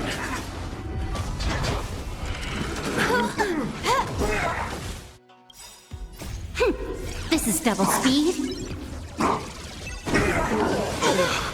I failed to send you. The prison management on the Lawfu is truly concerning. Who are you? Lend me your strength. Aren't you looking for me? Savor it for me.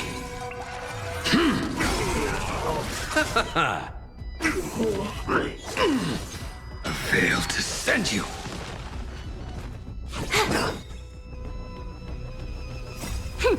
This is double speed. Lend me your strength. To guard and defend. Crush them. Just focus on the fight. Savor it for me. Receive divinity. Merciful Medicus. I mustn't fall. Trickier to crack. Time for a buzz. Lend me your strength. I will dispute. Failed to send you. I'll see you off. Bloom. Your assistance is timely. Hey! The dead return! A miracle. The fight is set. This sword needs sharpening. Let's wait and see. Show your courage.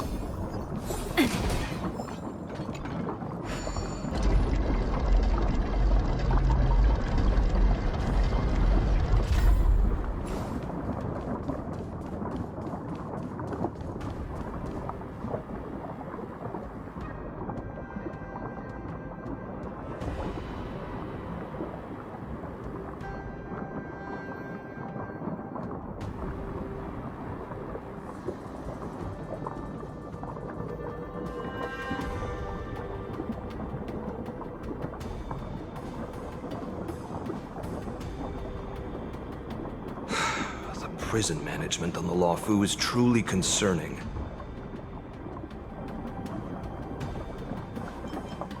I prefer to be called the Yaoqing messenger who strategically retreated. At least 2 different groups of intruders infiltrated here. The wolf cubs and these Mara-struck soldiers. Their hiding technique. It's pretty similar to the wind mantle technique used by the Vidyadhara serving Kailorum Venti on the Yaoqing. What do you think? Well, never mind if you don't have any clues. Now is not the time to exchange assassination techniques. I'm Mozi. My friend fell into the clutches of that wolf. I was planning to escape and report back as quickly as possible, but now it seems... the prison on the Lawfu is a real maze, I must admit. Thank you for your help, Mr. Mozi. We'll do our best to ensure your friend's safety.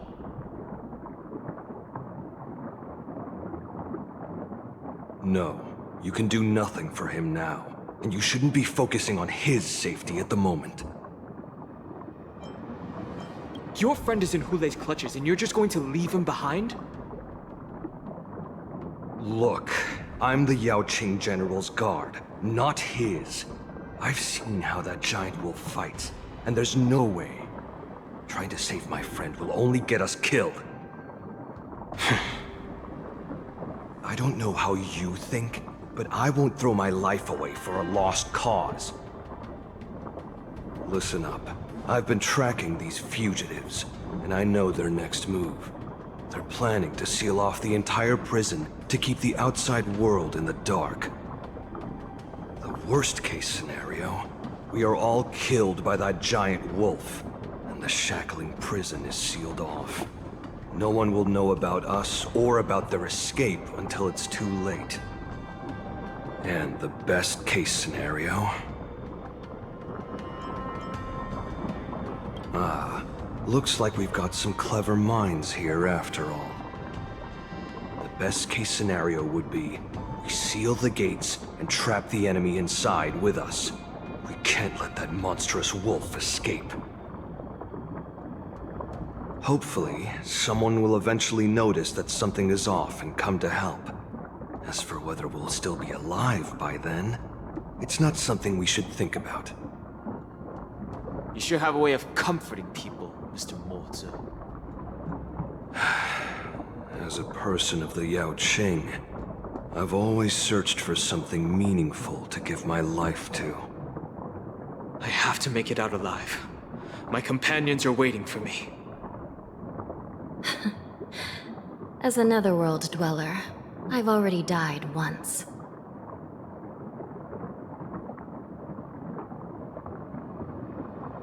Yeah. We won't give up.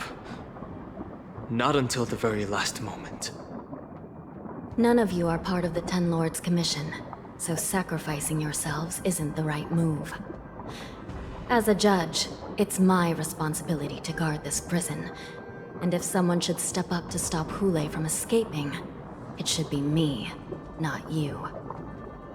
Once we reach the gate, I hope you'll help me seal it. After that, I'll do everything I can to fight the Borisin, and you find a safe place to hide and wait for reinforcements.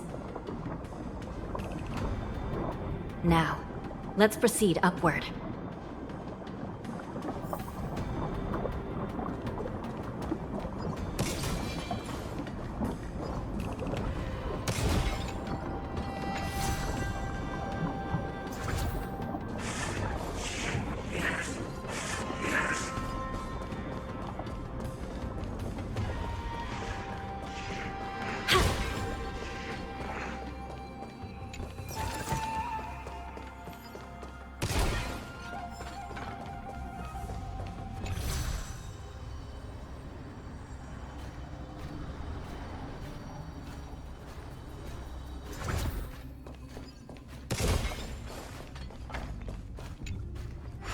We must seal the entrance before the Borisin fugitives get out.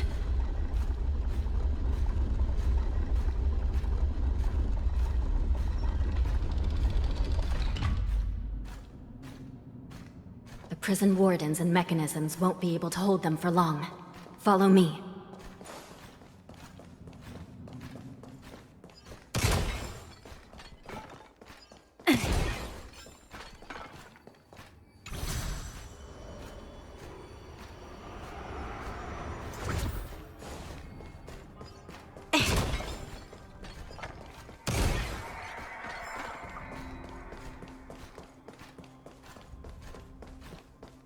We're almost there.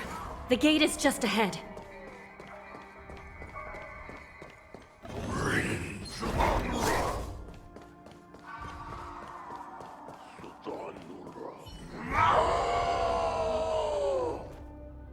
I will hold them back. Don't let Hule escape.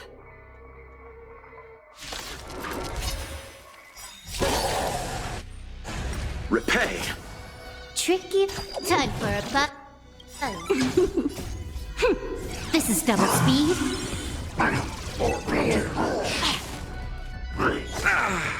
This bat, lend me your strength. I will you're it. The approaches. Savor it for me.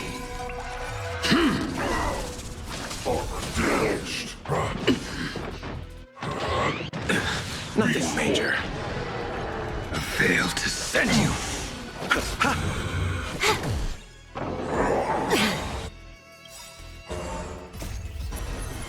To guard and defend. Crush them.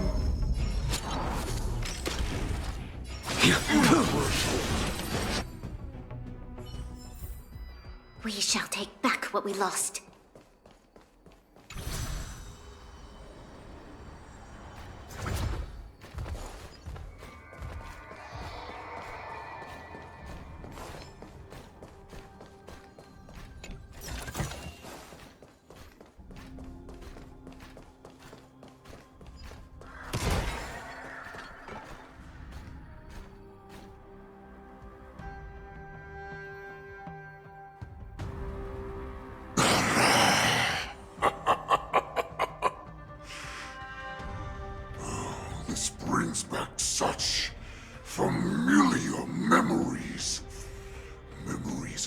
racing, gnawing and tearing.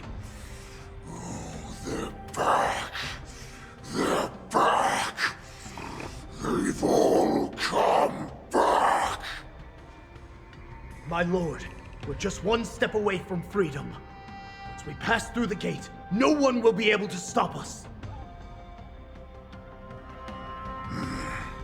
So this hostage is useless now.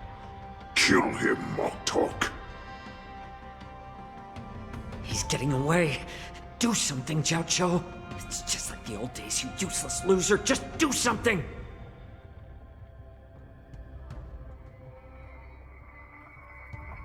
Maybe this Yao Qing messenger can strike a deal in exchange for his life. He can use his status to help us escape from the Xianzhou. What do you think, Mr. Jiaozhou?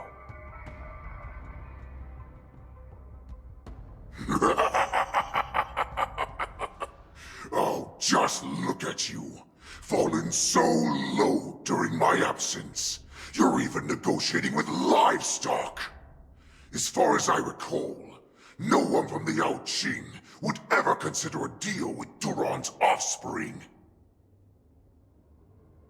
I've got to make this beast stay here, whether it's for the sake of Fei Xiao or the Yao Qing. Deal.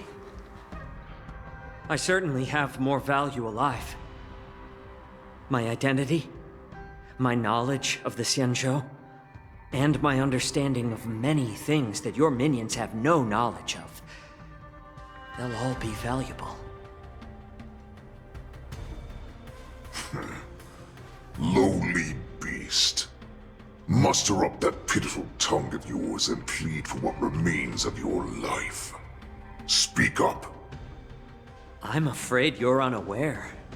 The woman who defeated you, Jing Liu, she has recently returned to the Luofu. Your opportunity for revenge is right in front of you. My lord, this slave is talking nonsense. I've never heard anything about this. May I just kill him now? Silence, Moktok! And you, slave. From now on, you'll stay by my side. You'll only speak and move when I allow you to. Otherwise, I'll dismember you from head to tail, inch by inch. Got it? But my lord... We must stay here for some time, Moktok. Fear not. Because once I step out of the prison, it's the people of the Xianzhou who should tremble in fear. I'll show them what true calamity means. Now, Duran's whelps, follow me!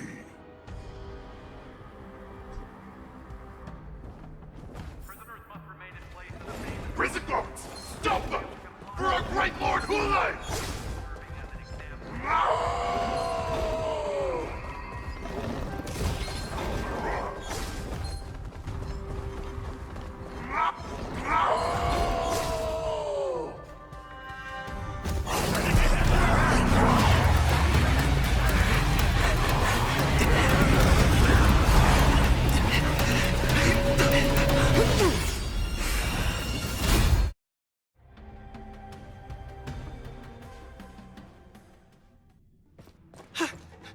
Report! After we lost contact with the shackling prison, we received a message from a Psycrane. The prisoners have revolted, and the criminal Hulei is nowhere to be found! What about the Yao Qing messengers? And the Nameless?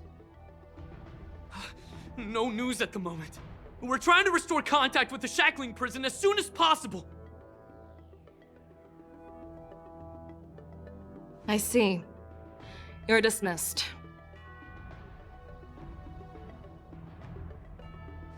General Jing Yuan, General Hua Yan. It's just as we suspected. The rise of the Ambrosial Arbor was not the end of things, but the beginning. The hand of the Ruined Legion has already sown the seeds of destruction. From this moment on, the Xianzhou Alliance will face an even greater challenge, from both the abominations of abundance and the destruction itself. If this is what they want, I'm always up for a challenge.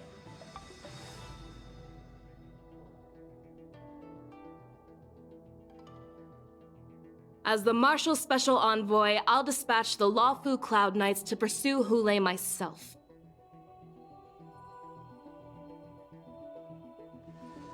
Looks like the hidden dregs have finally come to the surface. And as I said before, it's time to wash them away, once and for all.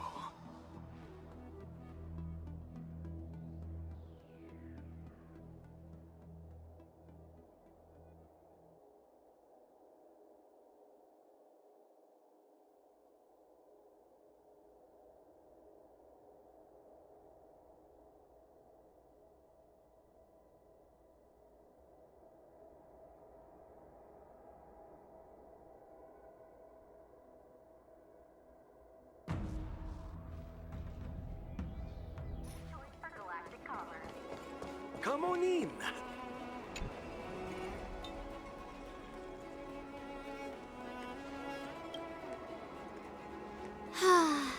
Seriously?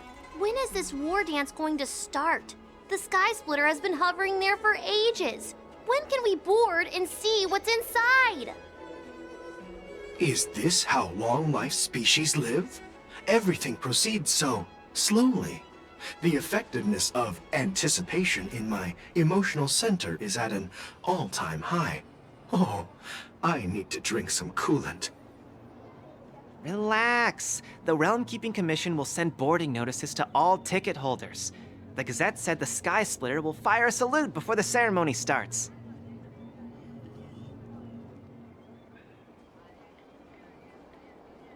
I saw the schedule for the first day of the tournament.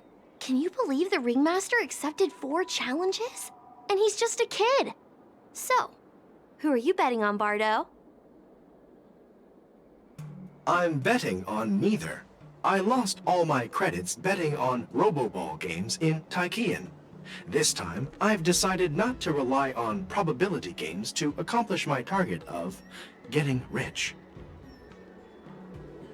War dance.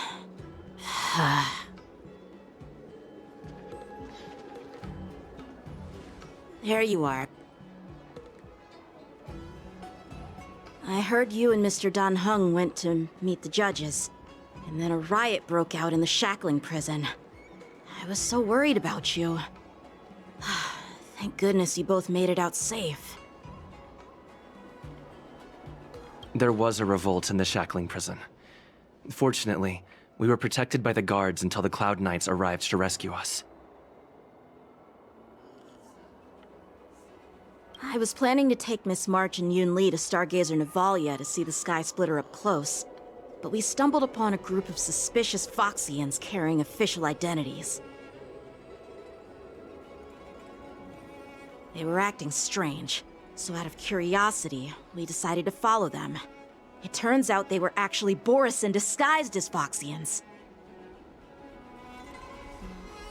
It seems they infiltrated Stargazer Navalia in order to prepare for Hulei's escape, and we foiled their plans by pure chance.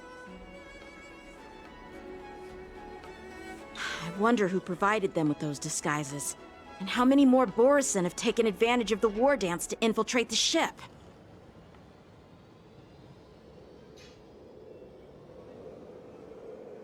Yeah, I heard them too. But I'm afraid I'll have to disappoint them. I've already reported to General Jing Yuan that I'll give up my role as the Ringmaster. The security of the Lawfu is more important to me than anything else. I need to fulfill my duties as a Cloud Knight Lieutenant before taking on the honor of being a Ringmaster.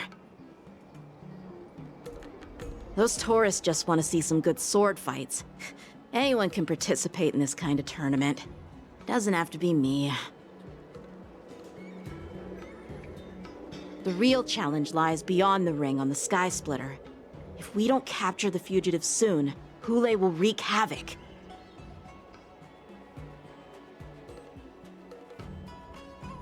Obviously, there's someone behind the scenes orchestrating this prison break, intending to spread chaos. If we fail to thwart their evil plan, what honor will be left for us to uphold? Well said. You may be tiny in stature, but your ambition matches that of the Yao Qing's warriors.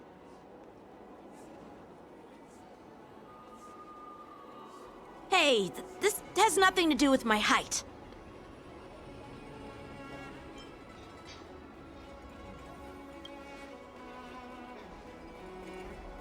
Yes, I suggested to Yanqing that we find a place to have a decent meal. A hunter must be well fed before the hunt. You still have a good appetite, even in the face of disaster. You truly are the Merlin's Claw. Please finish the food quickly so we can get to work, General Fei Xiao. Well, that's not up to me. Dig in. I called you here so you could enjoy the food. Me? This isn't the time for a leisurely meal, and this is way too much for me.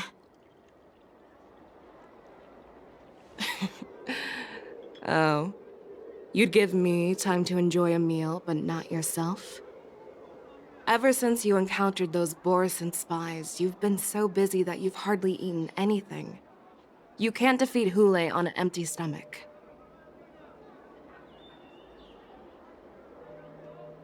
Take your time. Enjoy the meal and calm yourself. Hulei's whereabouts are still unknown, and they've even taken Mr. Zhao Cho hostage. The longer we wait, the more complicated the situation becomes. Zhao Cho always said I'm the most impatient person among the Cloud Knights, and I can't argue with that. So, there's no reason for you to be more anxious than me. I've fought against Borisin abominations for years, and I know their ferocity and cunning well. The Borisin were clearly well prepared for this prison break, and now they are staying in the shadows. They have no reason to rush out into the open. When facing cunning and ferocious prey, the hunter must be more patient, biding their time to seize the golden chance for a decisive blow. Once Hulei loses his patience and reveals himself, that's when we'll strike. But when will that time come?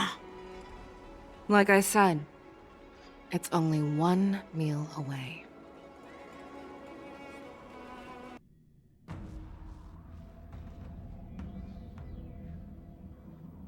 General Hua Yan, the Skyfaring Commission has finished its preparations.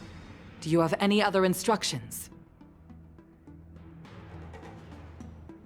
Representing the consensus between the Merlin's Claw and the Divine Foresight, I'll step in as the temporary commanding officer of the seat of Divine Foresight and oversee the Six Commission's affairs on the Lofu. What is the situation at the shackling prison? Hulei made a quick escape and even sealed the gates of the prison. As of now, the Cloud Knights have re-established contact with the staff inside. The good news is the two Nameless who were trapped in the shackling prison are safe and sound. I know I shouldn't use the word great given the current situation, but I'm relieved that he and Don Hung are safe. We've lost contact with one of the messengers from the Xianzhou Yaoqing. The Borisin have likely taken him hostage. Don't worry, Yuko. Fei Xiao is leading the wolf hunt operation, and you know how capable she is. I have no doubt about General Fei Xiao's capabilities, General Hua Yan. I'm more concerned about the Wardens. According to the plan, the ceremony will begin in 6 hours. The Sky Splitter will be activated, and all visitors will board the ship to watch the contest. But now, with Hulei's whereabouts unknown, Everything is filled with uncertainty. March is right, Grandpa. I heard the escaped prisoner from the shackling prison is beyond formidable. In case anything goes wrong... So, Yun Li, what do you think we should do? Well... I believe we should declare martial law and allocate manpower to search for the escaped prisoners. And as for the war dance, it's better to announce an indefinite delay for now. Your plan sounds solid, but unfortunately, solid plans rarely get a chance to be implemented. I believe there are at least 2 parties who won't accept your approach. The first are the many travelers who have come all the way here for the war dance. If we declare martial law now, it's like declaring that the Lawfu isn't safe. How do you think the outsiders would react? They'd be terrified, and chaos might ensue. The second party is the staff of the Xianzhou Lawfu's 6 commissions. They've invested a lot of resources and manpower into organizing the war dance. Suddenly suspending it indefinitely would create numerous challenges for them. But of course, not everyone disagrees with your idea. Really? The mastermind behind this incident would fully support your opinion, presumably.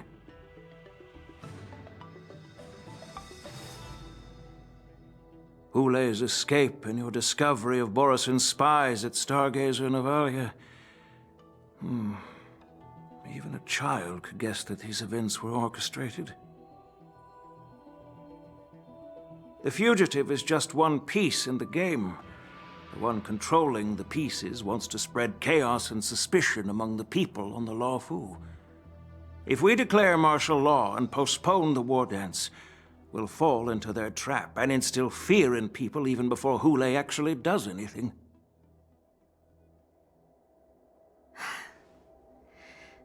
So what do we do?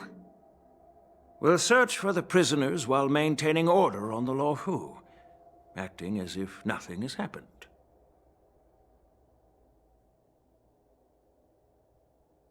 As if nothing has happened?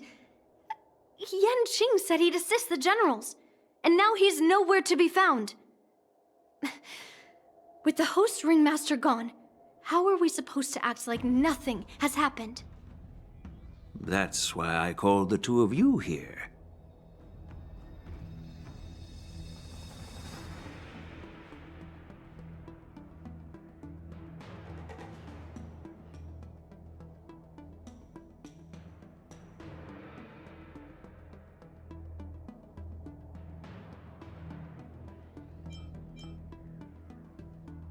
Of course, I'll do my part, but not on the Sky Splitter.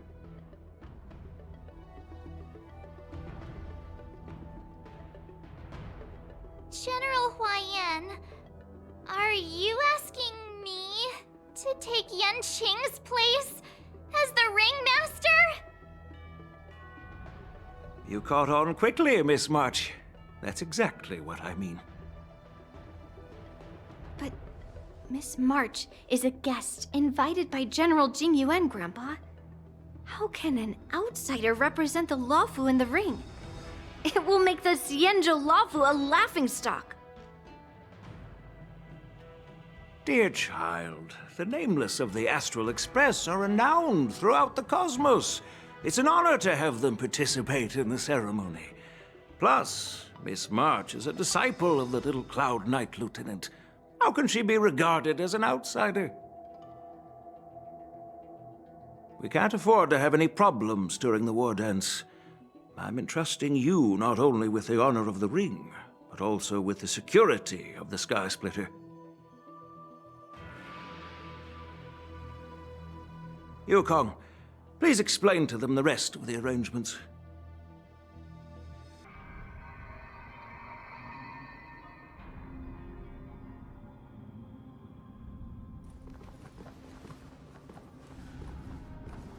I am sorry for our improper management, and I truly appreciate your assistance, General.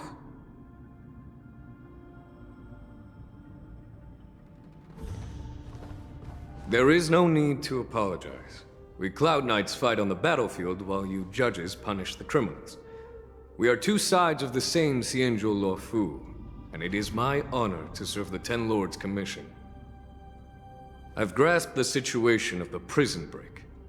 Now tell me more about the current state of the shackling prison. Borisin infiltrated the prison in disguise and released the prisoners, spreading chaos.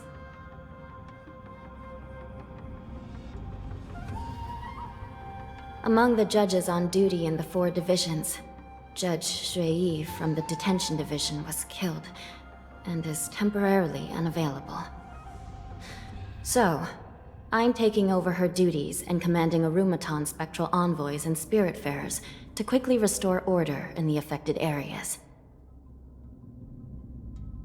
I, and the 2 behind me, will go deeper into the prison to investigate.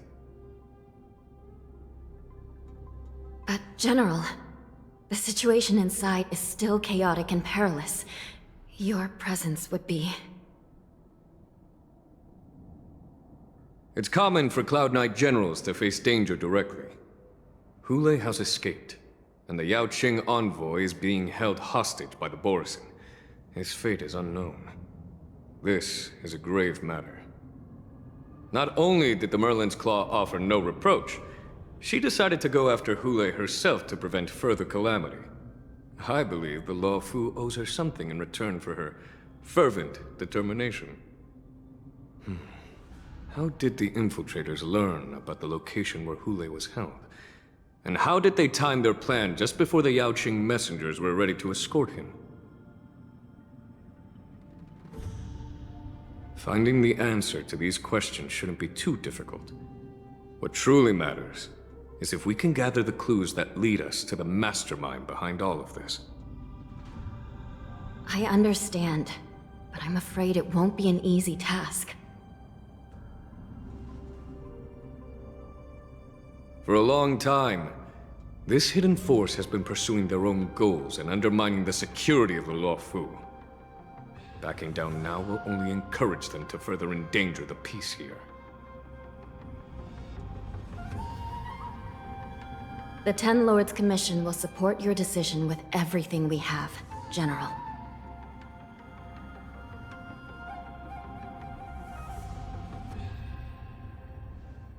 Dan Heng and Ling Sha, I'll need both of you to accompany me on this challenging journey. Well, it's part of my responsibilities as the Cauldron Master. So, where would you like to start, General? Let's start with those Borisin disguised as Foxians. My people have already prepared the evidence.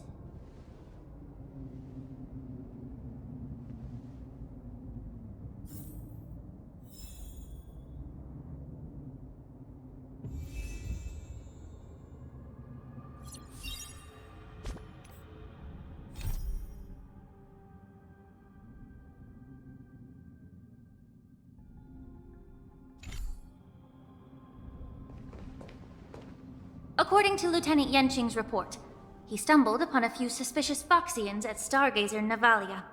After following them, he discovered that they were actually Borisin in disguise. This is one of the bodies. Looking at him now, it's hard to imagine how he transformed into a Foxian. My alchemist detected some complex ingredients in his remains, which might explain how these Borisin were able to disguise themselves as Foxians.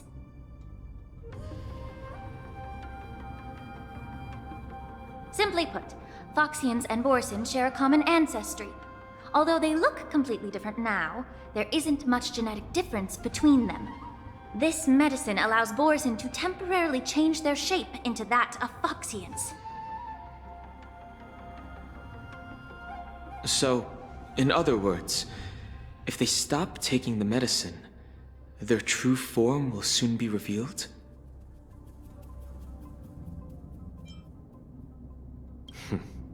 The formula and technique seem oddly familiar. The disciples of Sanctus Medicus. Looks like the Alchemy Commission is involved once again.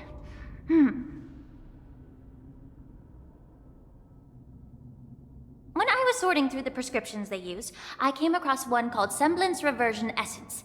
It's designed to help those disciples suppress signs of their Mara-struck forms and maintain their normal appearance.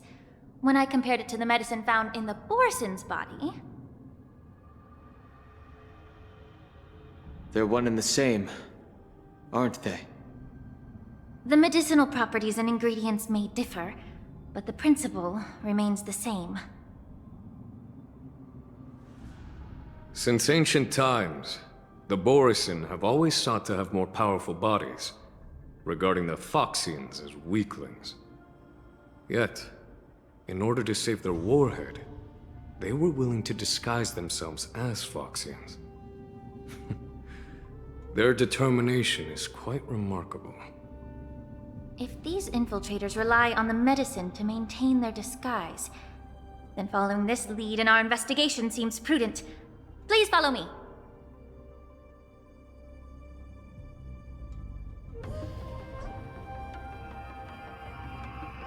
Here we are. According to the judge, this area is not yet under control, so we should proceed cautiously. I've captured the nature of the medicine in my sensor. By following the medicinal fumes, we should be able to retrace the steps of the disguised Borison. Incense ascends, entwined with ethereal clouds. Let's wait and see.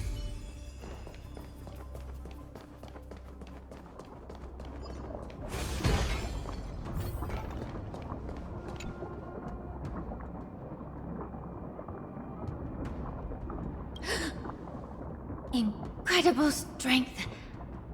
The attacker shattered this warden's bones with a single blow. Such brute strength is not something an ordinary Borison possesses. This is likely the work of Hulei. If I may be so bold to ask, is this Borison truly that formidable?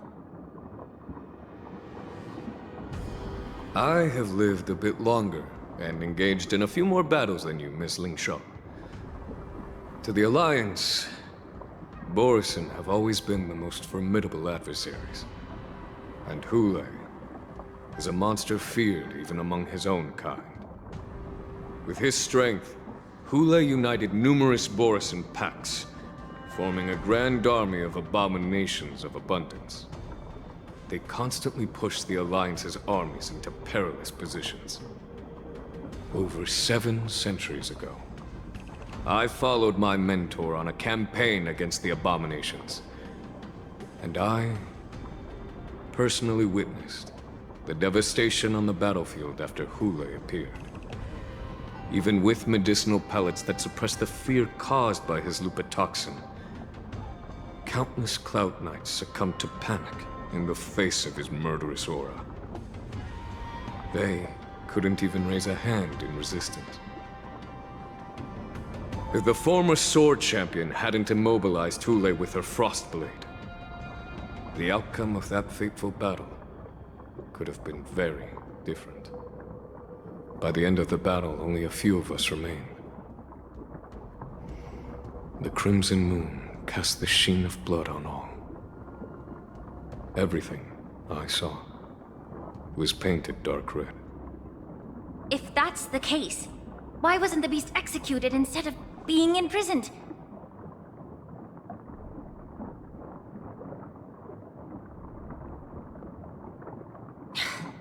On the Xianzhou Juming, the judges cast those unforgivable and nearly immortal abominations of abundance into the eternal flames of the stars, reducing them to ashes.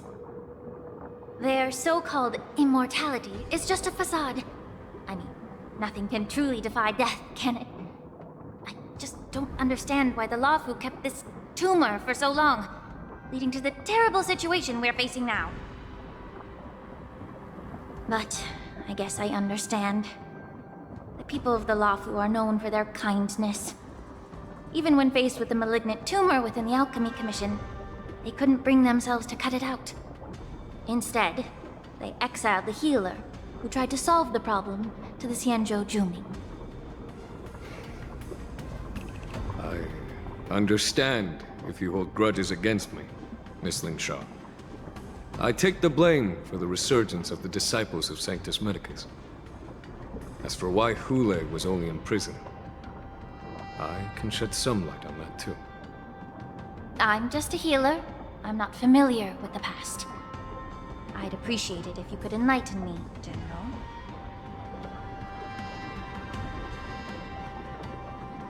All right. Let me tell you more about it as we go.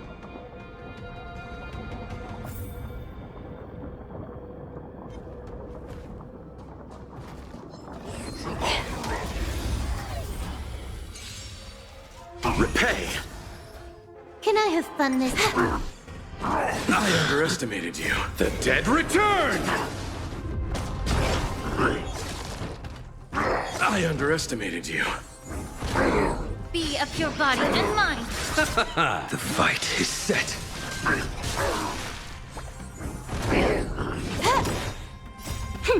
This is double speed.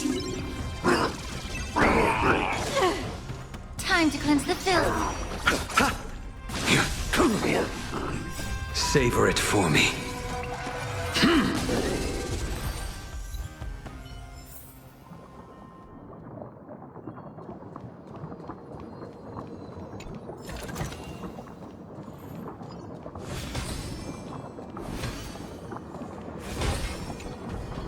Did this Cloud Knight also take the medicine?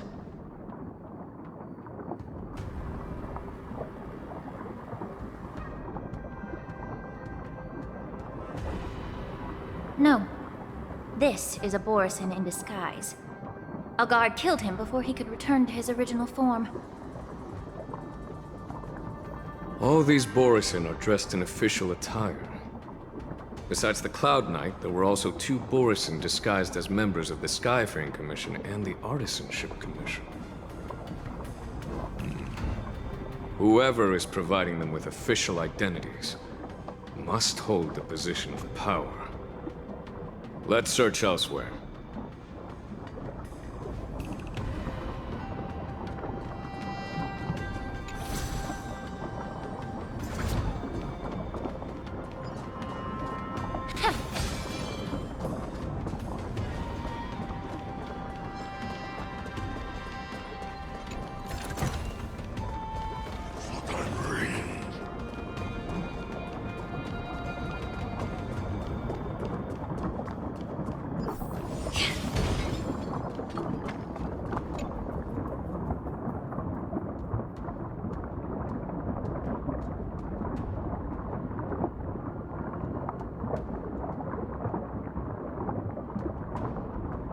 Someone bit open his arteries and drained almost all of his blood while he was still alive.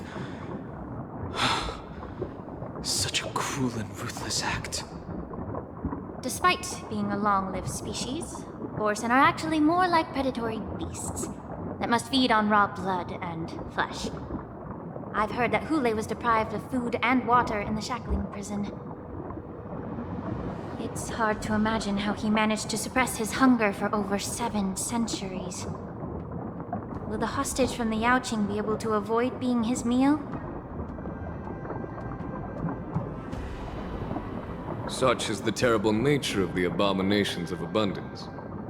We subjected him to the Forest of Swords to drain his life force. But in the end, his punishment turned into a test of our patience. Just like you said, Miss Lingshaw. Casting a creature that can't be killed into a star would be a way to permanently get rid of it.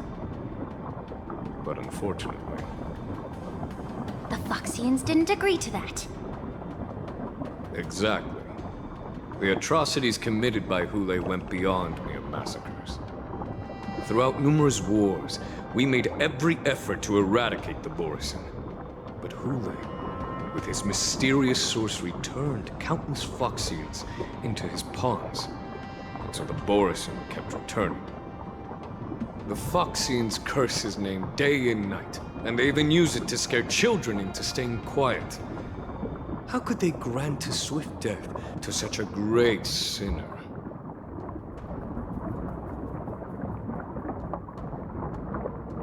I wonder if you know why Hule wasn't taken into custody by the Foxian majority Xianzhou Yaoqing, but instead imprisoned in the Xianzhou Luofu, Miss Linsha.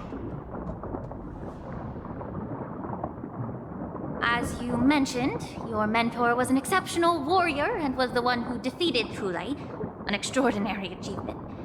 Therefore, the Marshal placed this feral beast under the jurisdiction of the Xianzhou Luofu as an honor, I assume? It seems you have a major misunderstanding about this arrangement, Miss Linsha. Allow me to explain it to you.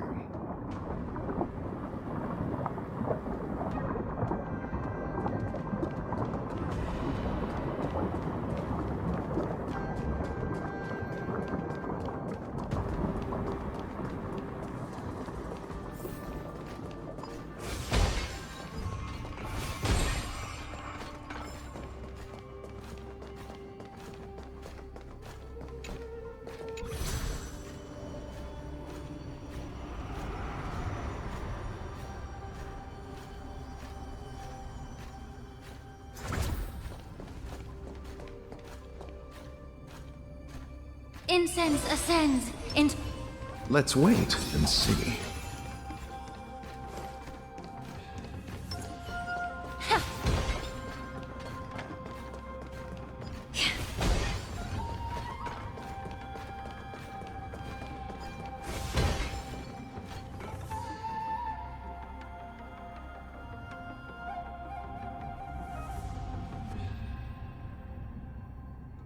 Yanqing told me that an IPC ship was attacked by Borisin. Is this what they were transporting on the ship? Yes. The Artisanship Commission and Alchemy Commission conducted a joint examination and found that the parts of this machine are made from specially refined Borisin biotissue. I heard the Intelligentsia Guild has been researching the biological properties of long-life species, hoping to make medical or combat-related discoveries. However, they haven't dared to cross any lines due to their so-called relationship with the Alliance.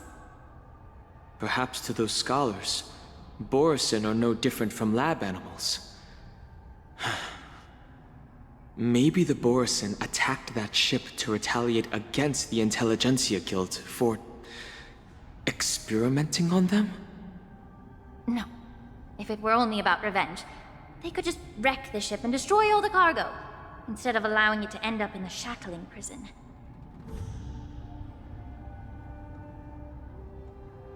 It was a deliberate display to showcase the dangerous nature of the cargo in broad daylight. This way, the cargo would end up in the shackling prison, serving as a tool for the prison break.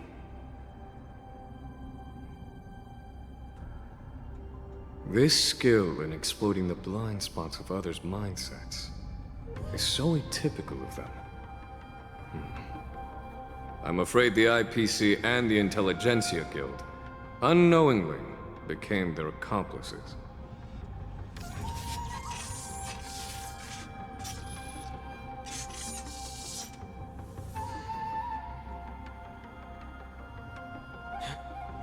Watch out! This thing is still alive! Regenerate, even after suffering such severe attacks? Their imitation of long-life species has crossed the line. This is double speed. Yeah. The dead return! Your end approaches. These are abnormal. Detecting rot. I failed to send you. Too little. Beastful. If it can still move, it means it wasn't damaged enough. Everything in this Let's make world sure it never moves again. is bleeding. These are abnormal.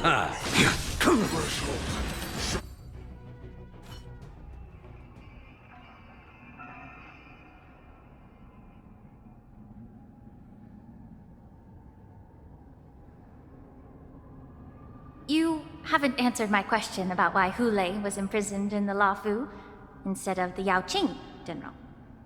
You've been reserved in your response.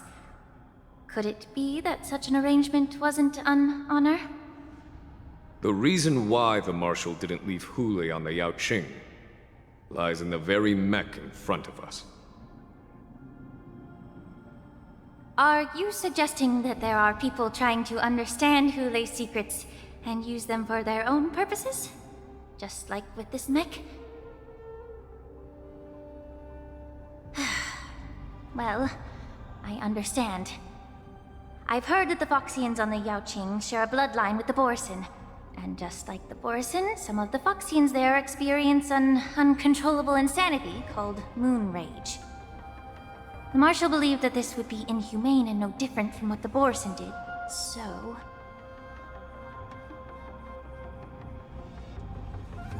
Exactly. While Borisin see moon rage as a blessing that unlocks their true potential, Foxians see it as an inevitable curse within their bloodline. Countless healers of the Yaoqing have attempted to unravel this mystery, but to no avail. Why can Borisin control the power of moon rage? Can we Foxians break free from this curse? These questions were asked frequently. Each questioner had good intentions. But the road to catastrophe is paved with good intentions. To the Foxians of the Yaoqing, Hulei was not only the warhead of the Borisin, but also a monster that could be the subject of much research. Hulei thus became a poison that corrupted people's minds without their knowing. That's why the Marshal decided to imprison Hulei and the Lawfu. It wasn't an honor, but rather a warning. Because such selfish pursuits in the name of good intentions once led to a tragedy on the Lawfu that served as a warning to future generations. The sedition of Imbibitor Lunae. By imprisoning Hulei and the Xianzhou Lawfu, the Marshal both suppressed the dangerous intentions of the Yaoqing Foxians and warned the Xianzhou Lawfu to refrain from repeating its mistake. That was a necessary trade-off. The Xianzhou alliance is not solely about the Xianzhou natives.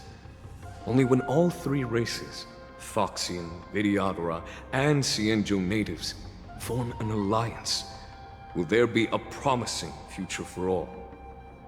Thank you for enlightening me.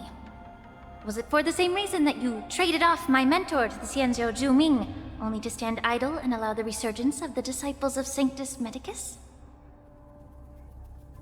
You said that I couldn't bear to cut out the malignant tumor within the Alchemy Commission, but instead exiled the healer who tried to solve the problem to the Xianzhou Zhuming. But did your mentor tell you her good intentions led her to perform certain healing arts on Dan Heng, who had just finished his hatching rebirth, so that he would regain the memories of his past life? What did you just say? She believed that restoring the High Elder's knowledge of his past life would allow the Vidyadhara to resume their duty as the guardians of the Ambrosial Arbor, quelling the strife within their clan and bringing everything back on the right path. But just as I mentioned earlier, the road to catastrophe is always paved with good intentions. Since then, the 6 charioteers decided that the Alchemy Commission would no longer have a cauldron master. Until your arrival now. If that's the case, I should thank you for protecting my mentor by exiling her, General. Quite the contrary. I should be the one thanking you. Thanking me? All I ever want is to have a clear conscience. However, can long-life species truly achieve that goal in their long, drawn lives. For example, you were implicated along with your mentor, and forced to leave your homeland without knowing the truth. And now, with the complicated situation in the Alchemy Commission, the Alliance has spared me a lot of trouble by sending you to handle this challenging task. Shouldn't I be thanking you instead? Your eloquence is indeed impressive, the divine foresight. You won't even leave me any excuses to hold a grudge against you. But, let me make it clear. The Alliance sent me here to handle the business impartially, not to choose sides. It doesn't matter which side you choose, Miss Lingshaw. At the end of the day, both you and I stand on the side of the Alliance, don't we? Let's keep going.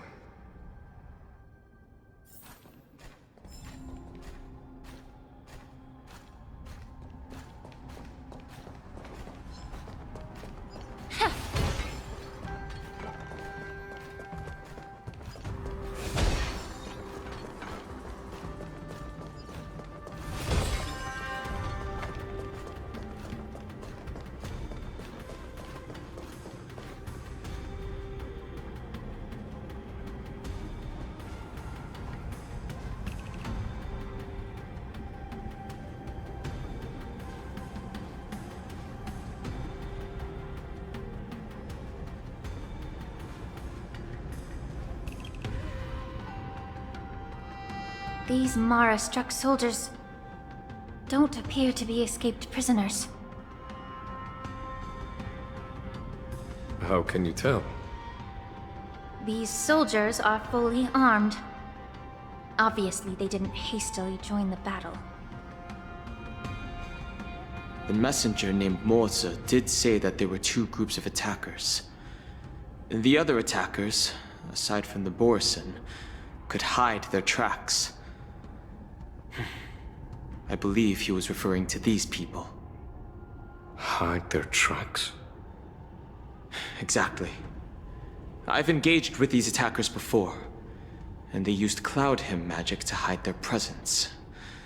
Without careful observation, no one can detect them. You once warned me to be cautious of the Vidyadhara Elder's influence within the Alchemy Commission. Could it be?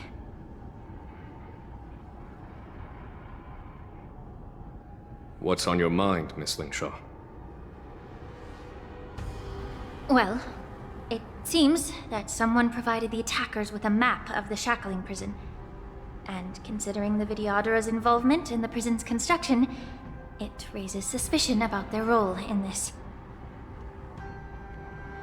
Additionally, the fact that the Borison need medicine to disguise themselves would suggest that there are still moles within the Alchemy Commission assisting them covertly.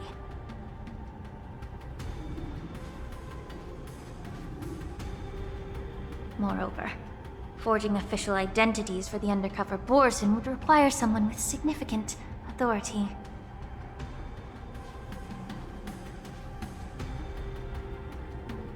And the presence of assassins capable of using Cloud Hymn magic deepens my suspicion about the Preceptors.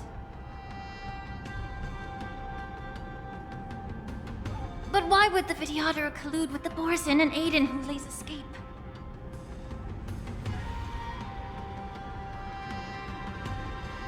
They aim to spread chaos. They believe that only in chaos can they regain their former power and influence. Since this edition of Imbibe de Lune, the once proud dragon race has been powerless, watching their influence wane. Being a native of the Lofu, Miss Lingshaw, I believe you understand the implications. However, I don't think the Preceptors are the true masterminds. If I'm not mistaken, the one behind all this treachery is the Lord Ravager who exploited the weaknesses within the Lofu and instigated the disciples of Sanctus Medicus, ultimately leading to the Ambrosial Arbor's resurrection. Fentilia. Please remember, General, that everything I've mentioned is mere speculation. We need concrete evidence for a public trial.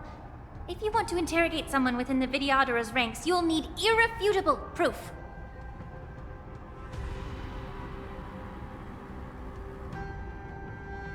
So, what's your plan, Miss Ling Sha? I'll send an invitation to the preceptors.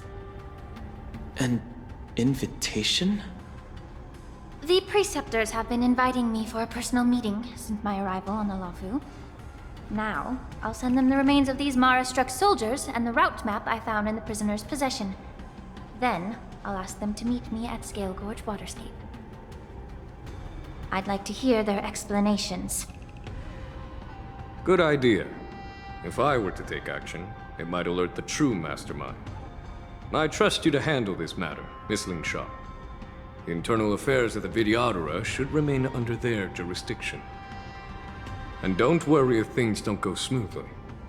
Once the wolf hunt operation is over, the hidden truths will come to light. Speaking of the wolf hunt operation, I'm truly worried about the Yaoqing messenger who was taken hostage. Hulei was starving in the shackling prison for centuries. I don't know if the messenger can survive in that wolf's clutches. May Rainbow's blessing keep him safe.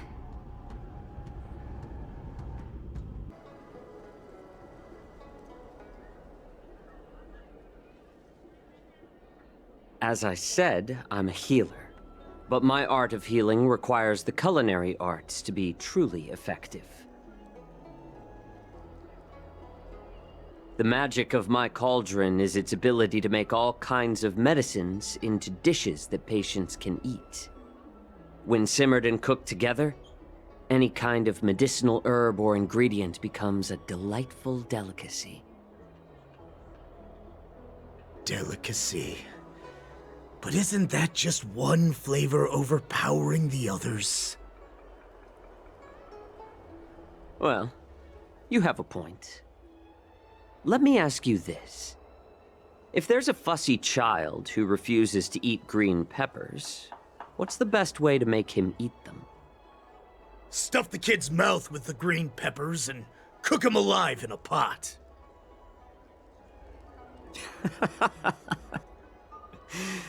You have quite the sense of humor. I've heard that you, Borisin, have lost many of your taste buds during the self-modification process, so you can't experience complex flavors.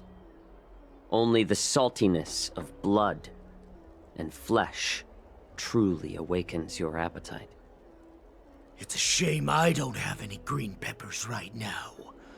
Otherwise, I'd happily stuff them into your mouth and cook you alive in a pot.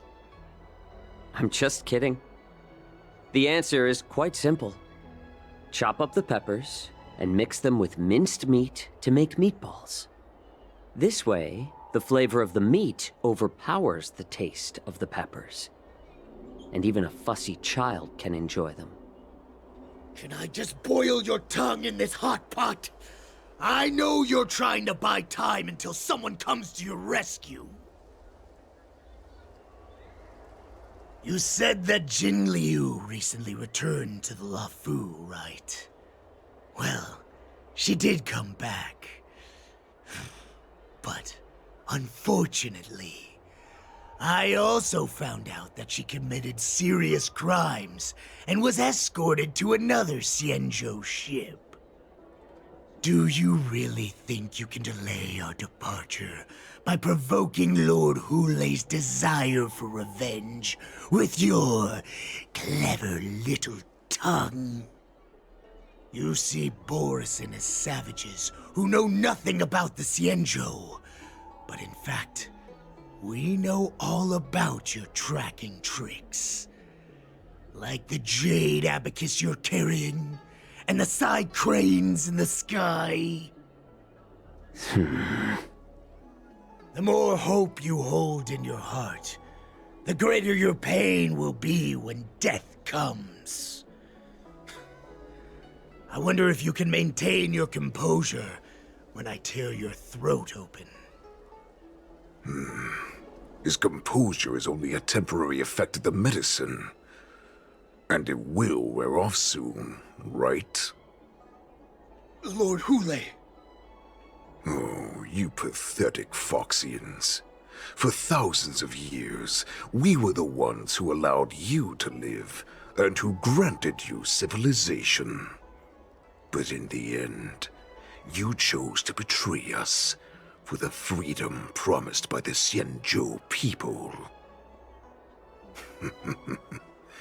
But it's all right.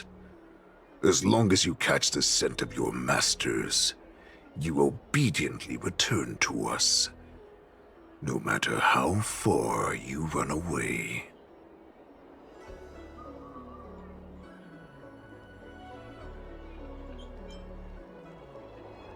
Run away, you said? Well, I'm not the one who's trying to run away right now. The Borison's era has long passed. Did they ever tell you these harsh facts before giving you hope for returning home, Lord Hule? Now they're being crushed by the Merlin's claw of the Yaoqing, by a Foxian.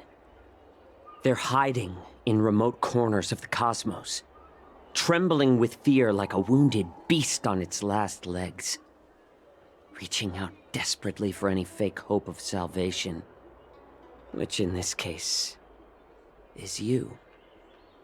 The Merlin's claw of the Yaoqing. A Foxian?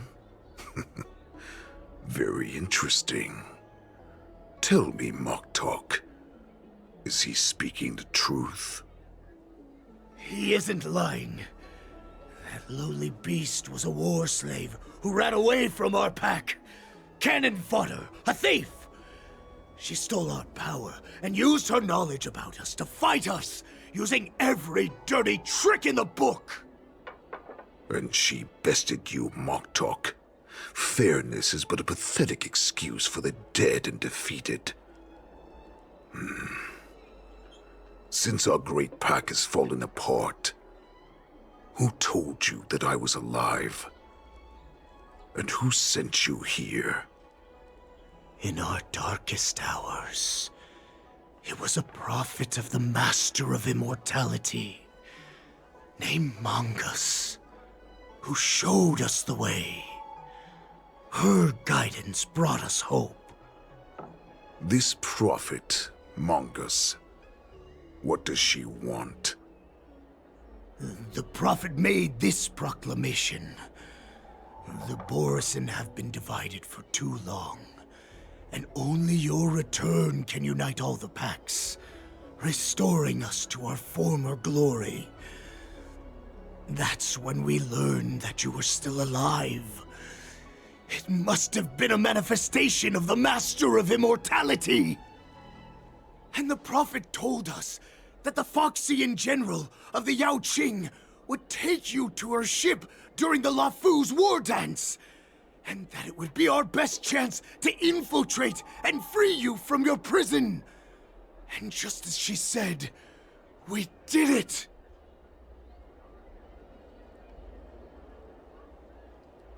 Even if you managed to set Hule free, you'd have no way to escape. We've already prepared our ships, and the prophet's prediction will surely come true. Once the news about the prison break spreads, the Cloud Knights will close all the ports. You may think you've escaped the prison, but you're just trapped in another cage, known as the Lawfu. Let me kill this unruly, lowly beast, Lord Hule!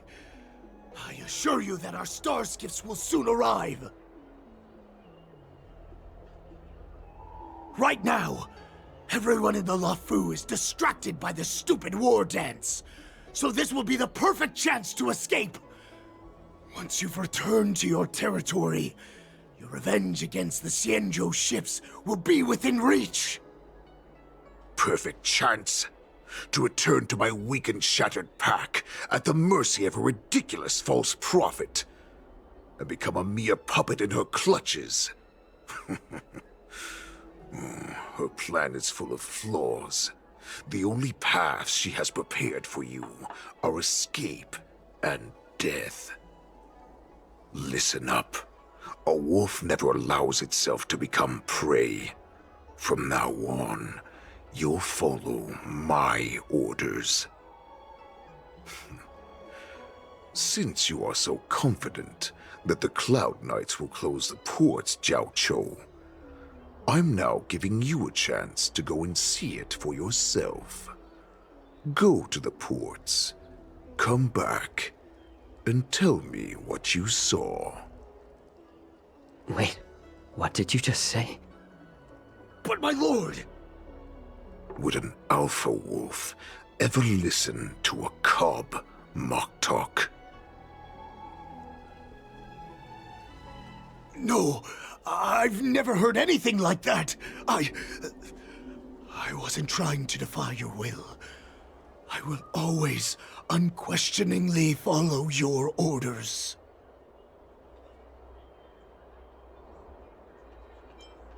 Just a little pre-hunt entertainment. Don't you want to run away? You will come back. Because Foxians like you always obediently return to their masters, no matter how far they run away.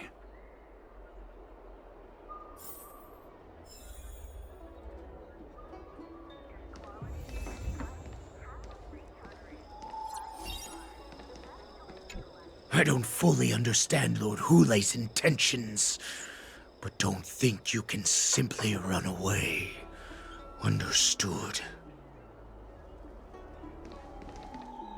You know why I'm letting you go. Because Foxians like you always obediently return to their masters, no matter how far they run away. Head to the port and report back to me. Let's see if they really closed it like you expected.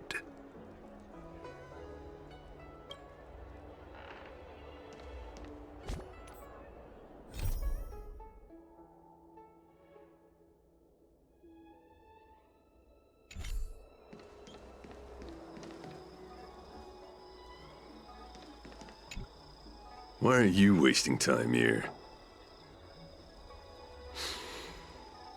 You are Borisin. That's right.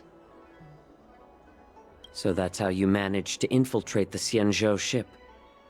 If I hadn't been so familiar with the scent of Borisin, I wouldn't have been able to tell. Never heard of such miraculous medicine, huh? Medicine? I heard there was a mutiny within the Alchemy Commission during the Ambrosial Arbor crisis. These infiltrators must have connections within the Xianzhou Lawfu.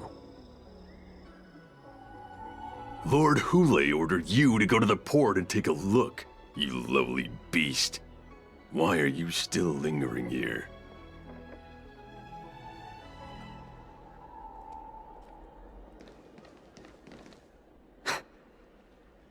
I can't believe he actually let me go. What game is he playing? Perhaps I can try to warn the Cloud Knights. No. Perhaps I can just escape.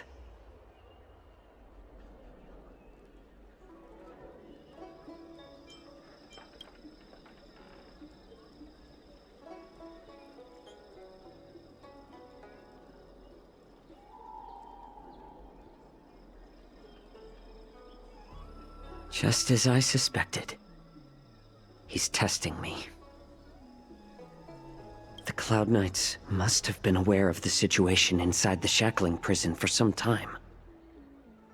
Will General Fei Xiao personally lead a squad to capture Hulei? For now, I'll do as he asked.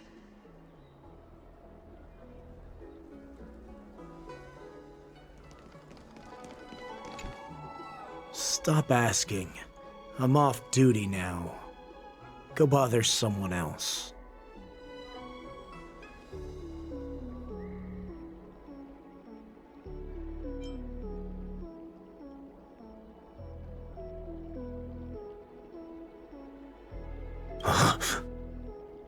You're not one of us, but I smell a familiar scent on you. The warhead sent me here to check on the situation.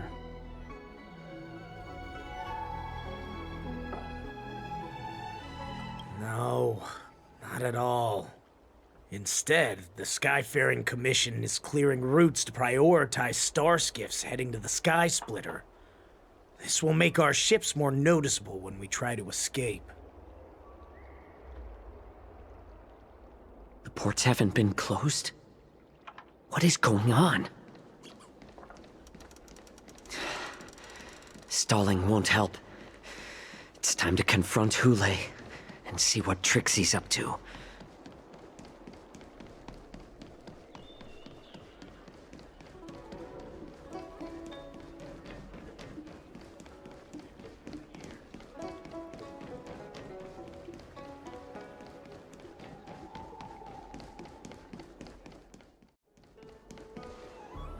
You're back, Jiao Chou.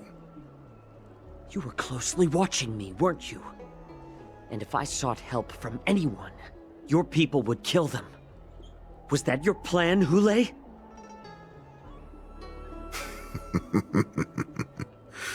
Oh, exactly as you said. So, have the Cloud Knights closed the ports? No. They don't want to publicize my escape. I understand. It's no surprise, for fear is more deadly than claws and fangs. Especially during a festive time like the war dance. What lurks here is not a group of fugitives, but rather a pack of wolves amidst the flock. My cubs are hungry, ready to feast on flesh and blood, reveling in your fear. Your calm facade will soon crumble.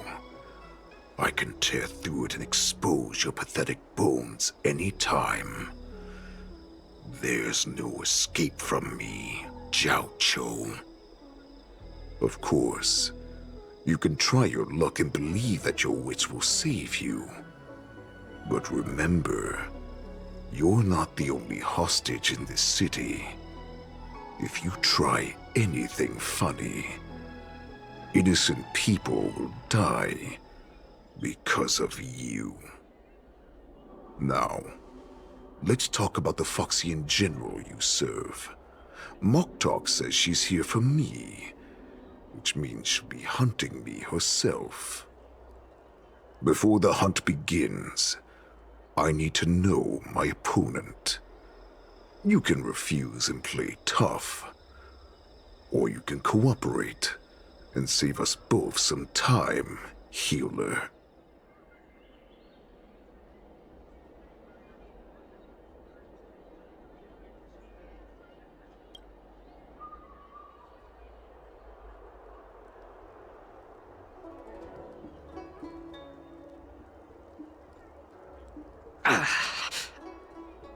Good. At least you didn't try to draw attention with a scream. That way no one will die in vain. Fine. I'll tell you what you want to know about her. But I expect something in return.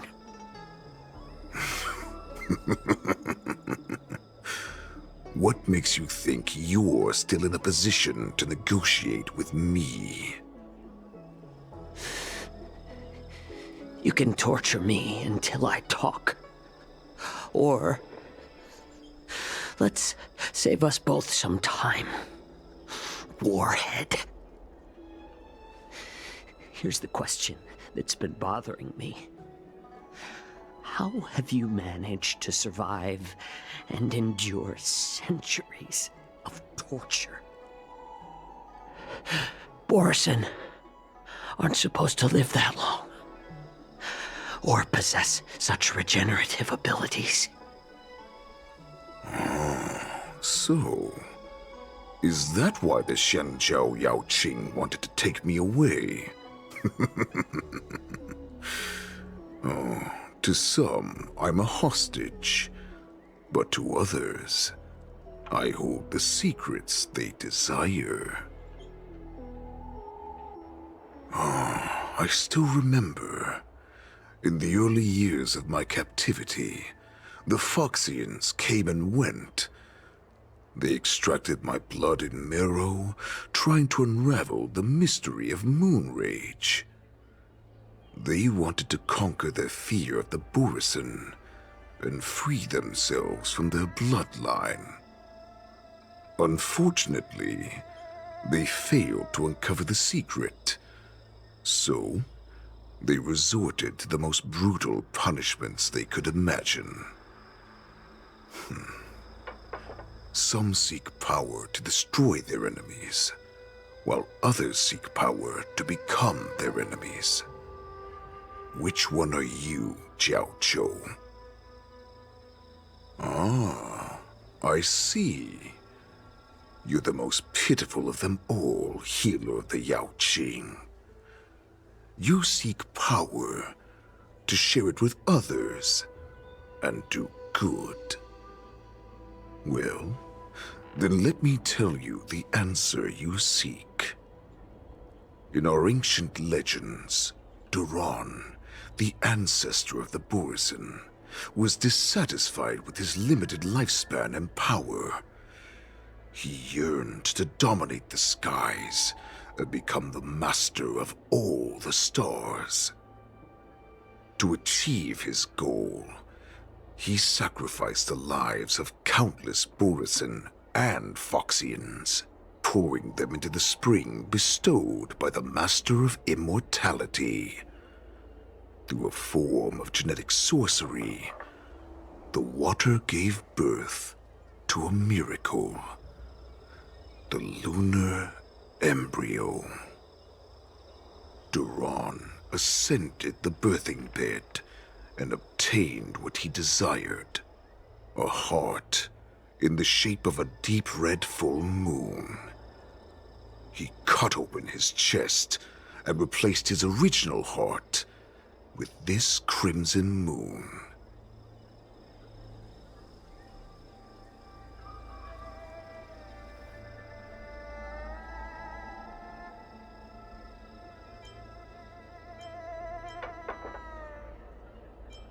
Laugh all you want, but only I know the truth behind every word.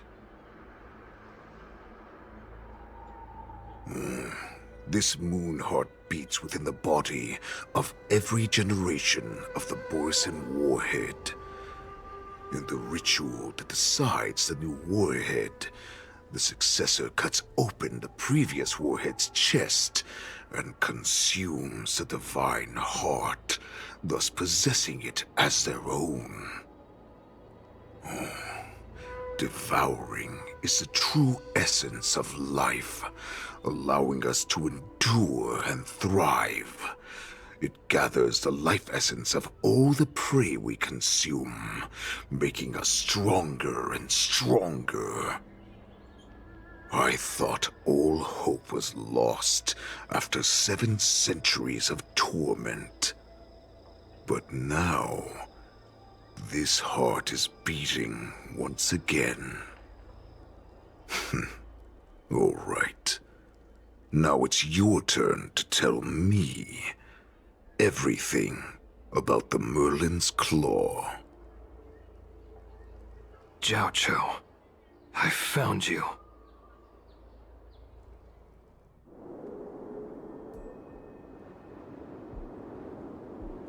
I know I'm in no position to question your orders, but if I understand correctly, you already have intelligence about the Borisin? That's right. My people are busy collecting clues now. What's the situation, Wadza? General, before we completely lost contact with Jiao Chou, I picked up a signal from his jade abacus. It won't take long before we locate their whereabouts. If that's the case, shouldn't we immediately go there and join forces to eliminate the Borisin? Why are we returning to Stargazer Navalia? Looks like your general has only taught you swordplay, not the art of the hunt.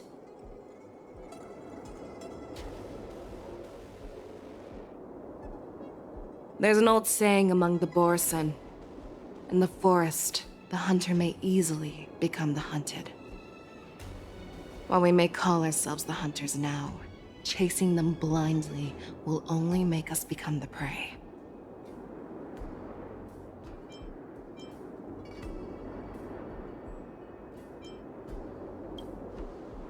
Are you joking, General? He's just a wolf who's been imprisoned for 7 centuries. Even with his accomplices, they're no match for us numerous Lawfu Cloud Knights. How could he consider us his prey? Do not underestimate the enemy. Hule is not an ordinary Borisin that can be easily killed. The advantage in numbers means nothing when we face that monster. A vicious beast who hasn't tasted blood and flesh in 7 centuries is now lurking on the streets of the Lawfu right before the war dance. This is what makes the situation treacherous and unpredictable. To him, the lives of ordinary people are just meat, ready to be devoured at any moment. Exactly. That is why we must succeed in our first strike, or the situation will spiral out of control. You've heard of this military tactic, right? When you surround your enemy, leave one side open for them to escape.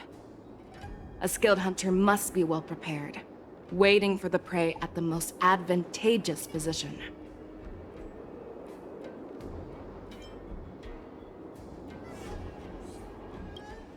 What would we do if we were the escapees from the shackling prison? While we can disguise ourselves and blend in with the crowd, we don't plan on staying here for long. In this case, what do we need most now? A star skiff to get us out of the Lawfu. The Borisin we discovered at Stargazer Navalia were actually preparing a vessel for their escape. We predict their next move, and we take them down. Let's start from where you found those Borisin and corner our prey.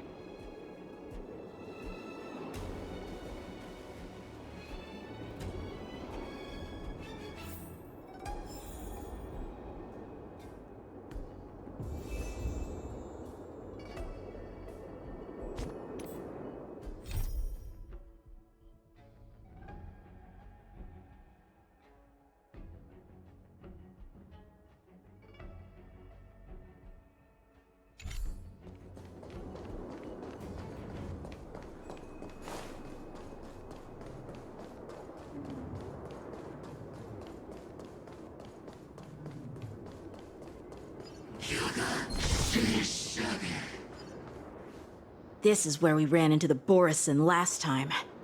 It looks the same as usual.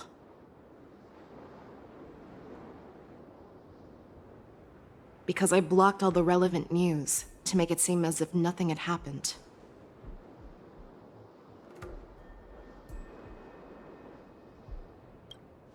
Losing contact with their accomplices preparing the star skiff will surely put them on guard.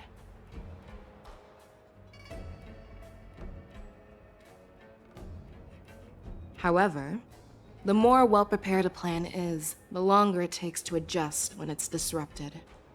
If any Borisin wants to stick to the original plan despite the risks, they'll surely come back to Stargazer Navalia to check the situation. Are you suggesting that there are Borisin here at Stargazer Navalia right now? This is an automated area. So don't you think that there are a bit too many people here today? First, look at those 2 Skyfaring Commission staff members. They've been observing us in secret since we arrived here. Then there's a Cloud Knight soldier over there. Perhaps he's here for patrol, but each patrol team must consist of 2 members. And obviously, he is not following the rules. Lastly, there's that craftsman wearing Artisanship Commission clothing. He's unusually focused on checking that device. If you have a target in mind, let's go investigate.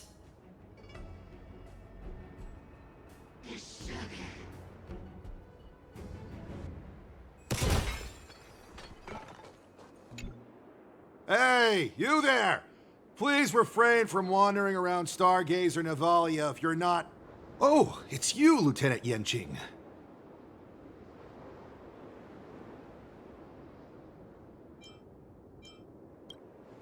No, not at all.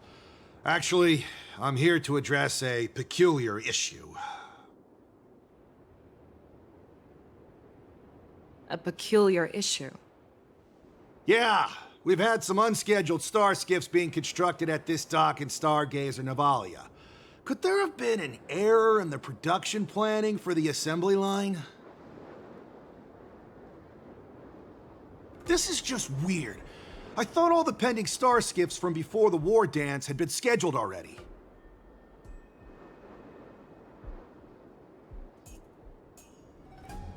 I'm sorry, but I need to focus on my work right now. If you have any questions, we can discuss them later.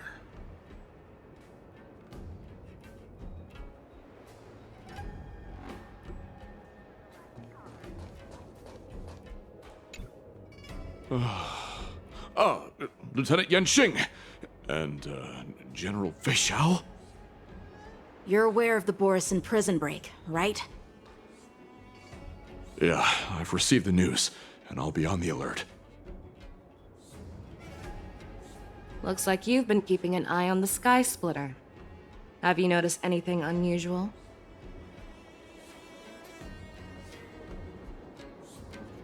No, everything is normal on the ship. Nothing out of the ordinary.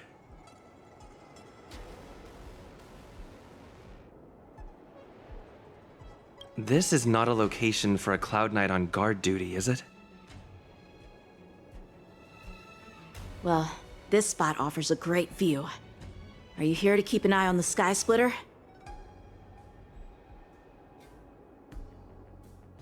Yes.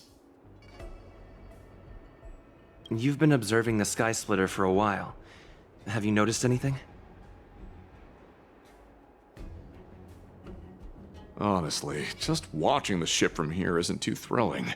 I wish I could go on board and witness Lieutenant Yanqing's contests.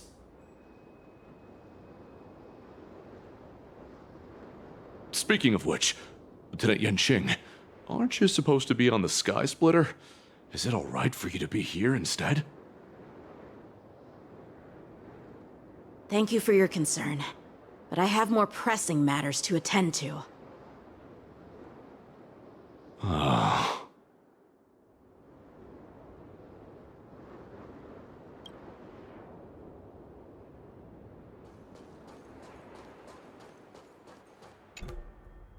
Who are you? Don't you know that Stargazer Navalia is on lockdown now? Hey, chill out. They're just a few lost tourists. But Stargazer Navalia is the shipbuilding port of the Xianzhou Loffu. If the Skyfaring Commission called for a lockdown, there should be official documents proving it, right? Official documents? Of course there are. The Cloud Knights are aware that some people have infiltrated this port. That makes perfect sense. So you're now investigating the Borison? Yeah, we've received orders from the higher-ups, so we've blocked off this area to prevent any interference with our inspection. Thank you for your understanding.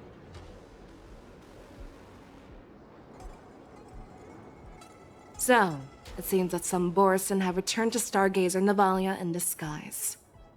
The answer seems quite obvious.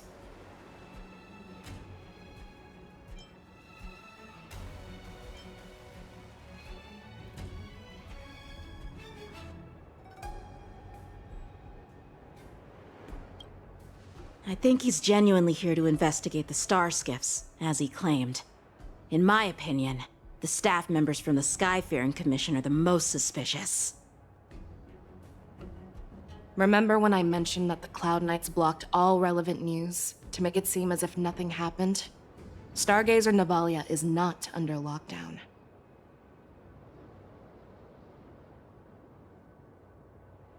But on the contrary, those staff members use Stargazer Navalia is on lockdown as an excuse to persuade us to leave.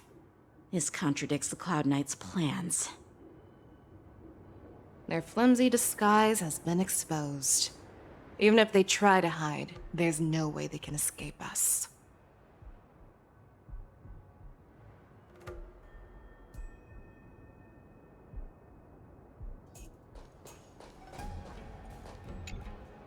Why are you still here? As I said, Stargazer Navalia is on lockdown now. No, I never issued such an order. Who are you? Perhaps you haven't met me on the battlefield, but I am certain you've heard my name. Now I'm asking you a question, so answer me. Tell me. How many more of your comrades are here? Where were you planning to meet Hule? This woman, she's the general of the Yaoqing. What are you still waiting for? Attack her!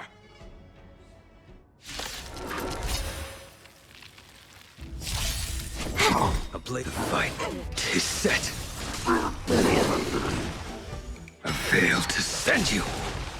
Run! Tell Lord Moktok about this!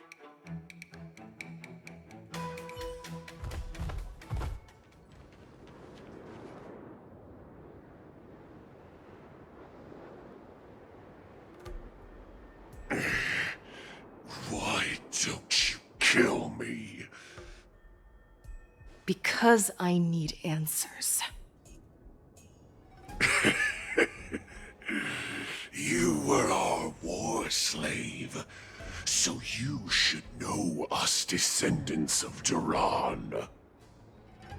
You want me to talk? Fine.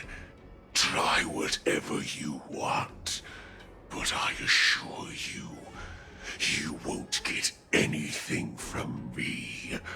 Only fangs and blood. If I were to do that, I wouldn't be any different from you. I am the arrow that pierces the wolf's heart. I grant you a swift death.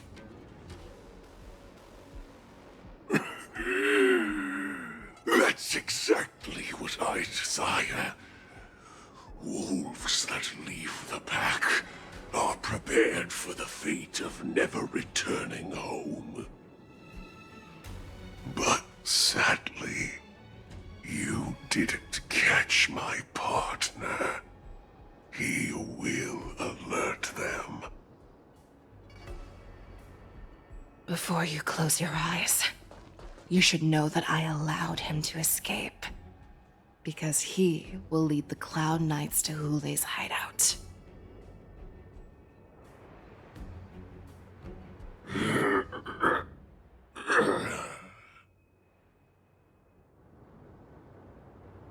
Is this how you leave one side open? You let that Borison escape so you could track him? This is the most common hunting tactic used by Borison. I know the methods of these abominations all too well. They always leave an escape route for their prey, allowing them to flee in fear. Then they chase them like it's a game. Borison get great satisfaction from the last struggles of their victims. Have you witnessed these things firsthand? That guy called you a war slave. What exactly have you experienced? Well, just a hazy past that I can barely recollect. Long ago, I was one of them.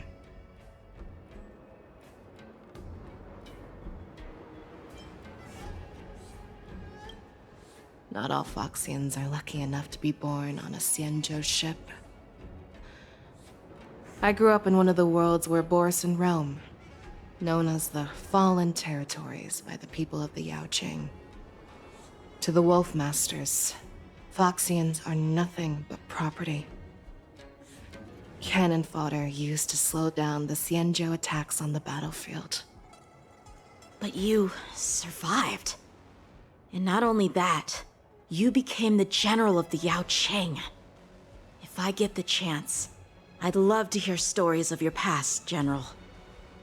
Speaking of stories, you've reminded me that now is not the time for them. Wadza, we've sent the warning from Stargazer Navalia. What's the situation on your end? I've found them. Zhao Cho is trying to stall Hule, and he signaled me to not reveal myself. Trust his judgment and keep watching. We'll be right there. I believe the warning we sent will stop Hule from attacking Stargazer Navalia. What will he do next? The hunt is not over yet. Stay safe, Zhao Cho.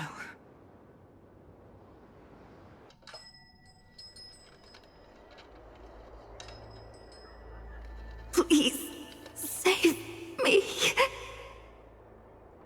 I want to live. Doctor! Xiaoshu, find a medical ingenium and give that kid a shot! Hurry!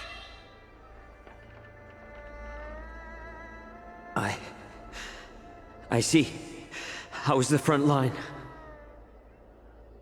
The Borisin beast ships have already landed on the Fenghu. It won't be long before this place is overrun as well. What about General Yueyu? Any news from her? I'm her healer. I should stay by her side at a time like this. She asked me to tell you that she's not coming back. She must protect the Cloud Pier telescope. General asks you to save that kid. The girl fought desperately just to bring us all back here alive. I've never seen such a brutal fighting style. Her body, it's like she was split open. Just like... Oh, her blood pressure is dropping. Do you hear me, Xiaoshu? Loud and clear. Get me some tumble dust. We've got to start the operation right now.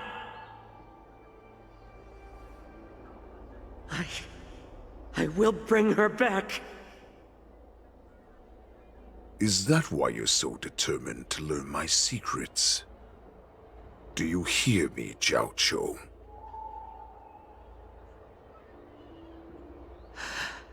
I do. Loud and clear. So she saved you all in that great battle on the Xianzhou Fenghu 3 decades ago. But to your surprise, you discovered her Borisin bloodline while she was at death's door.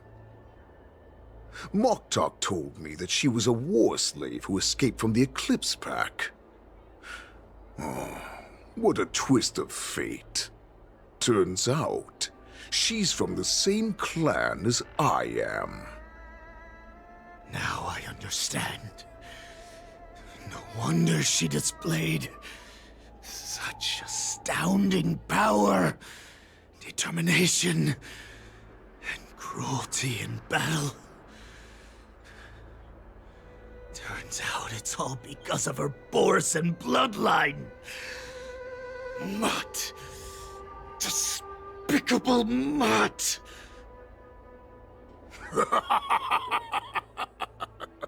And she used the gift of her bloodline to destroy the Borisin!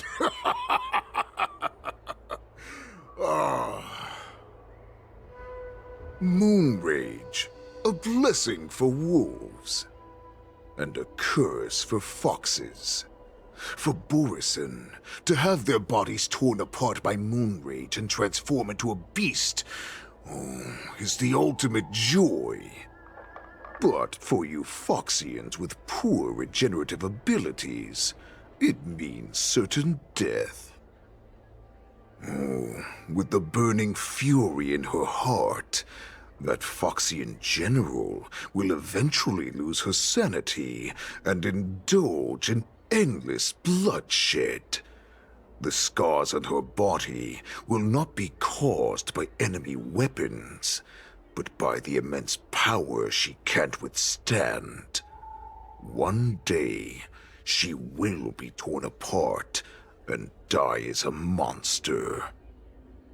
And in return for saving her life, you intend to give everything to solve this impossible puzzle. Hulei, do you know the saddest thing about being a healer?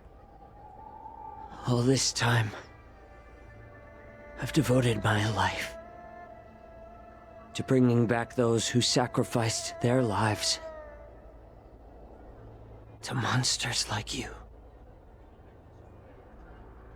I exhausted myself, and my hands trembled.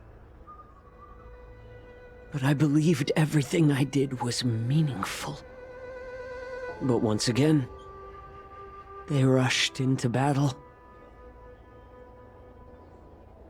And then I heard of their deaths. They died under your claws, in your jaws, amidst the flames of crashing star skiffs, and under the luck's arrow of rainbow. Like a useless idiot, I saved a fish named Life out of the cauldron called Death, only to watch it struggle and dive back into the boiling broth. So I asked myself, why were they so eager to run toward their death after they had recovered from their wounds?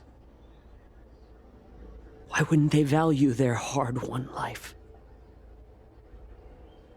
All the doubts left me feeling lost.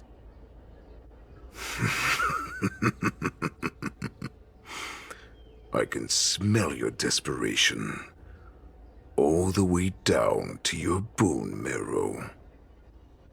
Eventually, I realized that their deaths held value. They placed the weight of their sacrifice on the living, granting us strength. With a coin forged by their deaths, they exchanged something more in return. Everything I'm doing now, following you so closely, is just for one reason: witnessing your death with my own 2 eyes. Even your death has value. It will pave the way for a peaceful war dance and a fully cured Fei Xiao. The thoughts in your pathetic head are hardly surprising. Did you already know this? Yes, I did. As Borisin, we understand the value of death more than anyone. And as a healer who has witnessed so much death, you won't be swayed by fear. Oh, what a shame, what a shame. Your story actually sparked a trace of respect for you in my heart. Can you even feel respect with your corrupted heart? Of course. Because I caught a whiff of my own kind in you. Unfortunately, in the end, you're still just a weak fox. As the wolf's creed goes, gift the wolf a dead end where new paths arise. Raise him to a doomed fate where satiation lies.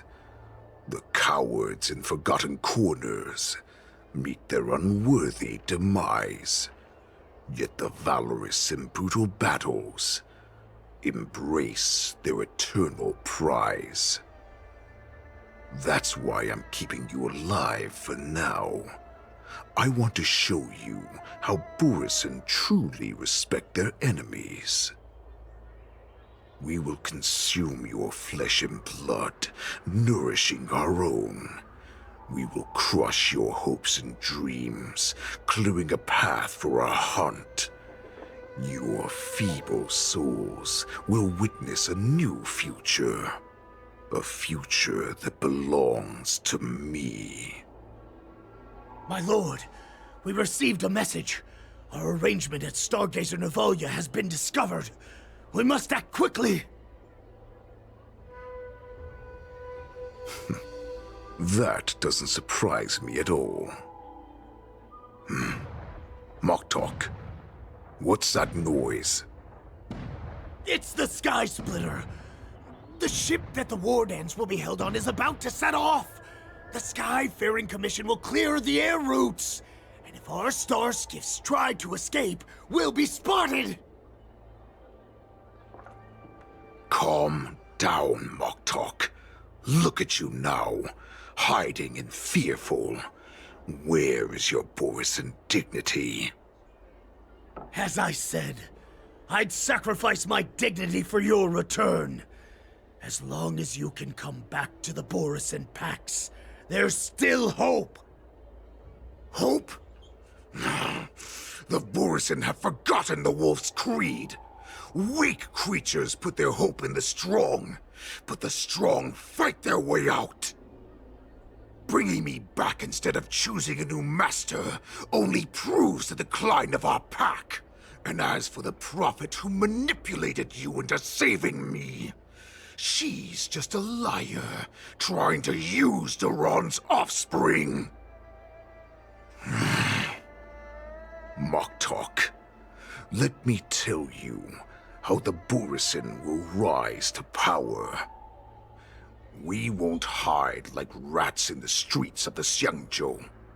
We will be ravenous wolves, walking amongst a herd of lambs with our fangs bared. But, Great Warhead, our packs are not here. We can't go to war like this. Our packs are not here. Wherever I go, everyone is the pack. Stay away. Just don't come any closer. No!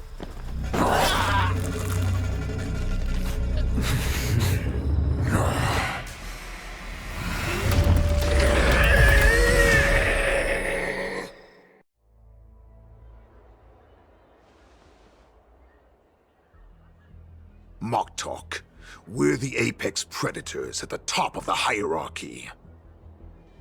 As wolves, we create fear. We don't become servants to it. If you're blind to the path, I will be the crimson moon that lights the way for you. Share my crimson blood with our brethren.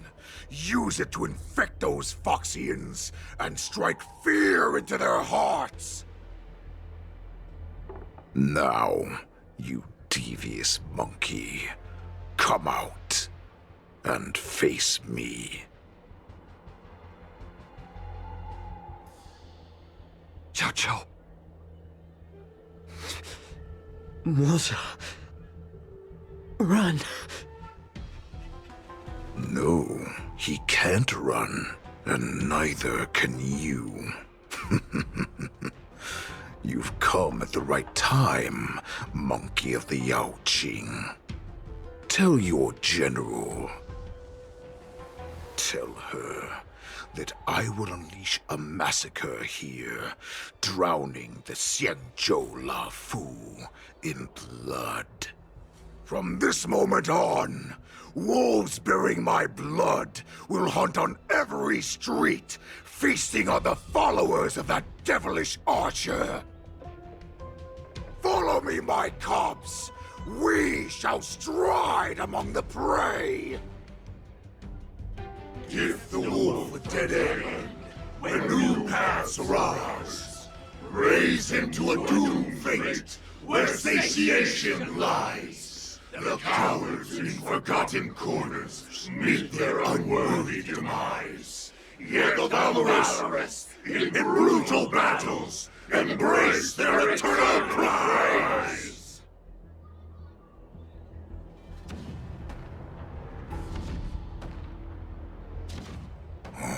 Do you hear that? The rumble of the cannons. It brings back all the memories of past battles within me. My return will bring back the Wolf's Creed. In my own way, I shall save our weakened pack and restore it to its former glory!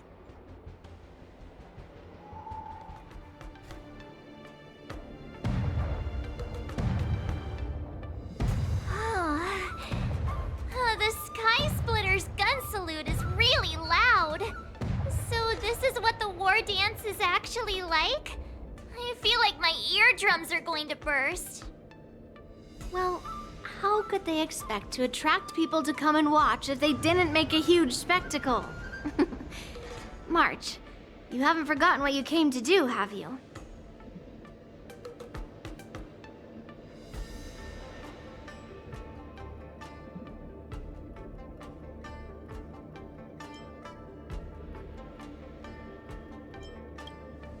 That was the mission my grandfather entrusted to me.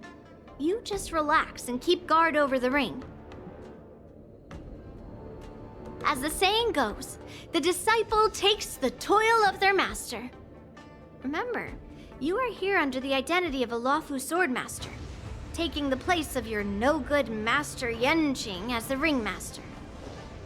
But what am I supposed to do if my opponent for this round is super talented and just wipes the floor with me in seconds? I'm still a beginner in swordplay. I don't know where I got the confidence when I agreed to help General Huayan. Come on, there's no need to worry about that. If you are defeated, then your opponent shall have to answer to me. Although, if that happens, the honor and the glory of the Xianzhou Lawfu shall all be taken by the Juming. Master Yun Li, please, I'm about to compete. Can you say something that will give me a little confidence? March, think about the great storms that you, nameless of the Express, have weathered along your many journeys. There's no doubt that you have faced far more terrifying enemies than your opponents here today, right? Don't you feel a lot more relaxed looking at it that way? I've trained hard in the art of swordplay over these few days. It's time for me to get in the ring and prove myself. Let's go! Master Yun Li, I don't think I'm completely ready. March, there is no such thing as completely ready.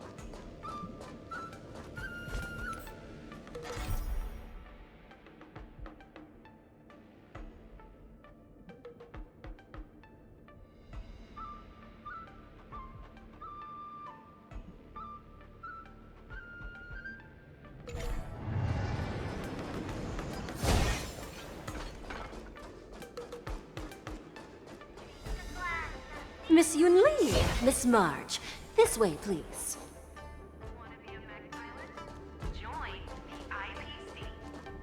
I was informed of your arrival by Madame Yukong and came to greet you personally. The news that you will be the ringmaster in place of Lieutenant Yenqing has been made public, Miss March. Just now, as I passed the contestants' hall, I overheard them all discussing this news. The most common question I heard was, who is March 7th? If they ask you this, how will you introduce yourself? Do you have something prepared?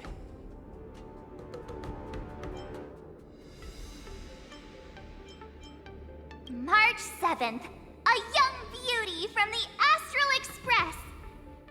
All right. When people ask you, you might as well tell them this loud and clear. I see you are both quite relaxed. Impressive, given the imminent danger you face. Miss Yun Li's contestant information was registered for the war dance a long time ago. However, as a last-minute entry, the Skyfaring Commission has taken care of the necessary procedures for you, Miss March 7th. Please, follow this path. The contestant hall is just up ahead. Thank you, Miss Shikwe. Come, let's take a look around the contestant hall.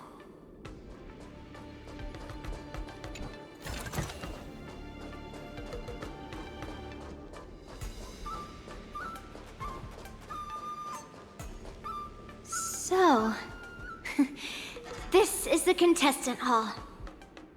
Wow, there are so many people! March, before the war dance begins, allow me to give you one more lesson. My grandfather always told me that a weapon mimics its master. That means that a person's weapon will reflect their habits and personality. You've seen me wield old metal before, haven't you? Tell me, what did you observe from that?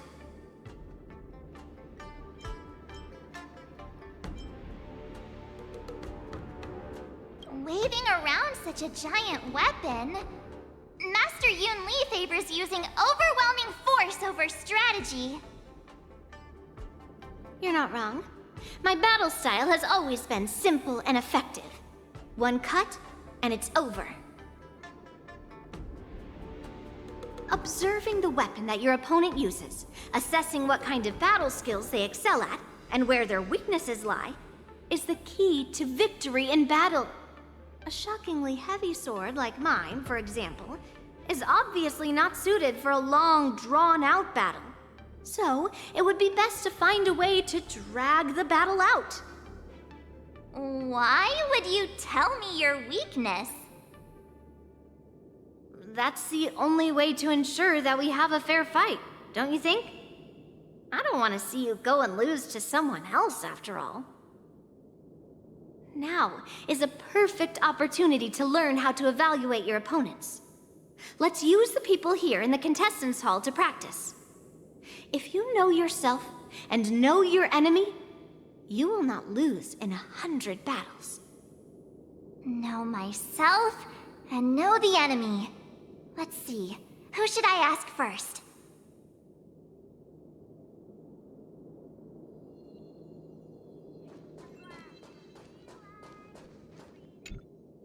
Ugh.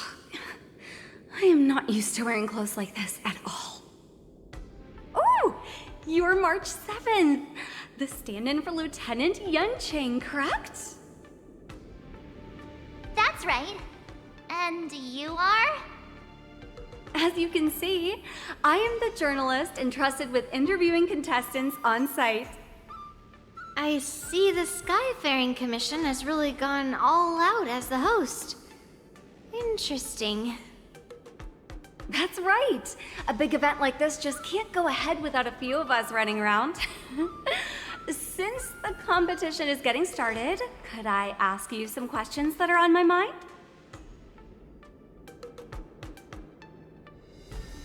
Oh, great! First, the question that is on everyone's minds. Lieutenant Yunqing is not appearing in today's war dance. This is just gossip from unreliable sources, but I hear that Lieutenant Yunqing is seriously injured. Is this true?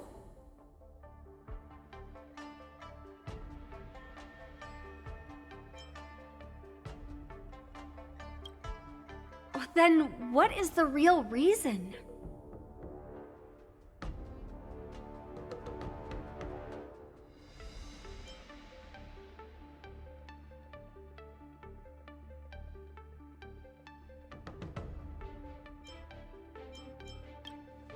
I never thought that such a talented young man that has garnered so much attention would have this kind of attitude. Once the war dance begins, you will be challenged by master swordsmen from many different worlds, Miss March 7th. Are there any that you're looking forward to facing in particular? May I ask who that might be?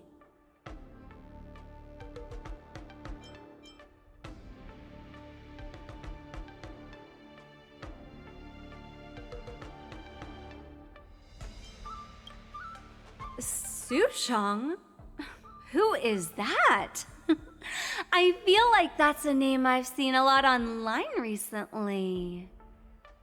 Thank you very much for accepting my interview. Much appreciated.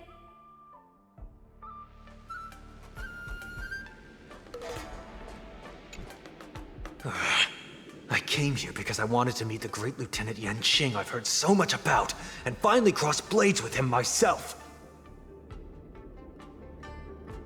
Who would have imagined that he would take a disciple and have her be the ringmaster in his place? This is no more than running away from a fight, and is a great dishonor to the Yaoqing. This last-minute replacement, March 7th. Who exactly is she?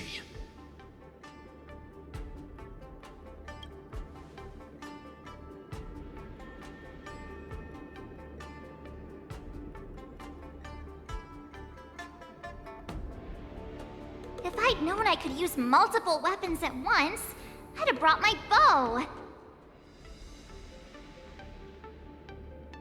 Hello, miss. Are you here to take part in the Ringmaster's Challenge too? That's right. I'm the March 7th that everyone's been talking about. What? You're March 7th? Don't worry. I'm a newbie swordmaster who's only been practicing the art of swordplay for half a month. March 7th. Standing before you is a seasoned Cloud Knight who has practiced swordsmanship for over 200 years. Tricking the opponent into underestimating me is a valid tactic too, right?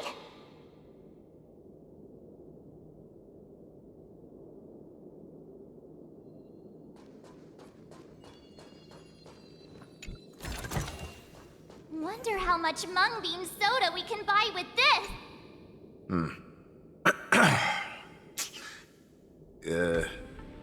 Was there something you wanted to ask me?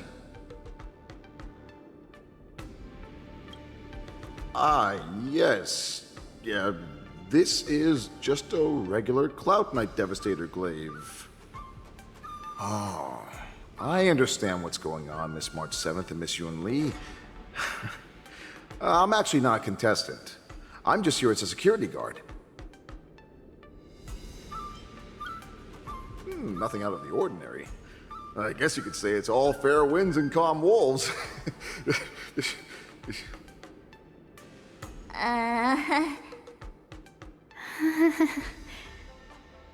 Another awkward pause. I knew it.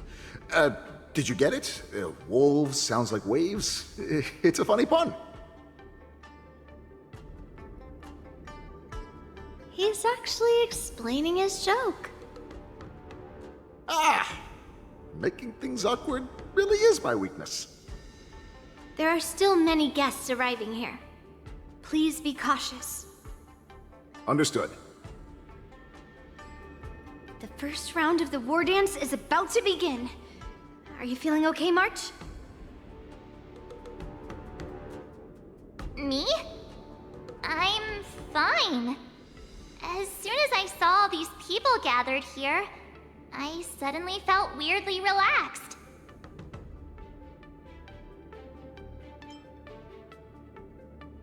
Just make sure to maintain this composure when you go in the ring. I understand why you wanted me to know myself and know my enemy. I don't feel as nervous as I did before. So, do you want to go out and see the ring? I knew it! Let's go.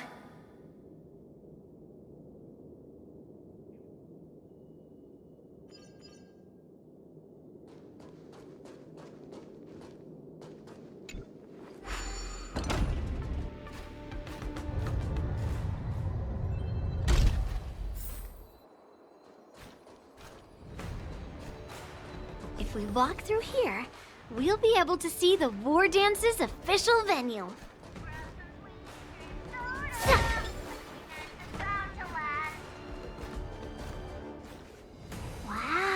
So this is what it's like from the spectator seats? Look over there. That's the ring we'll be standing on. Master Yun Li, I'm getting nervous again. Can I really do this? Well, it's too late for nerves now. It's almost time. Almost time for what? As soon as I think about the mission General Huayan gave me, my heart starts racing like crazy. What do I do, Master Yun Li? It's when it stops speeding that we need to worry. Just take in the atmosphere and prepare yourself. I have to leave for a moment and do some inspections around the ship. This was also part of Grandpa's orders. I wonder how Master Yanqing is doing over there. Hey, focus.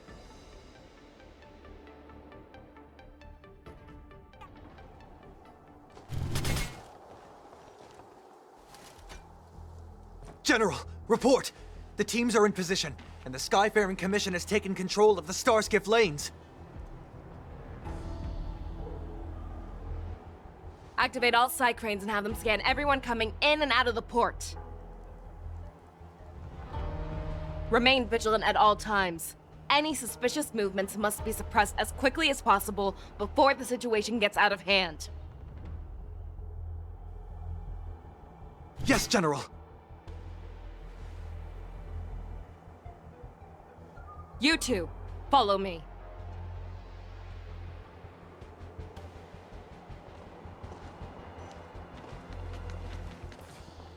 Moza's signal's nearby, but we lost contact just a moment ago. Could that mean... He will be fine. Cloud Knights, search for the target.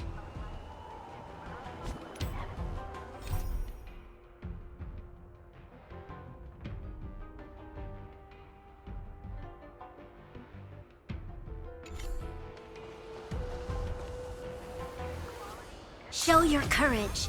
Let's wait and see.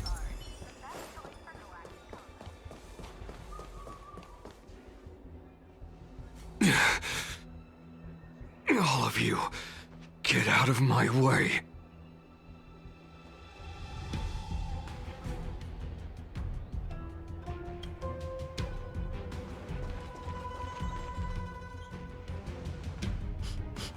Wait. Don't go any closer. General, I failed you. That mad dog left me here as...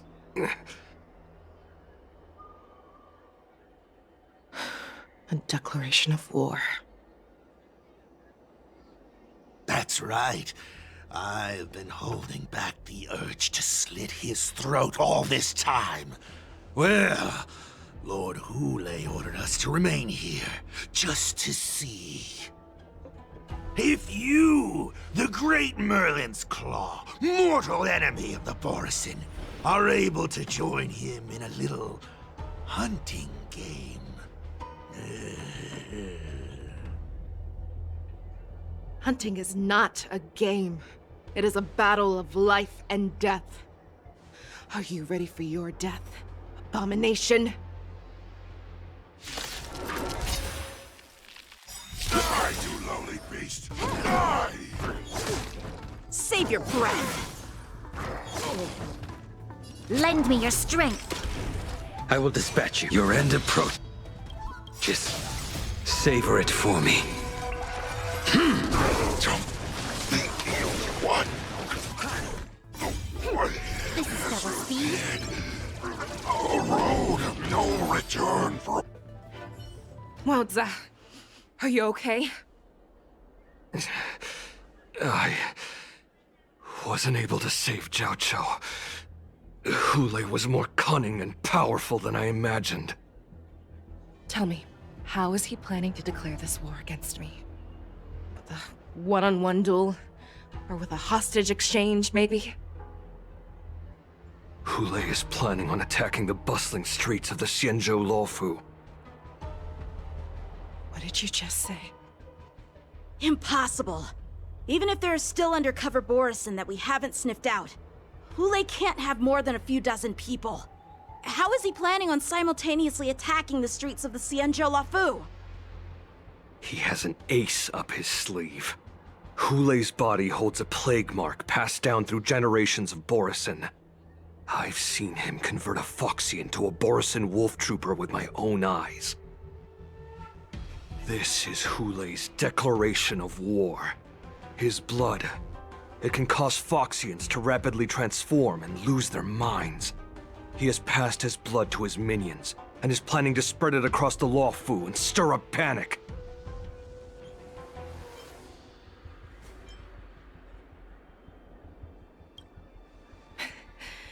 He wants to encircle us in one fell swoop.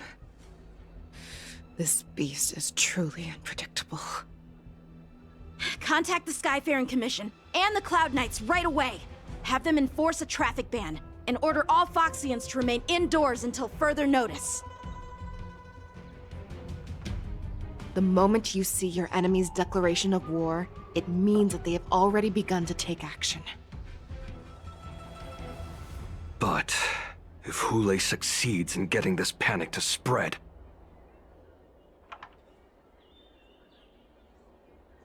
Do you remember what I told you before? Hunting is about thinking the same way as your prey, not just mindlessly chasing after them. What Hulei wants is to see everyone on the Loffu descend into panic. He wants to see us lose our minds and waste our limited manpower scouring every inch of the Loffu for signs of an attack until we exhaust ourselves. It's like that party game that the people of the Yaoqing love to play. They hide an object under one of several bowls, then move the bowls around and have you guess which one the object is underneath. The way I see it, this is all nothing more than misdirection. No matter what Hulei does, there is one truth that cannot be changed. He is trapped aboard the Xianzhou Loffu. The only way for him to escape is to find a ship.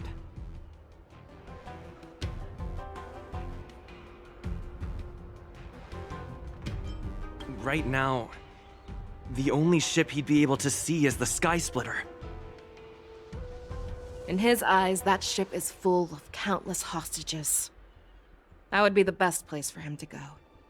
So, that will also be our final battlefield. But if we're wrong about this, if he goes somewhere else, or if he does as he said he would, and his minions infect the Foxians everywhere with wolf blood, what do we do then? Are we just supposed to abandon those less likely locations? This is another lesson that you must learn outside of swordplay. Weighing your options and making a decision. There are always questions that we will ask ourselves, but never be able to answer. Before making a decision, we must destroy any hesitation that we are holding on to. Once we make a decision, we must fight off any regrets. There is a chance that we will make the wrong decision and allow our allies to be sacrificed in vain. There is a chance that we will predict our enemies' movements correctly, yet underestimate their strength and be overwhelmed in battle. But being lost in hesitation and failing to take any action will always be more harmful than taking the wrong path. We must make a decision, no matter what. Everyone, listen up. I will personally take charge of Starskiff Haven, evacuate the people, and prepare for any possible attacks. I will do my best to ensure that things are safe on the ground.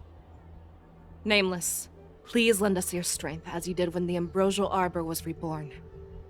I need you and Wildza to go in search of Zhao Cho. General, please entrust me with the safety of the Sky Splitter. I was originally meant to participate in the tournament, so now it is only right that I return to the Sky Splitter. If Hulei does come to attack the Sky Splitter, Lieutenant Yanqing, I need you to hold him there until I am able to arrive. Please rest assured, General. If he dares step foot on the Sky Splitter, I, Yanqing, swear on the blade in my hands that he shall not escape.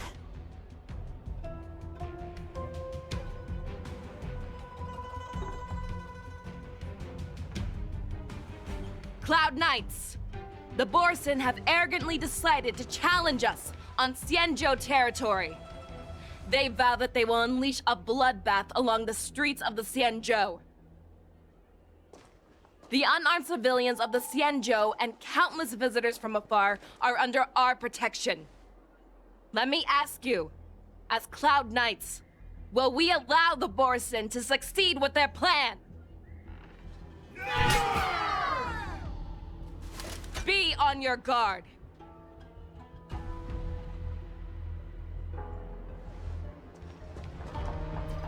Calling Starskiff Haven. Have all Cloud Knights be on full alert for Borson attacks.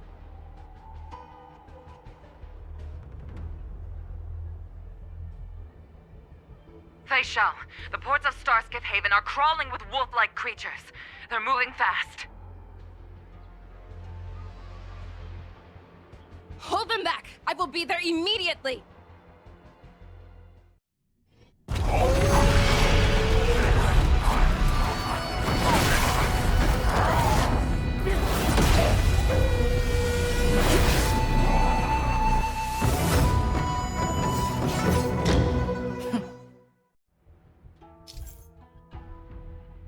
There you are, Fei Shao. Madam Yukong, after 30 years, we find ourselves fighting side by side once more. It's been a while since I've let loose. Let's get this started. Remember, you are still on the Lawfu. Try not to go too wild.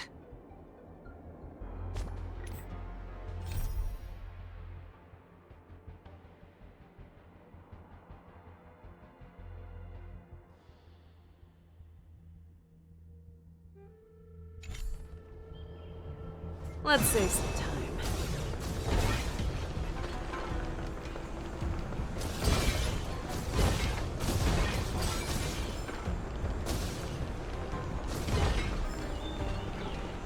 All together!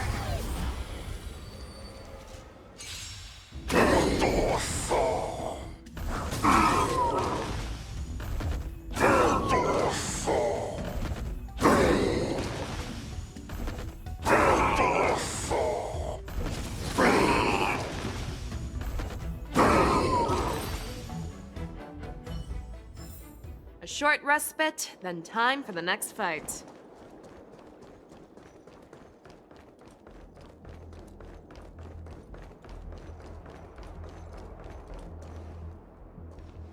We have cleared out the enemies in Starskiff Haven. But it seems that there are fierce battles being waged at both the Exalting Sanctum and Arum Alley. I will prepare a Starskiff. We cannot allow the fighting to continue. This is now a race against time to stop this farce that Hulei has created. I know Zhao Qiu always wants me to know my limits and not get carried away, but now is the time to bring this to a swift end.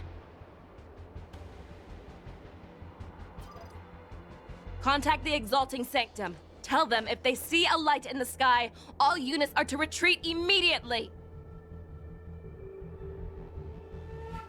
Madam Yukong, lend me your bow!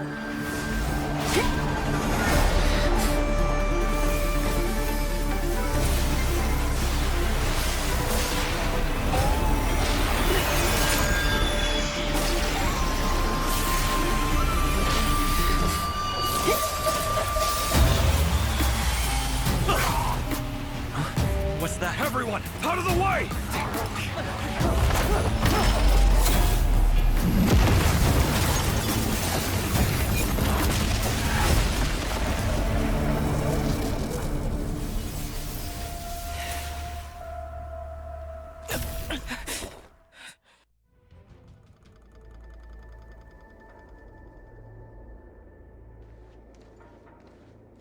Oh, what a mess. I just knew it would end up this way.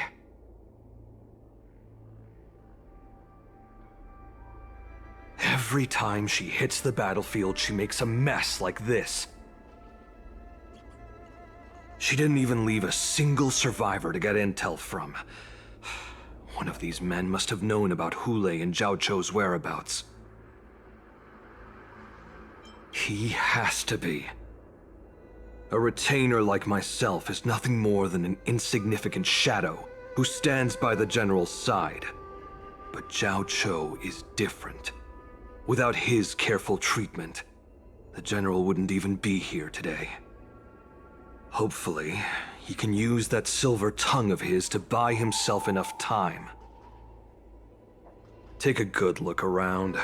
If you can find one or two Borisin that aren't dead yet, let me know. I don't care how tight their lips are sealed. I always have a way to crack them open and get the information we need.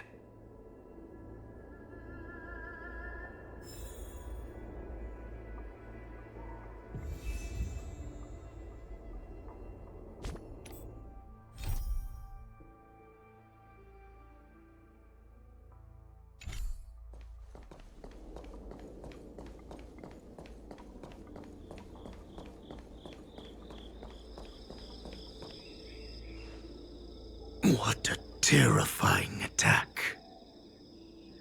Who could have imagined that such astonishing strength would lie in the hands of a Foxian war slave? So decisive, so brutal.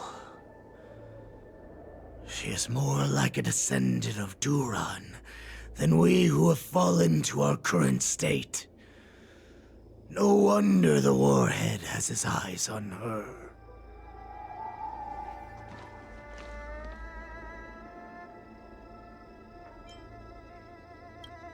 I remember you, Mock Talk. You are harder to kill than a cockroach. But the fact that you have willingly shown yourself saves us some time. It is not too late for you to surrender. Tell me, where are Hulei and Zhao Chou?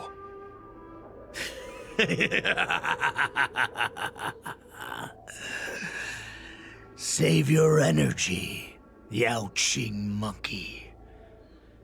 If there is one principle that we beasts know well, it is that we might have to break off an arm to break free from a cage.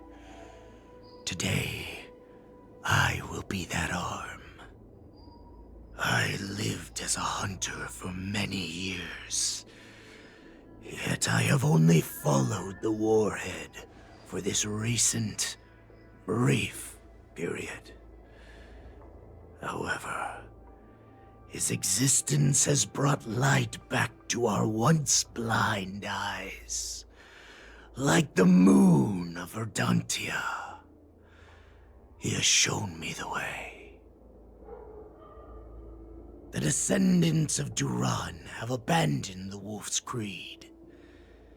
In order to ensure our survival, we took solace in the shadows and fed on one another. We were no longer wolves. We were no more than rats, living a dirty and pathetic life. Thanks to the gift granted to us by Lord Hulei, I have shared his vision and his blood. The descendants of Duran should live for the victory of the pack, and they should die for it as well. Come, Yao Qing man. Show me your fangs. We will fight to the death! Puh! How honorable, you mangy dog. But you seem to have misunderstood. There will be no fair one-on-one duel. Let's see how tough you are once we've put you down.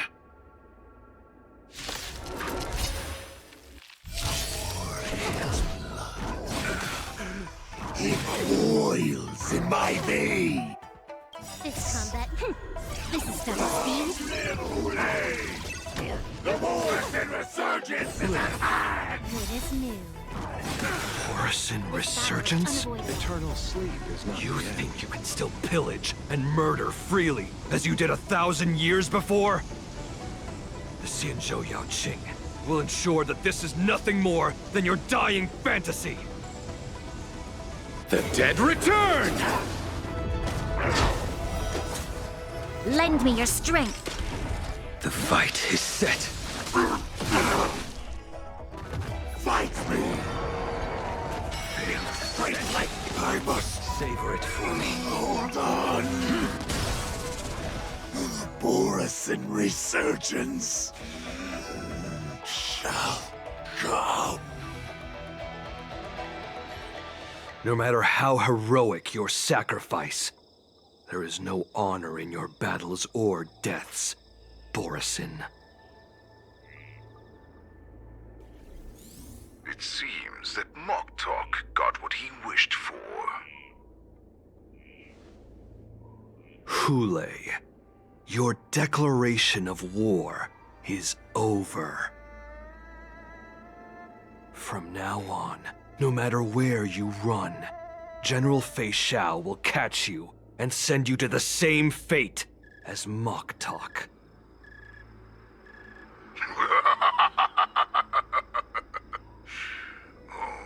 Your tongue is sharper than your claws.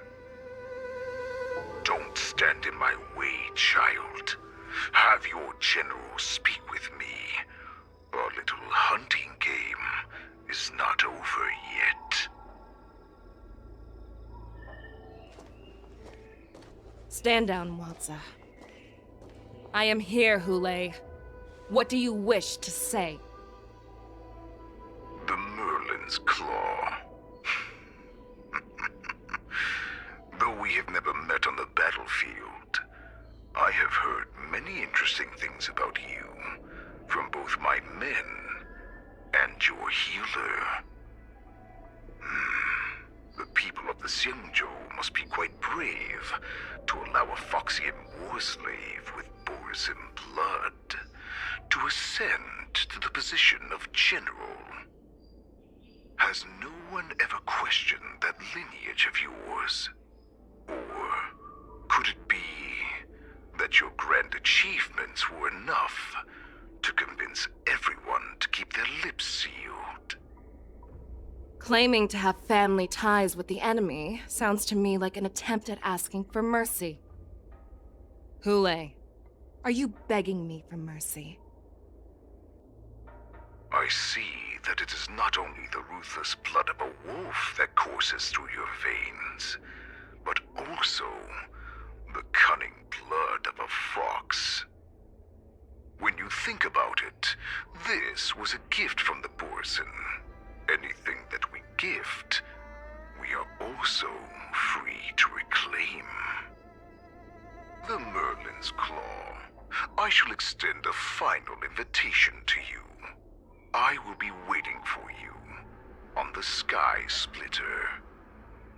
Before you arrive, I will slaughter all in sight, allowing the crimson moon that has fallen dim for over 700 years to once more come to life. I will illuminate this ship with the sheen of blood and show everyone just how weak and powerless the Xianzhou is. Then, I will pilot this ship through every blockade and barrier you have prepared and begin my journey home. This ship shall be the flagship for the Borusan Resurgence. Before I finish these tasks of mine, you have a chance to stop me or die at my hands. This is the path that I have prepared for you. I accept your challenge, Hule. Because the very moment you stepped aboard the Sky Splitter, you stepped onto your path to ruin.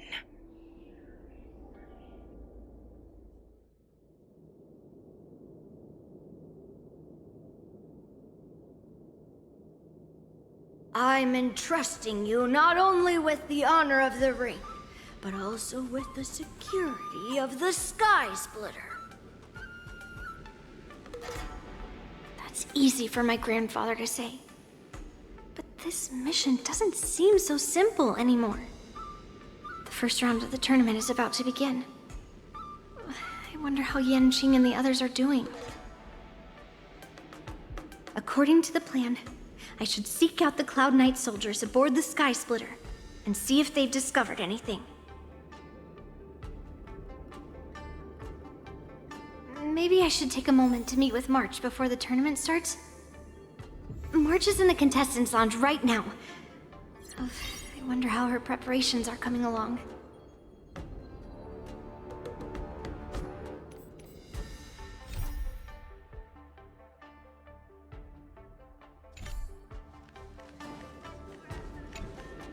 March, it's me, Yunli.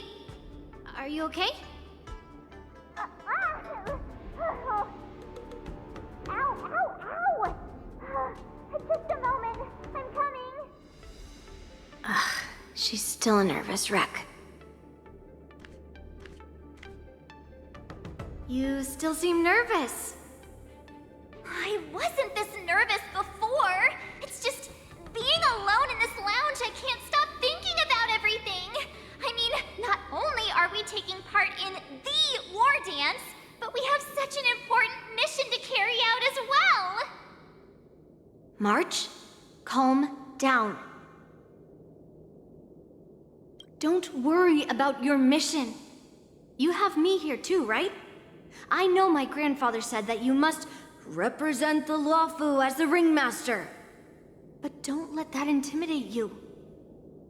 Ask yourself, you are a nameless of the Astral Express. You have always been free to come and go as you please. So why did you board the Sky Splitter with me when my grandfather gave us this mission? Why? Because I also want the war dance to go smoothly. For us Nameless, even though we're just visitors at every stop, it was here that I met my two masters and made many new friends. I want the war dance to go ahead without any problems, for everyone's sake. Good answer. The tournament is about to begin, so I must go carry out the mission that Grandpa gave me. March, may your blade be sharp and your victory glorious. Thank you, Master Yunli. According to Grandpa's plan, I should seek out the Cloud Knight soldiers aboard the Sky Splitter and see if there have been any new developments. Is that you, Miss Yunli? If there's anything that I can help you with, please let me know. We haven't noticed anything out of the ordinary yet. Very good. Although, there is one thing I want to confirm with you. Unfortunately, we don't have any means to distinguish between Borisin and Foxians. However, you can rest assured that the Cloud Knights are working hard to investigate the source of the forged identities.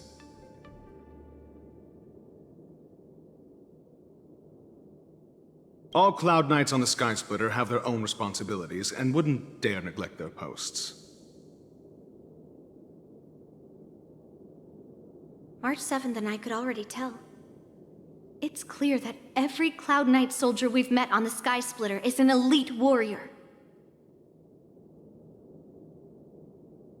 Your timing is perfect, Miss Yunli. We actually just received an emergency boarding request.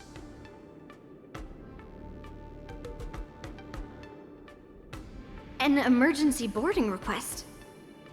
It wasn't on the Sky Splitter Starskiff registry, but all the documentation checked out.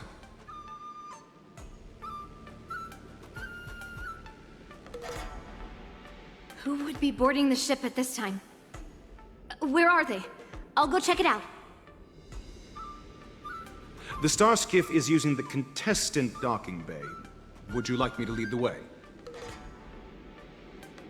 No need. You have your own duties to take care of. I will be fine by myself. I have to check on this immediately.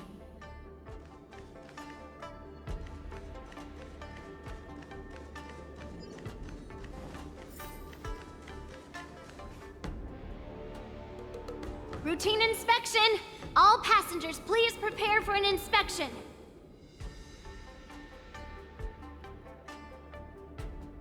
So this is the suspicious star skiff. Where did the passengers go? I'm going to count down from 10.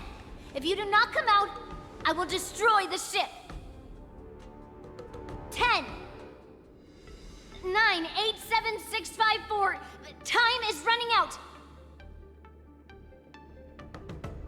3, 2, 1. Wait a second!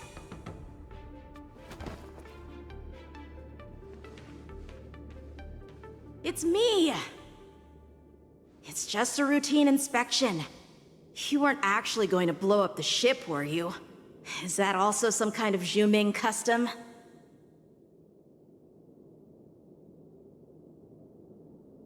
Didn't little Yanqing claim he was going to give up being the ringmaster and go on the hunt instead? Help shoulder the general's burdens? The Borisin on the ground suddenly launched an attack. General Fei Xiao was concerned that this was all a diversion by Hule, so I requested to come to the Sky Splitter and provide support. I can't believe you ended up back here on the Sky Splitter after running around all over the place. But you're too late to enter the tournament now. Following Grandpa's plan, our disciple March is taking your place as ringmaster. Aren't you proud of her? When I first heard the news, I was definitely proud, but also a little concerned. More manpower is always a good thing, since the Sky Splitter is so large. Oh, and by the way, you should know that... What's happening?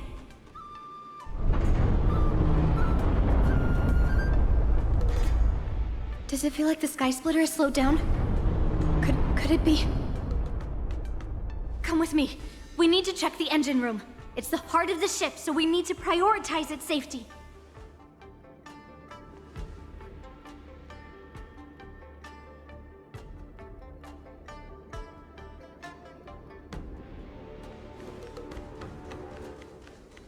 The war dance is about to begin.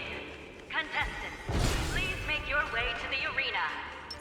Let's wait and see.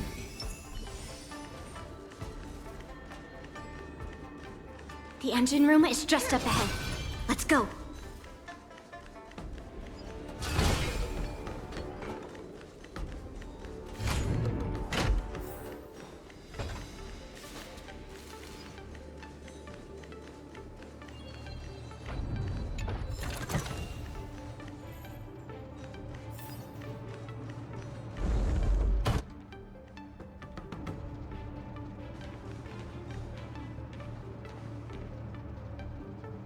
Strange.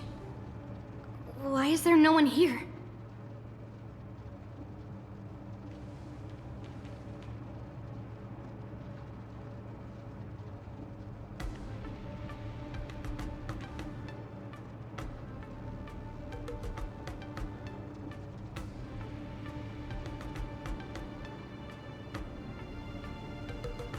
The Cloud Knights. They're over here.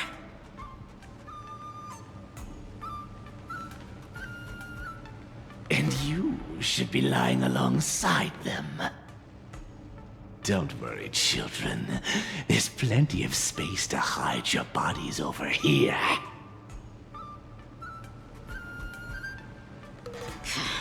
Even though I truly hoped that the war dance would go ahead uninterrupted, and that I was worrying for no reason. Now that these guys have finally shown up, it's a huge weight off my mind. Bring it on, you abominations!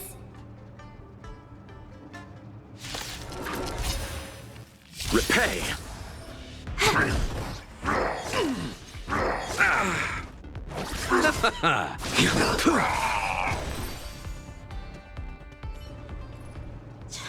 found 2 wolves in the engine room. That means that even more abominations have infiltrated other areas. Hule is already aboard the Sky Splitter! There's no time to talk about this. The war dance has already started. If my guess is correct, the Borisin will most likely use the ceremony to begin their slaughter. Let's go. We need to get to the war dance ring.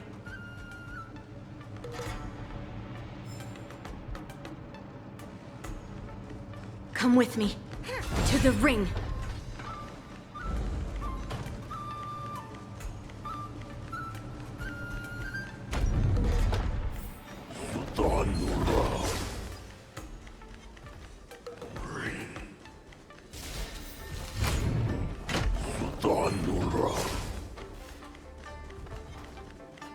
This way. We're not too late.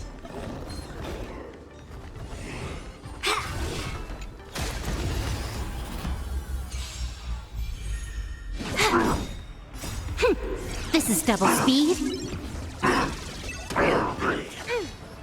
Savor it for me.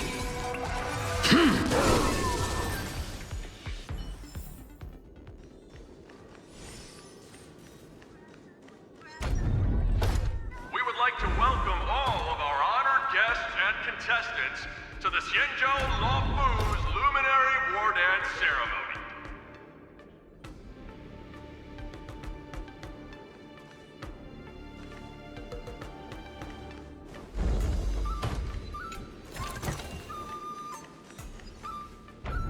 To welcome all of our honored guests and contestants to the Syanzhou Lofu's Luminary War Dance Ceremony.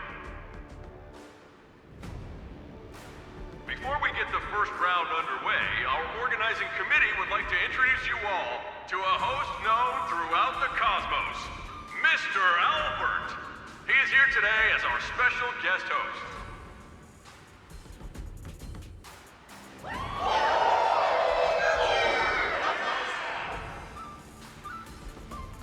Let us invite our special guest host, Mr. Albert, to the stage to formally open the war dance.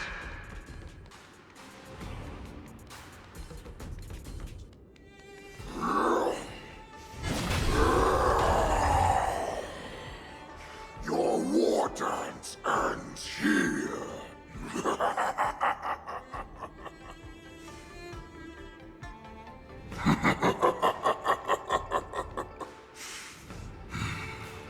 From this moment on, the Sky Splitter belongs to me. And for you, dear spectators, I have prepared a true fight to the death. Now, run for your lives! My apologies. The spectators that you were expecting aren't here. Everyone here actually came to see you. Cloud Knights, prepare for battle! Syanzhou swords, Cloud Knight wars! Syanzhou swords, Cloud Knight wars! Syanzhou swords, Cloud Knight wars! Syanzhou swords, Cloud Knight wars!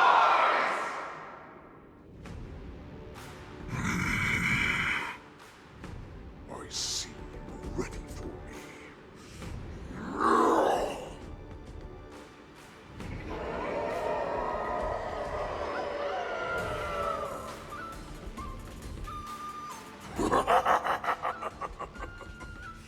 That's fine too.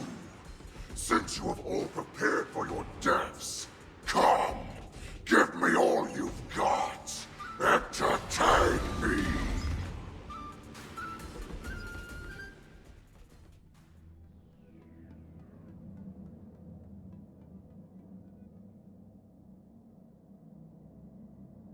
Surround your enemy, but leave one side open. This is your strategy for ensuring that the war dance will be able to be held as usual? Precisely. When Hule escaped, we should have cancelled the war dance immediately. No one can predict where a wild beast like him will attack. Yet festivals and celebrations like this are likely to become targets. However, preparations for the war dance were in the works for so long, I couldn't bear to announce its cancellation. So I thought, if the show must go on, then let it go on. But that doesn't mean that the war dance we hold today has to be the real event. All we need to do is swap all the spectators and contestants aboard the ship with Cloud Knight soldiers, and the Sky Splitter, soaring high above, will become the ultimate battleground for our hunt. But what do we do if Hule is not planning to attack the war dance? Then we just need to draw his attention to the Sky Splitter. We'll have the Skyfaring Commission clear all transport lanes and cut down Starskiff traffic. Then, when the time comes, there will be only one ship in the sky, and he will have no reason not to attack. General Fei Xiao will be in charge of scaring the wolves and cutting off their other means of escape, making him think that this will be his best way out. Given that the Borisin already have insiders on the Lawfu, I will be in charge of putting pressure on them, making them focus solely on keeping themselves safe. Very good. Then I'd better dust off my weary bones too. I will go with the Skyfaring Commission to guard the Jade Gate and ensure that things do not spiral out of control. Knowing that Elder Huayan is part of our last line of defense is a great comfort.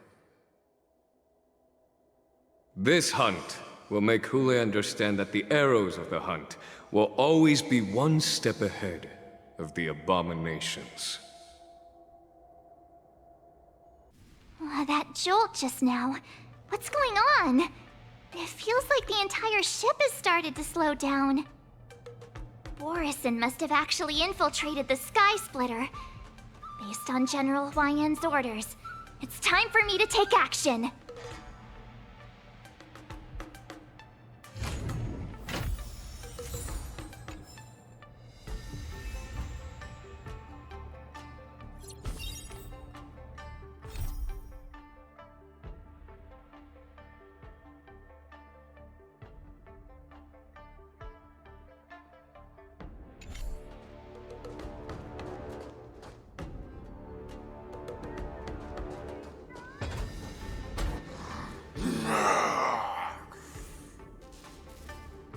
You guys, you're not Cloud Knights acting as Borisin, are you? You're real Borisin, aren't you?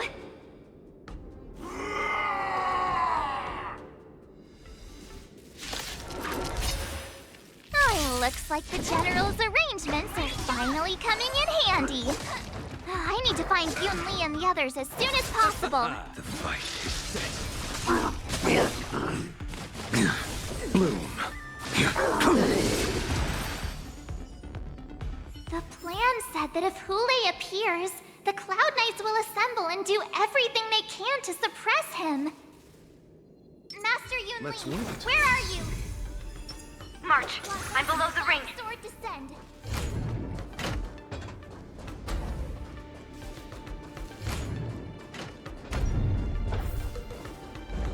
Shing! The hall below the ring. I remember it being this way.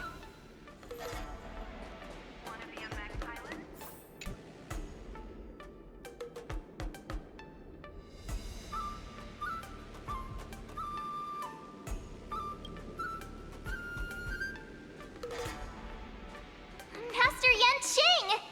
What are you doing here? I was concerned about the safety of the Sky Splitter, and my dear disciple, of course. Yanqing, the wolf you are hunting is standing above us in the war dance ring at this very moment, facing the Cloud Knights. This war dance will not be seen by the people of the Xianzhou, nor will it be just a ceremonial sword fight. This is a battle to the death that offers no honor, only mortal danger March, are you ready?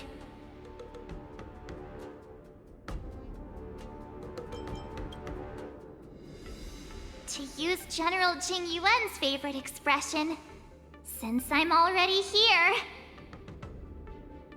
Yunli, Miss March, may your blades be sharp, and your victories glorious.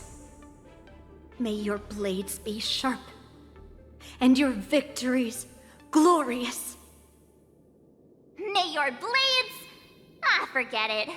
Let's go and make this a quick victory.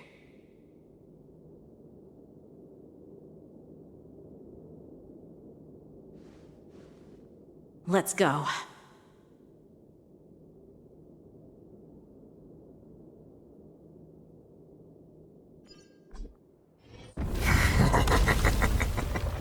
So feeble. Such weakness is truly pathetic.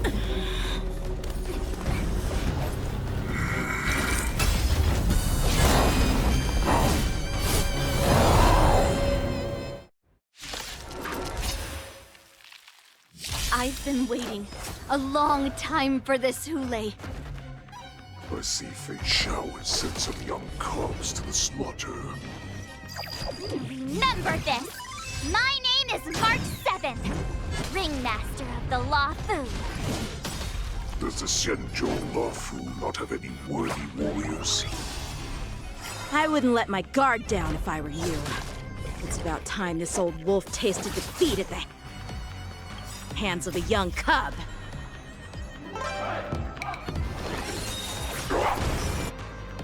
This combat...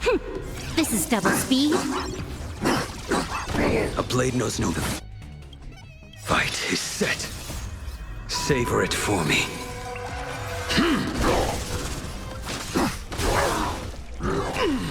I failed to send you. You think a little ambush is enough to defeat me?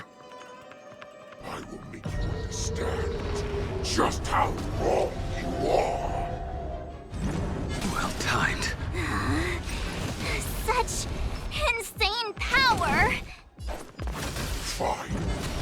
You kill me. Opening act for me. Until Xiao finally arrives. This is double speed. That pair, savor it for me. Awesome! Now watch this! I will dispatch you. I underestimated you. Can I have fun? Time for a buzz. Eternals, the dead return! You'll make good stuff! Time to show you Azure Dragon, White Tiger, less carbs! Watch this! Swing with all your might, dear cubs.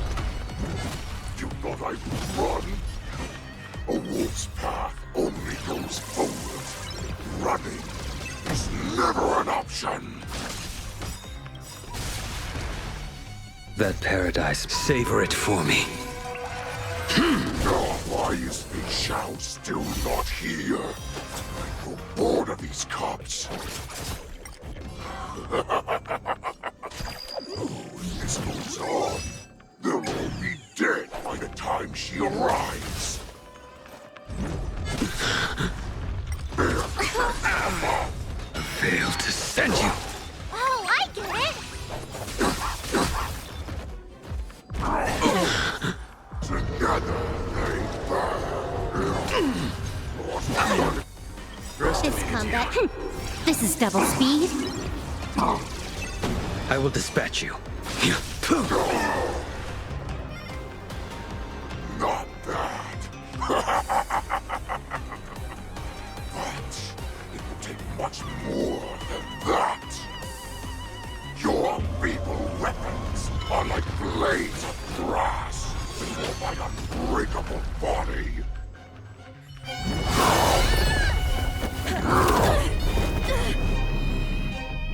I've had enough. Time to finish this little game.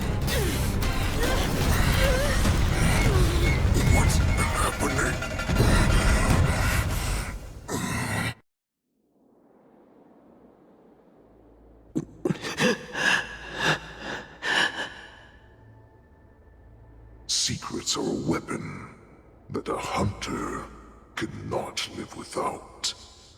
Those that have no secrets are no more than prey, cut open and waiting for death. What you're saying is, in your eyes, I am no more than prey that has exhausted all of its secrets and is simply awaiting its death. Do you think you have some other escape route? Oh, Jiao-Cho, I have already peeled back your disguises and defenses, layer by layer. I know all the secrets that you and your general have buried so deep. But you have told me all of your secrets too, Warhead.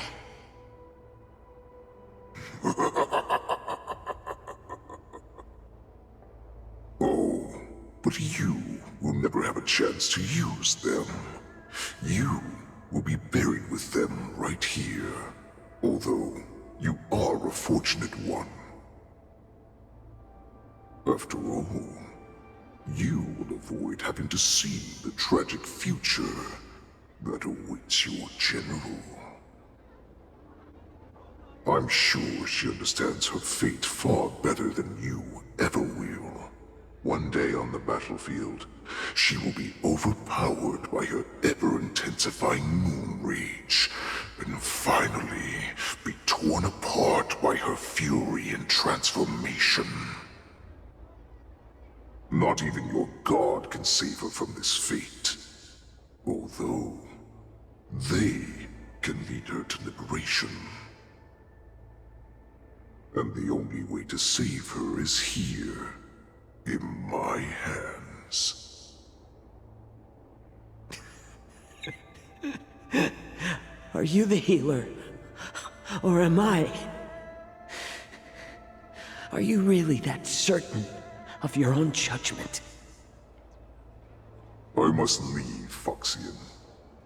But before I go, you know what I must do, don't you? Drink blood wine. I hear it is a Borisan custom to kill prisoners and drink their blood before battle to stir up their madness. You really did put hard work into researching us. It is a shame that this is where your journey ends.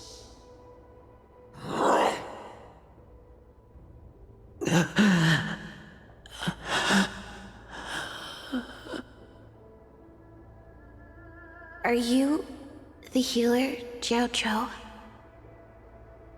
Is there anything that I can do for you? I heard that you saved me. There's no need to thank me.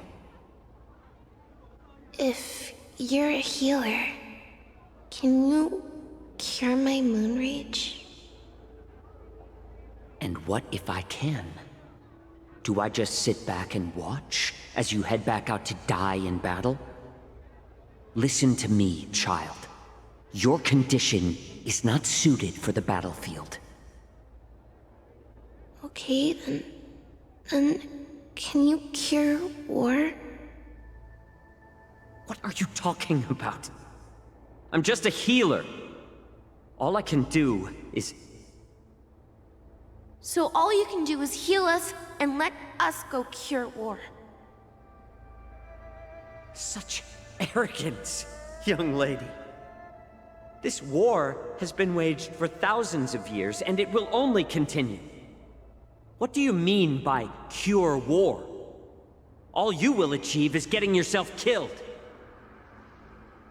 You healers work yourselves to the bone to save people, even though there will always be sickness and death.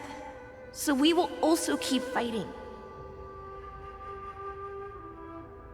I cannot speak for the dead, but I know that General Yueyu, as well as all the warriors that never returned from battle, will not have died in vain. They fought so that others could make it home alive. Your actions are no different.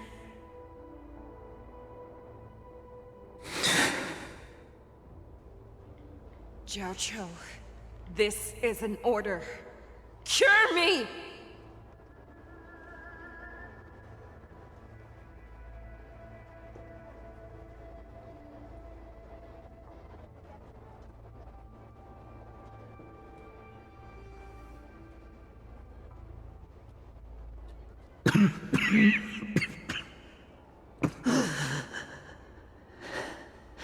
Those who have no secrets are no more than prey, cut open and waiting for death. Enjoy the taste of my fresh blood, Hulei. Unfortunately, I am not a man without secrets. I still have one little secret hidden up my sleeve. Tumble dust. I drank it a while ago, and the poison is already flowing through my veins. Sooner or later, you will begin to feel the effects. If the most lethal poison known to this world is able to save innocent lives, then it can also be called a great medicine. I will do my best to cure you. Fish out. I kept my promise. At the cost of this insignificant life. Bring victory to the Yaoqing.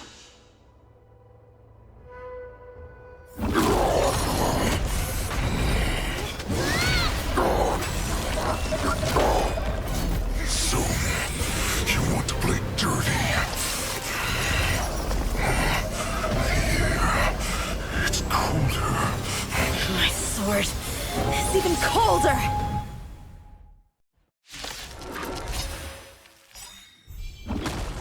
Hulei's movements are slowing down? This is our chance. It's time for us to put this dog down! Time for a buzz. Well timed. Here you go, Master! Time to show you what Azure Dragon, White Tiger, less carbs! Watch this! I'll see you off. I will dispense. Fight it. Set. Savor it for me. Receive divinity. Repay. I failed to send you.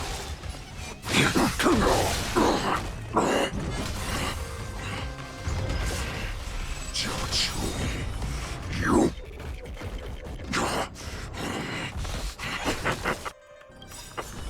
A pathetic little poison like this. You think this is enough to turn the tide of battle?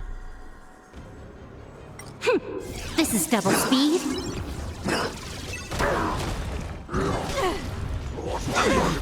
Failed to send you.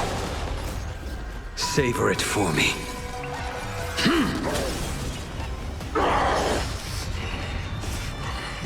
I may be slowing down.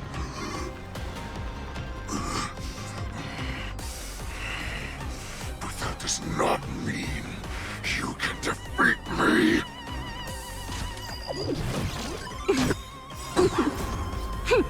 This is double speed.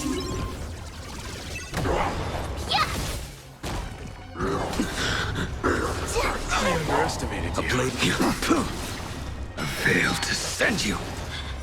You may be hard to kill, but that does not mean you cannot be overpowered. Hulei, take a good look. The power of the Cloud Knights is in my blade. Now watch this!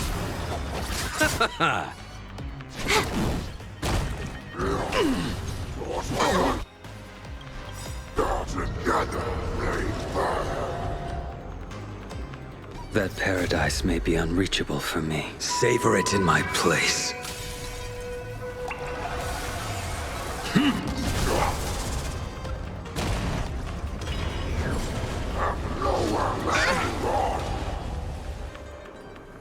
Impossible! How could a mere whelp defeat me?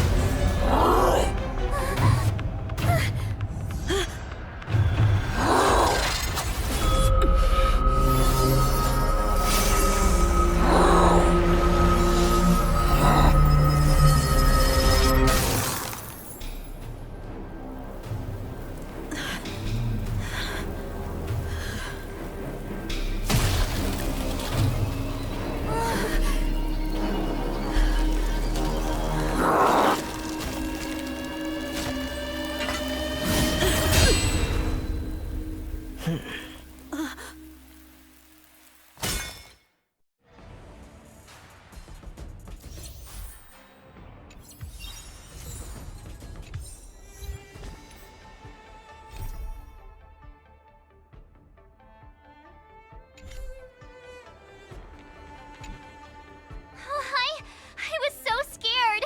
I thought you were a goner there. We're so lucky the General made it in time. Yanqing, that was amazing. That final blow you dealt to Hule. How have I never seen that before? Do you want to learn it? I can teach ya. But I'll need some time to heal up first. I hate to say it, but if you can teach me that move, I'll maybe admit that you're just a tiny little bit stronger than me.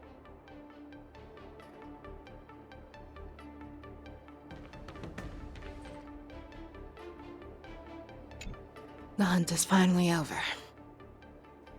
Thank you for holding out so long. The Cloud Knights are withdrawing as we speak. Lieutenant Yanqing, how are you holding up? General, is everything okay on the ground? Everything's fine. We were able to suppress the Borson attacks. When I sensed that Hule was not on the ground, I raced to get here as quickly as I could. Who would have imagined that I would arrive late to the battlefield for the first time in my life? No. Perhaps you young ones' blades were just too fast for me. I originally thought, in the best-case scenario, you would team up and hold this beast back while protecting yourselves. However, you joined forces and defeated Hule. The youth are truly to be feared and respected. Come, we need to lock up Hule once again before anything unexpected happens.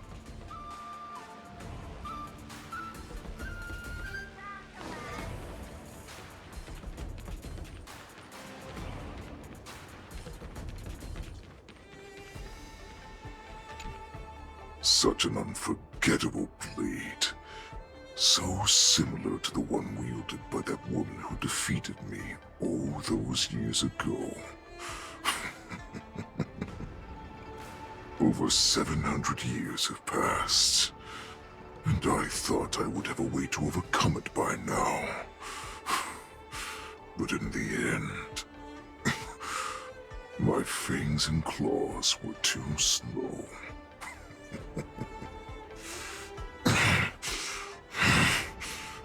You won, child. Stop struggling, Hule. There's plenty of time for you to be tortured by your regrets when you go back to the shackling prison.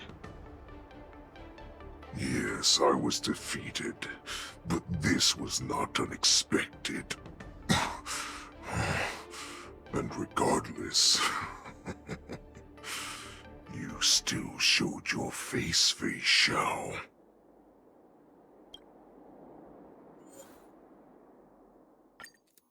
I have looked forward to this for so long.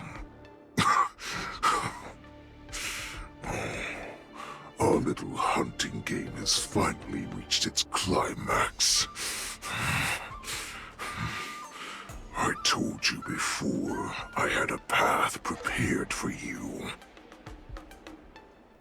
You've doomed yourselves. As I meet my demise, so shall the entire Syanzhou Longbow. The crimson wound in my chest will make this place shine with blood. I will drive all Foxians to madness in their fear, craving slaughter without end. What now? They shall. This is the heart of the Borisin Warhead, a product of the Plague Mark. I'll leave the next part to you.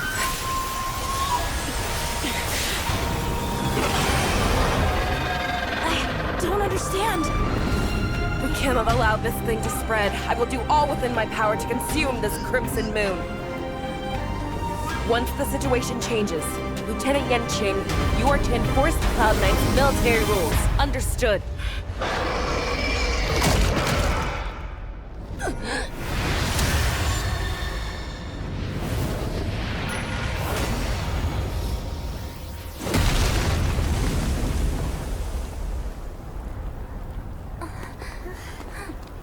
General!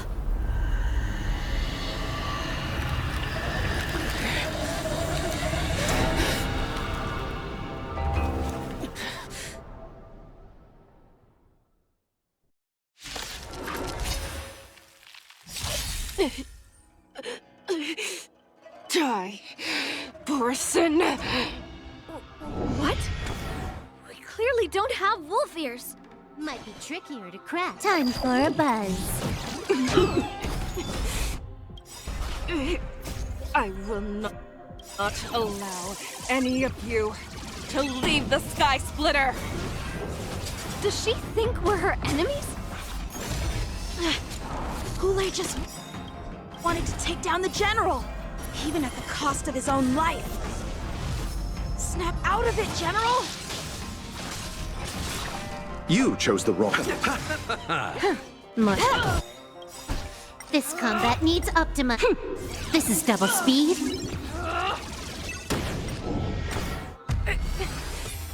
Stop trying to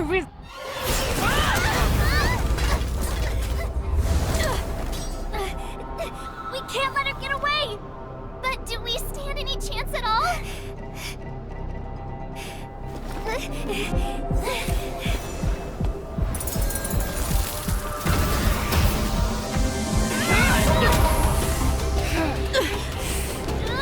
She said, I'll leave the next part to you.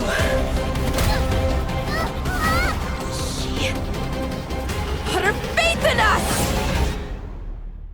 Resist me! I promise. I will cure you. Fei Xiao. No one can live forever, Zhao Zhao. This time, I must break my promise.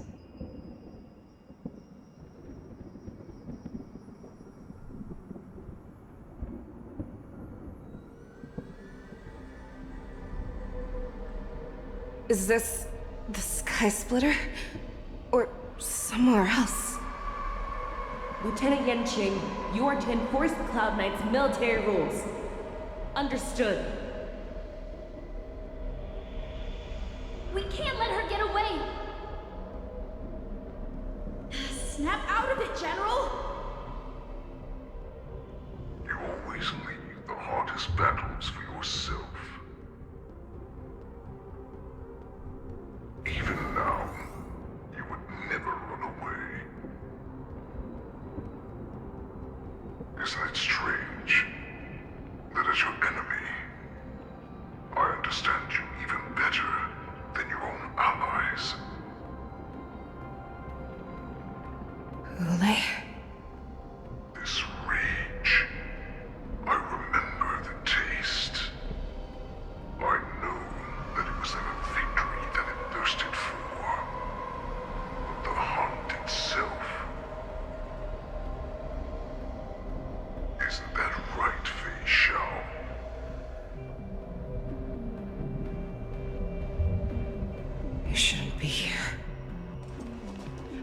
you die with my own eyes. Just consider me a figment of your imagination. Before every hunt, I make preparations for defeat and retreat. But not this time. This time, defeat was exactly the ending I was racing towards. When I learned your story from Jiao Zhou, I realized that he had always been hiding a secret, and that not even the healer himself understood the meaning of this secret. What an ironic fate, don't you think? All this time, waiting for this day to come. I never imagined that this was how it would turn out. But I accept it. Now, let us break through the ironclad defenses of the Arbiter General's heart and see what secret she has hidden in those deepest, darkest corners.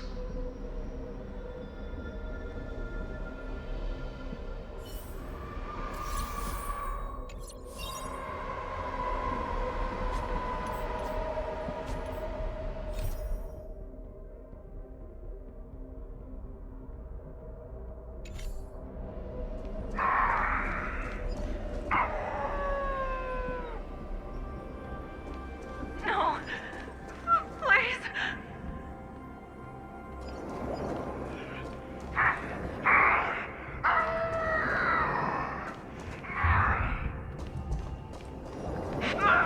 Help me!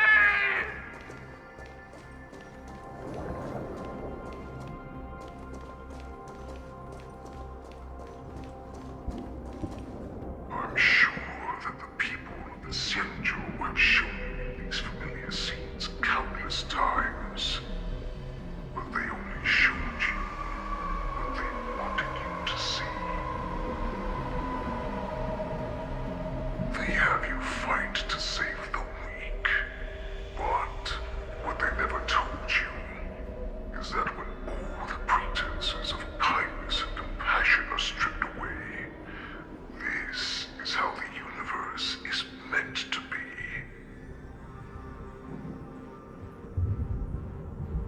When the Xianzhou is weak, they play the victim so they can win your sympathy. When they are strong, they make you their avenger and have you fight in the name of justice. I found it. This is your shadow of doubt.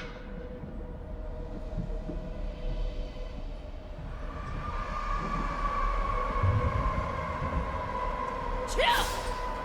Your so-called survival of the fittest is nothing but an excuse. You cannot weaken my resolve, Hule. Blinded by the fury of your moon rage, you slaughtered your allies. Merlin's Claw, you have betrayed the Alliance.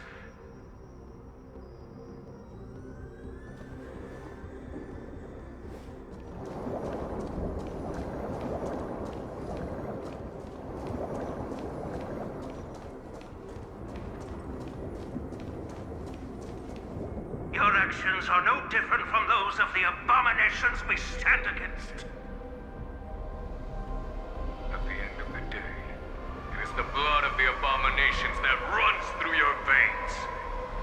One day, you will inevitably become an enemy of the Alliance. Cloud Knights, formation! You ran into the arms of your new master's army without hesitation. You thought that you had found freedom, respect, and recognition.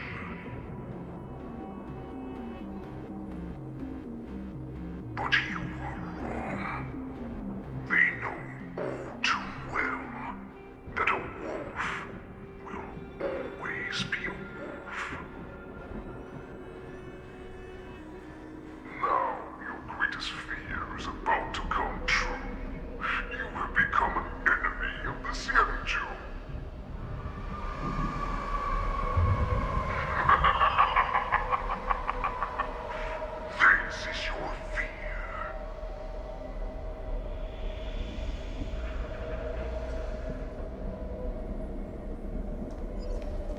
flame to instill terror within me.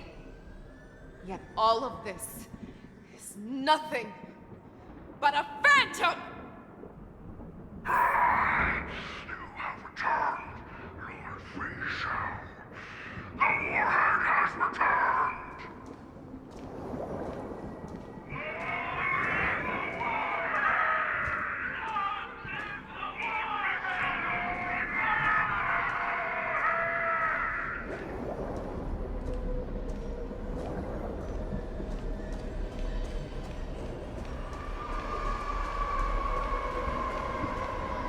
It's time to return to the pack, Fei-Shao.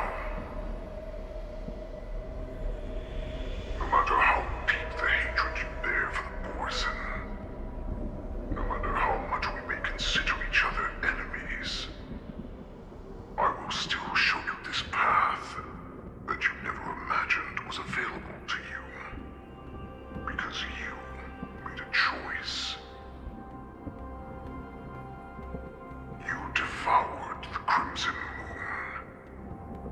You are worthy to become the Borson's warhead. What did you say? The descendants of Duran who came to rescue me hoped with all their hearts that once I regained my freedom, I would be able to turn the tides of battle and change the fate of our people, allowing the Borson to return to their former glory. But this was just a dream used by someone with ulterior motives to manipulate the Borson. They would rather place their hopes of survival on an imaginary savior than gain the courage and strength to fight to the death. Borson like that deserve no more than to be sent to their deaths.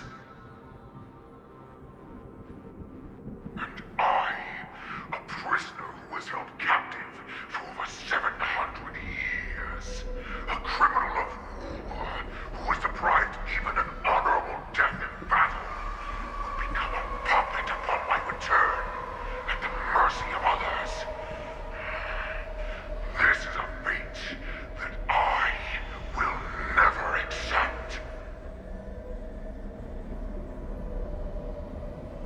For those who are truly strong, Foxian and Borson are no more than labels. Someone who is truly strong chooses their own path. I will create that new path for myself. I will pass the right to decide the destiny of the Borson on to you, former Borson war slave and future Foxian ruler.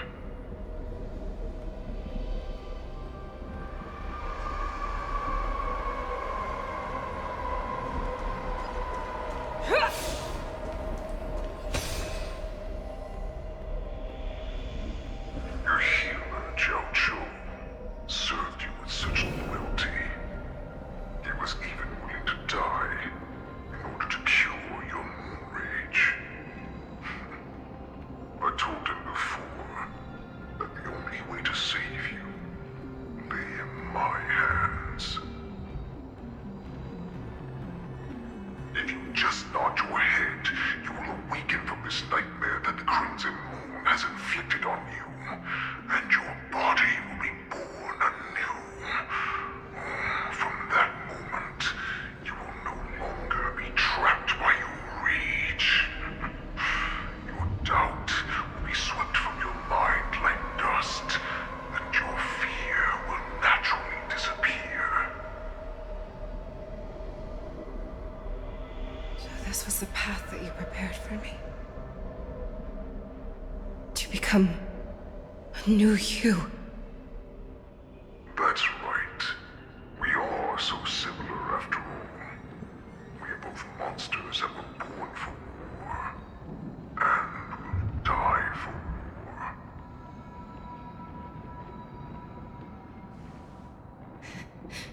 I'm sure my answer doesn't need much explanation.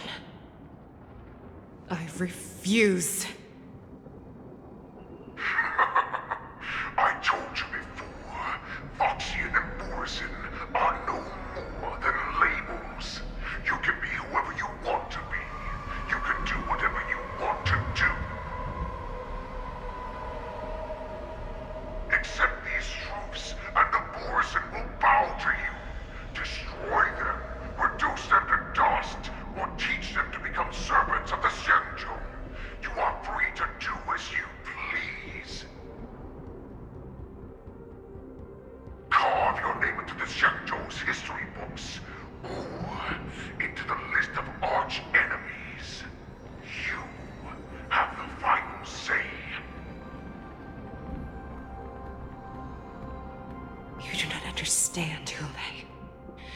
You have no idea what it is that I truly desire. When I was just a child, I stained my hands with blood for the first time, in order to escape the whips and shackles of the Wolf Masters.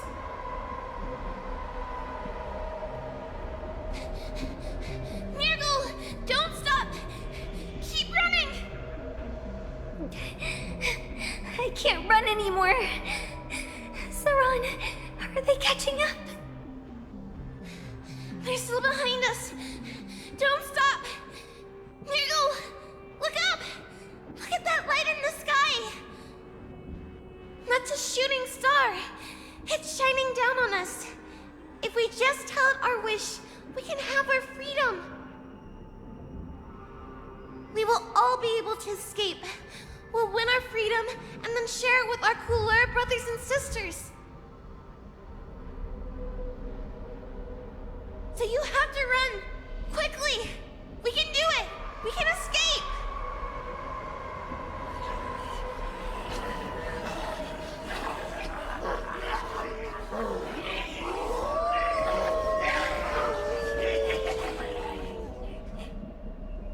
Nirgal! Run with me! We ran and ran with all the strength we had. But we ended up losing each other. I escaped the hunting pack and encountered a woman that could fly. A Cloud Knight. I imagine you kept your promise. Unfortunately, when I led her back in order to free my Kulor companions, there was nothing left there but a bottomless pit. The light of the devilish archer.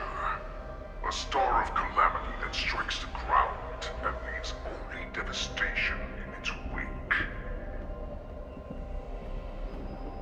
In the years that followed, I followed the trail of that light alongside my Cloud Knight allies, and saw it fall countless more times. Gradually, I came to understand. That light was not some shooting star that carried wishes and aspirations. Each Lux arrow meant that countless lives in a helpless world were about to be obliterated. I prayed to the god of the skybow that I would never have to witness one of these shooting stars fall again. But they ignored my prayers. That's right. They never answer us. They just let us loose in this world to massacre each other. That is why the fierce battle between us has raged to this day. If the gods who never bleed nor cry, who walk silently from above, refuse to listen to the prayers of mortals, then we have no choice but to fight for our own desires. Do you understand now, Saran? You and I are similar in more ways than you think.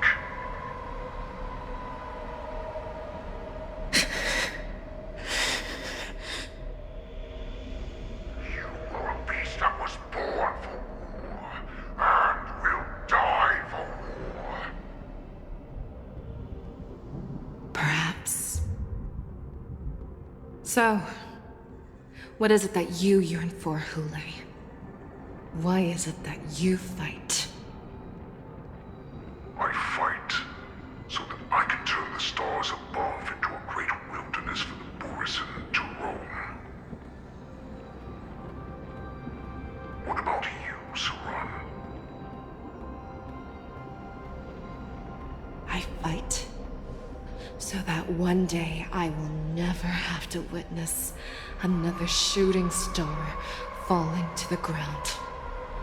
So that just one more person can live and return to the Yaoqing alongside me. You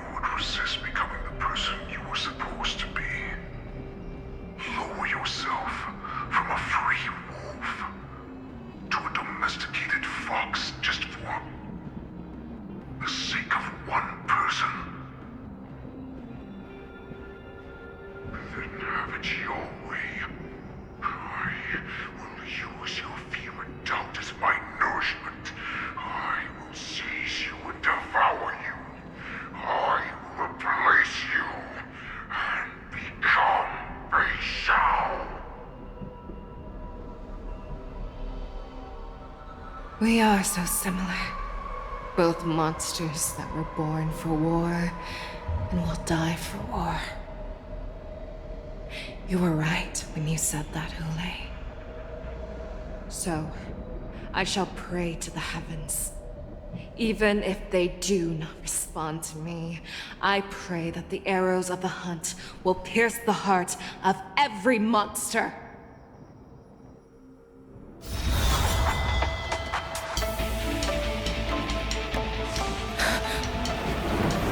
Do you see me, shooting star?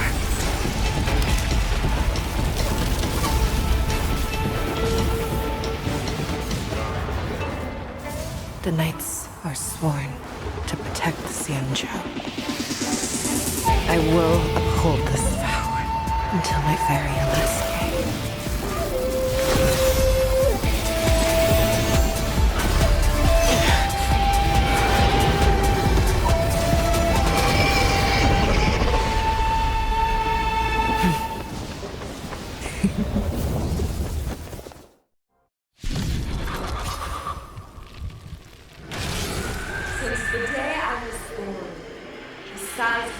Tears of blood, and all living creatures have bowed and kneeled. I once commanded the storm and hunted the weak. Now, I will use your inner beast as my weapon, and your name as my prey. Fei Xiao! World Doctor Tail shall ransack the storm! Tear back your disguises and show you how cowardly and powerless you truly are, Hule! A wolf lurks in the heart of every boarset and foxy. The moment you grow weak, it will devour you. That won't do. Never hesitate! Do such. Not fear. Do such. Grow complacent, and your life will be stolen. Fight to the death, and you shall live forever! That paradise may be unreached. Savor it for me. I underestimated you. It wants to devour me. It will first have to beg for my mercy! Pray! Pierces your skin! This is the only sensation I have experienced for 700 years. Pain!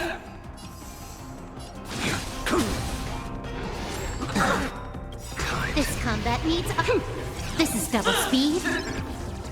Your fangs and claws have grown dull! That won't do. Eternals, the dead return! That paradise may be unreachable. Savor it for me. Be gone! Your blood! Victory!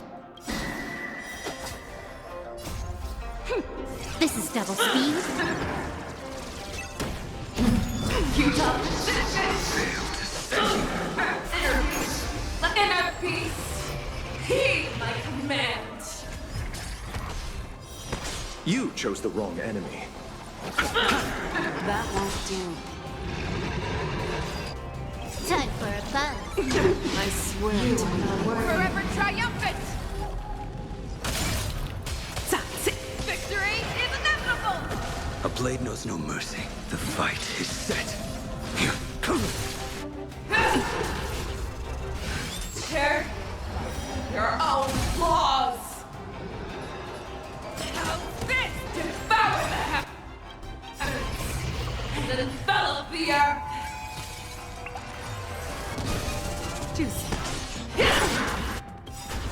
This combat needs... This is double speed. You are not working.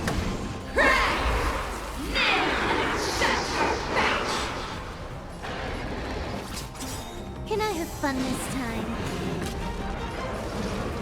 Time for a buzz. Eternal step. Dead return! I will dispatch you. The fearless knows not fear. That won't do.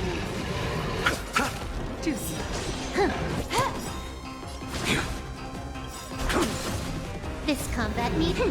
This is double speed. Never hesitate. That won't do. I'll see you all.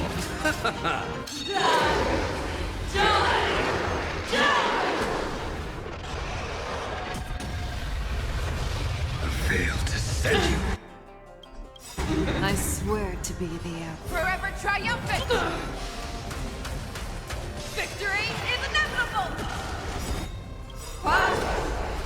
Why would you disappear? Forever triumphant. Victory is inevitable. That paradise, savor it for me.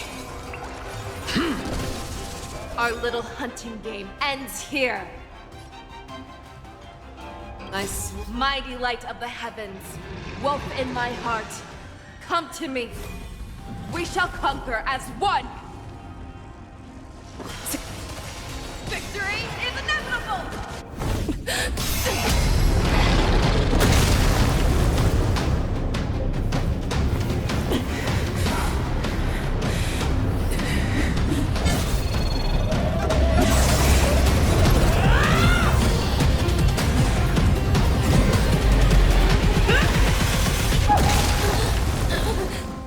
My only enemy has always been myself.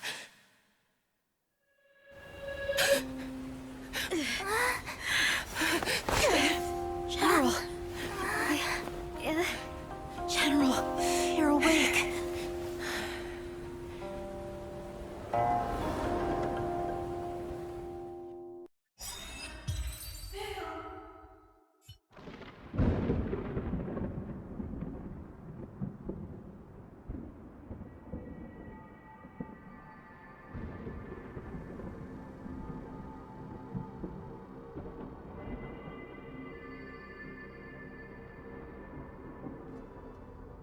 Like to hear their explanations.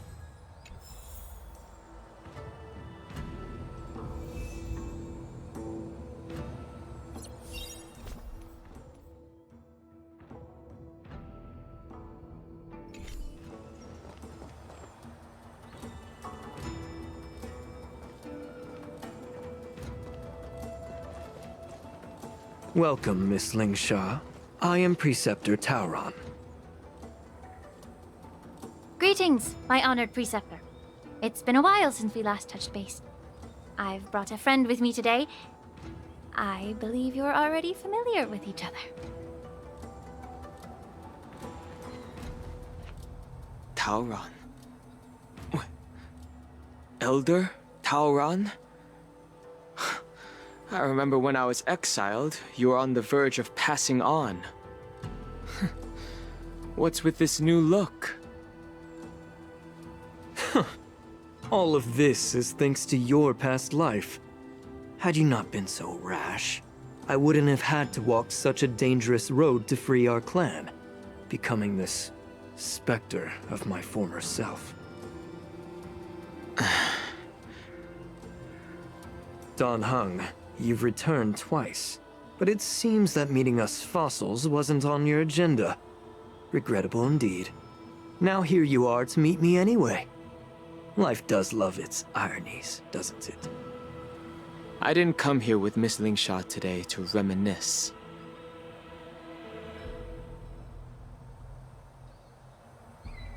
Indeed. When the Cauldron Master extends an invitation, it's only proper for the Preceptors to attend. As the newly appointed Cauldron Master, there's been much to take care of within the Alchemy Commission. It's only now that I've had the chance to speak with you. Please forgive the delay, Elder. I sent over some evidence regarding the prison break in the Shackling prison. I trust you've already looked it over. Yes. You sent us the remains of Mara-struck soldiers, a map of the Shackling prison, and a semblance reversion essence pill. These are the remains of assassins who used Cloud Hymn magic to conceal their tracks. They aided in the Borisons' escape, allowing them unimpeded passage through the Shackling prison. That marked-up map is a map of prisoners' escape routes. Vidyadhara craftsmen once made blueprints for the prison's construction, so I imagine, Mr. Tauran, you have a similar map in your possession. This pill is semblance reversion essence. Indeed. I helped plot the prison break in the Shackling prison. So, the disciples of Sanctus Medicus joining forces with the Lord Ravager to stir up trouble in the Alchemy Commission, the introduction of the Stellaron, and the Ambrosial Arbor's resurrection all have something to do with the Vidyadhara. That's right. You were sent here by the General to hear my confession, weren't you? If there's even a shred of empathy in you, you should understand the reasons behind everything I've done. Ever since the sedition of Imbibidor Lunae, the population of the Vidyadhara has dwindled. With the High Elder exiled, a few of us preceptors had to do what we could to turn the tide. My methods might have been drastic, perhaps even incomprehensible. But it was all for one cause: the survival of the Vidyadhara. Yet, the Xianzhou natives zealously forbid any plague marks and did nothing while the Vidyadhara suffered. Dan Heng, Lingsha, as Vidyadhara, you should understand the desperation behind my actions. All I've tried to do is to ensure our survival. I'm well aware of the challenges the Vidyadhara face. Fighting for survival isn't a sin. But Elder, your actions have gone beyond mere survival. You've become a beast driven solely by the propagation, devoid of even a hint of empathy. Oh. Despite calling ourselves a noble draconic bloodline, at our core, we're merely bipedal beasts. The survival of our kind is paramount. If I hadn't resorted to beastly actions, the Vidyadhara might not even exist. The sages show no mercy, as the old wisdom goes. When the High Elder abandoned our people's survival, I had to shoulder the world's sins alone.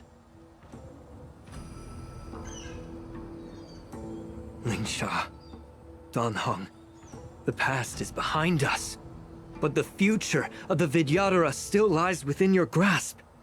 The situation on the Xianzhou Lawfu has changed rapidly. As Vidyadhara, we must unite in purpose and avoid the mistakes of the previous Imbibidor Lunae. I was initially skeptical about the Vidyadhara's betrayal of the Alliance. But after hearing your confession, I realized that there is no point in talking about trust.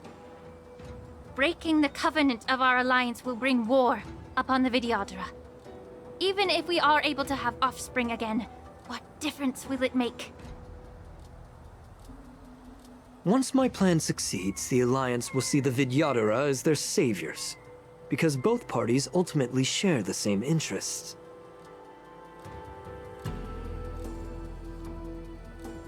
So now that survival won't convince us, you want to talk about interests? For 1,000 years, the Alliance has been engaged in brutal warfare against the denizens of abundance. Yet victory has remained beyond reach. Have you ever wondered why? Should the Alliance emerge victorious, they will inevitably become the next denizens of abundance. However, if they suffer defeat, the Alliance will face extinction. Thus, the Alliance has deceitfully upheld this precarious balance. However, I have a way to escape from this dilemma. The Alliance's path to salvation lies within the secret of dragon transmutation. Imagine if there were a way to transform other life forms into Vidyadhara. The Alliance would then possess an endless stream of soldiers and would not need to worry about casualties. Once the war ended, these soldiers would cease reproduction, eliminating concerns of overpopulation. This is the way to salvation for the Xianzhou Alliance. The ultimate path to end the universe's suffering under the immortality plague. Only we, the Vidyadhara, can achieve this. So, you relied on this rhetoric to manipulate the ignorant members of the Vidyadhara into serving you. I am deeply disappointed in you, Elder. Your thoughts and intentions are completely devoid of empathy. Cloud Knights! Hold it!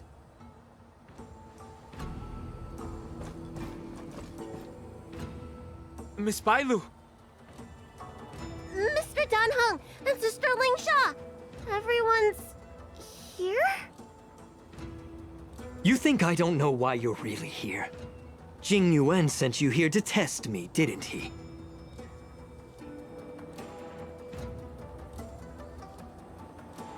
According to the oath between the Alliance and the Vidyadhara, it's forbidden to spill Vidyadhara blood on their own territory. Are you all ready to violate this oath in the presence of the Lofu's High Elder? Dragon Lady, there's no need to panic. Elder, the Vidyadhara's sacred grounds and the High Elder are not to be used as pawns in exchange for your life. You talk a big game. As if you have the nation and the people's best interests at heart. But when it really matters, you use a small girl as your shield. It's ridiculously pitiful. I've said it before. Survival is never a sin. We are all Vidyadhara, so you should understand my intentions. And as a Vidyadhara, I will leave for you a dignified solution. Leave the Scale Gorge waterscape immediately, and appeal to the top echelons of the Alliance. Let the 6 charioteers hold a trial, and sentence me to exuviation and rebirth. I see right through your plans, Mr. Taoran. Vidyadhara rebirth erases past crimes, but I'm well aware of the Preceptor's dirty tricks during rebirth. You might not be you, but you will still be you. I won't forgive myself for past sins under the pretext of knowing nothing, nor will I allow you to evade accountability. Dan Heng, I've always disliked your inability to see the bigger picture. Rebirth hasn't changed you one bit. Miss Bailu, as High Elder of the Lawfu Vidyadhara, please share your thoughts at this moment. I don't want to stay here. I'm tired of being pushed around. I'm not some puppet to be controlled. Please, take me away with you. I understand. As the oath dictates, members of the Alliance are forbidden from harming Vidyadhara here. But I've long since severed ties with the Alliance.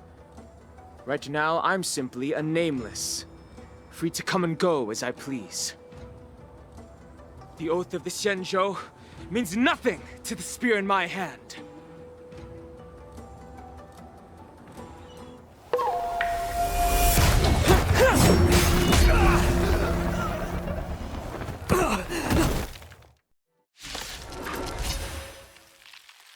Get them! Do whatever it takes! Make sure they don't leave you alive. Get it together. Time for a buzz. Everything in this world is bleeding.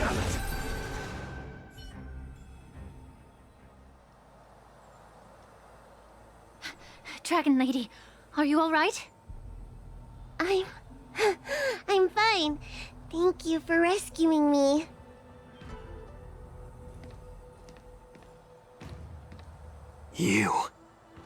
You actually came here in person? Otherwise, I wouldn't be able to hear your lofty opinions.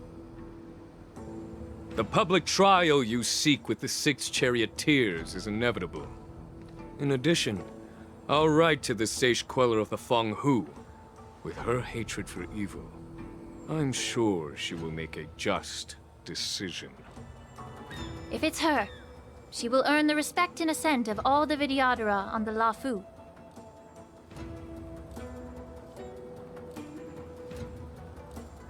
In terms of martial prowess, you indeed have the upper hand. But if you're under the impression that this advantage can be used to settle the score with us preceptors, that's quite an overestimation. Given the Vidyadhara's foundation within the Alliance, do you really think you can do anything to us? As I mentioned, I'll take all the blame and become the scapegoat.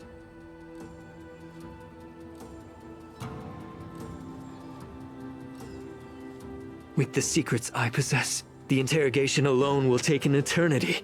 And in the end, through various exchanges of interest, I am certain to survive. You understand this better than anyone, as it's the very art of trade-offs you love to wield. Lastly, a word of caution to you. I heard that Hulei has escaped from prison and is headed directly for the Sky Splitter. The bloodshed at the war dance is bound to be gruesome. Perhaps, even before my trial, your impeachment will have you in dire straits first.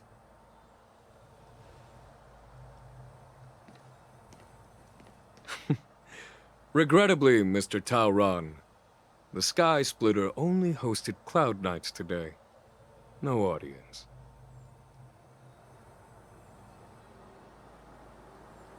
And just moments ago, Hulei was executed by the Cloud Knights.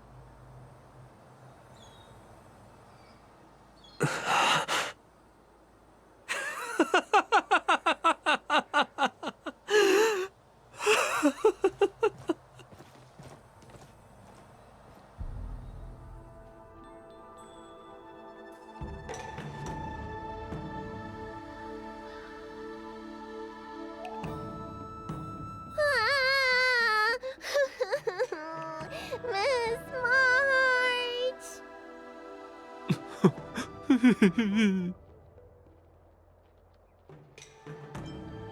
Miss March! My dear Miss March! I was only in the bathroom for a little bit, and you've already arranged my death? Hey, can't you play some normal games with Dragon Lady? Thanks a lot for that. All right, enough playing. It's time to visit my masters. The infirmary is right over there. You can go by yourselves. Oh, come back and visit me when you have time. Next time, let's not play overly realistic make-believe with this doofus, okay? Well, there's not much I could do. General Fei Xiao didn't really give me any chance to shine during this wolf hunt operation. If I had been in the ring, I could have knocked down 10 Huleis with just one strike. You sound exactly like Master Yenqing. But for now, both he and Yun Li have been forced to go to the Alchemy Commission for some well-needed rest. I'm the least accomplished in swordplay, but I came out unscathed.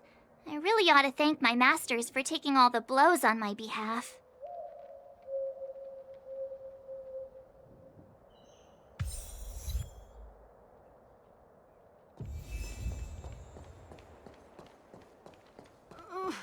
Can you just give me some peace and quiet?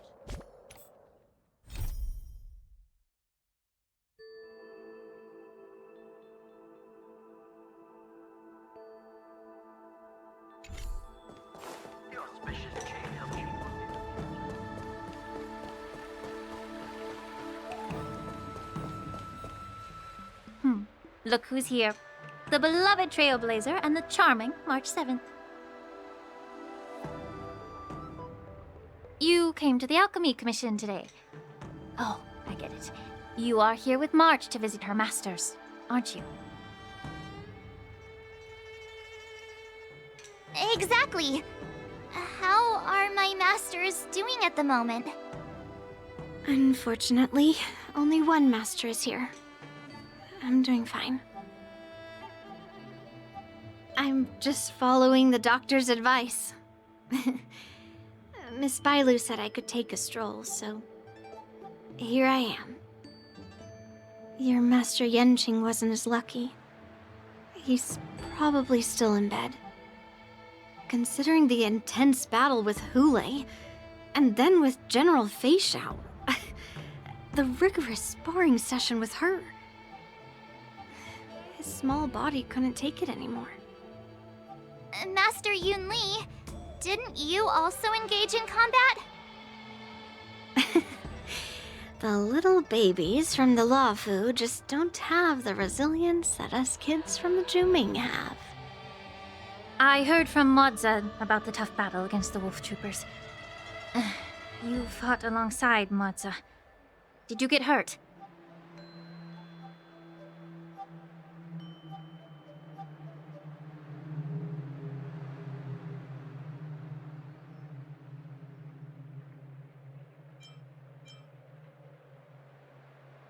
I heard a few versions of the story from the Cloud Knights who were there. The number of wolf troopers went from a few dozen to thousands. And the number keeps rising. It's becoming more absurd by the minute. Yun Li, go and lie down. Got it, Lingsha. What about that smiley fox healer and the guy with the hood? Thank goodness you and the others found Yaoqiu. He lost a lot of blood and needs to rest properly. He and Maoza are seriously wounded. I've had to forcibly confine them to the Alchemy Commission. All three from the Yaoqing are critically injured. But fortunately, the Xianzhou Laofu has a miraculous healer lady. It's a silver lining in this misfortune. It looks like the entire delegation from the Xianzhou Yaoqing is gathered at the Alchemy Commission. Why don't we go see General Fei Xiao and bring her some fruit? I would normally say no, because they need to rest. But alas, what can you do when the two of them have a leader who's just as restless? General Fei Xiao just slipped out of the recovery room.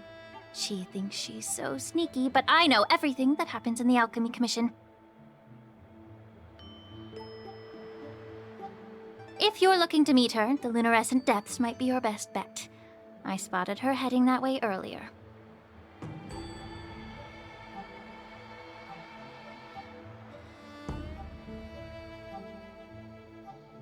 The sound of those footsteps. They must belong to General Fei Xiao. Out and about, despite the doctor's orders. What a coincidence. Someone else who refuses to listen to the doctor's orders.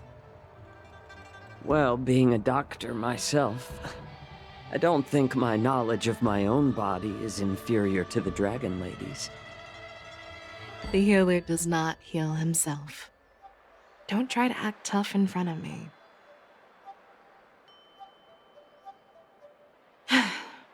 I'm sorry, Yaoqiu. I didn't expect you to use poison that way. What a miscalculation. If only I'd found you sooner. If only I hadn't sent you to the shackling prison. The way you're speaking, is this really the Fei Xiao I know? Or could it be a Borisin assassin, imitating your voice to take my life?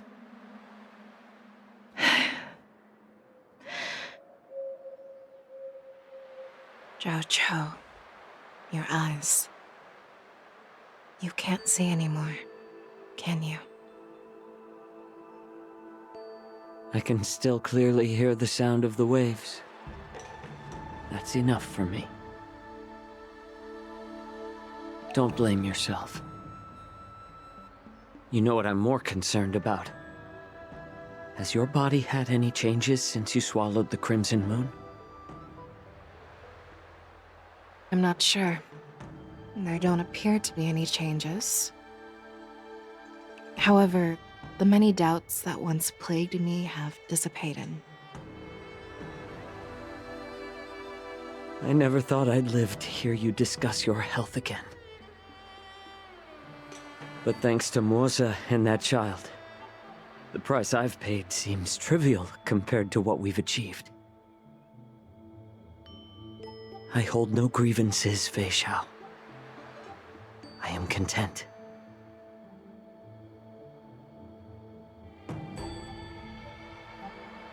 I don't know how to offer words of comfort, nor do I know much about curing others' ailments. I am just a warrior, so my pledge to you is simple. An eye for an eye. So you were here too. In this vast universe, there's bound to be someone who can heal your eyes. I'll find them. But until then... The threat behind all this chaos needs to be dealt with. You must already have some ideas. Let them out. The resurgence of the Sanctus Medicus and the gathering of the Borsen are merely distractions orchestrated by an unseen force, meant to divide the Alliance's attention. Unfortunately, they picked the wrong fight this time. Once we return to the Yaoqing, I'll personally lead the Verdant Knights into battle. I vow to take down a Lord Ravager and teach the Ruined Legion the true meaning of the hunt.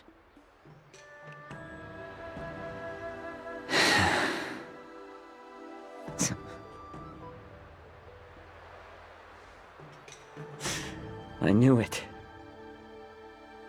You've always been so impatient.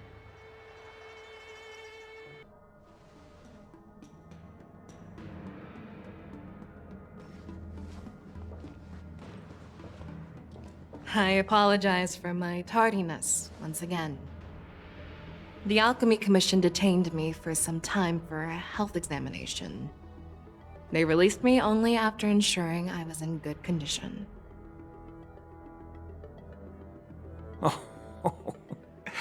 General, seeing you safe and sound puts our minds at ease.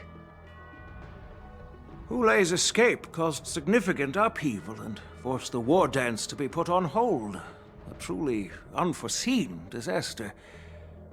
Fortunately, the younger generation showed their valor. They bravely tackled the crisis, putting an end to the disaster and providing a glimmer of hope in a dire situation. Before Master Diviner Fu Xuan's departure for the Yutre, I consulted with her about the war dance.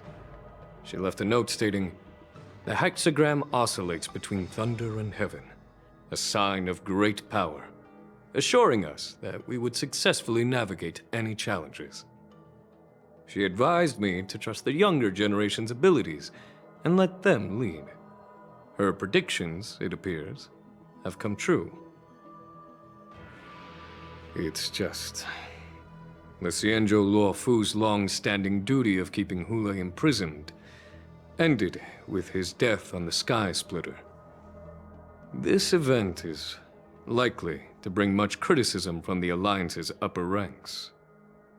However, Hulei's demise might actually be a blessing in disguise. Broadcasting this news could derail the Borsen's resurgence and quash the ambitions of those who wish to take advantage of his return. Hand over Hulei's remains to the Xianzhou Yaoqing, and I'll handle the explanations to the Alliance. But what about the war dance? While the Wolf Hunt mission was a success, the events on the Sky Splitter remain a secret. However, the news of the Borison's attacks on the streets will spread like wildfire. The war dance was interrupted, so it must be reconvened. As for the people who witnessed the attacks, beyond placating them, we also need to show them the Xianzhou Cloud Knight's fearless dedication. On the war dance's opening day, rogue Borison attempted to stir up panic, but was swiftly neutralized by the Merlin's Claw and the Cloud Knights. A genuine tale of heroism that will captivate and calm the public.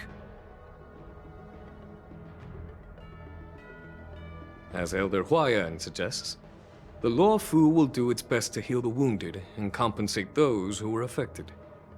We aim to reopen the war dance in the coming weeks. This settles the immediate concerns on the Lawfu, but my thoughts linger on the orchestrator behind these events.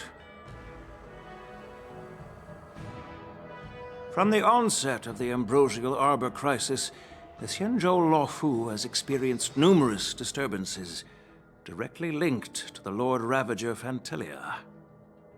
Her attempt to infiltrate the Xianzhou with the Borison and sway the Lawfu preceptors to join the Sanctus Medicus's insurrection was unsuccessful. But I have a feeling that she is indifferent to the success of her plans. Rather than outright victory, Fantilia's motives seem to lie in breeding discord and chaos among allies.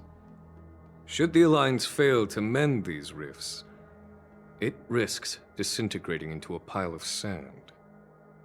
The goal of the Xianzhou Alliance has not changed for thousands of years. Perhaps we should point the weapon in our hand toward this new adversary. I plan to bring this matter before the Marshal following the war dance. With Elder Huayan's insight, one wonders how the Marshal will react. It's clear we're engaged in a game of chess not seen in thousands of Amber eras.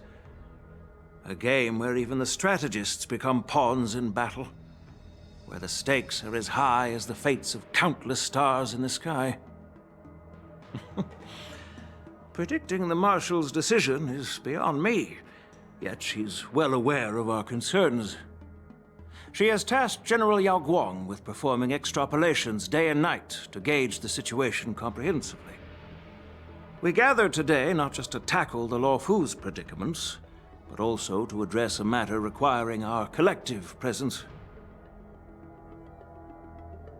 Yao Guang has sent a message from the Xianzhou Yuchui, informing us that she wishes to share the results of recent calculations she made within the Matrix.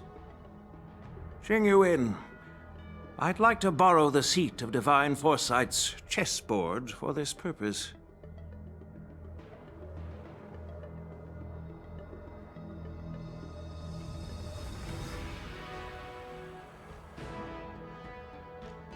Hello, everyone.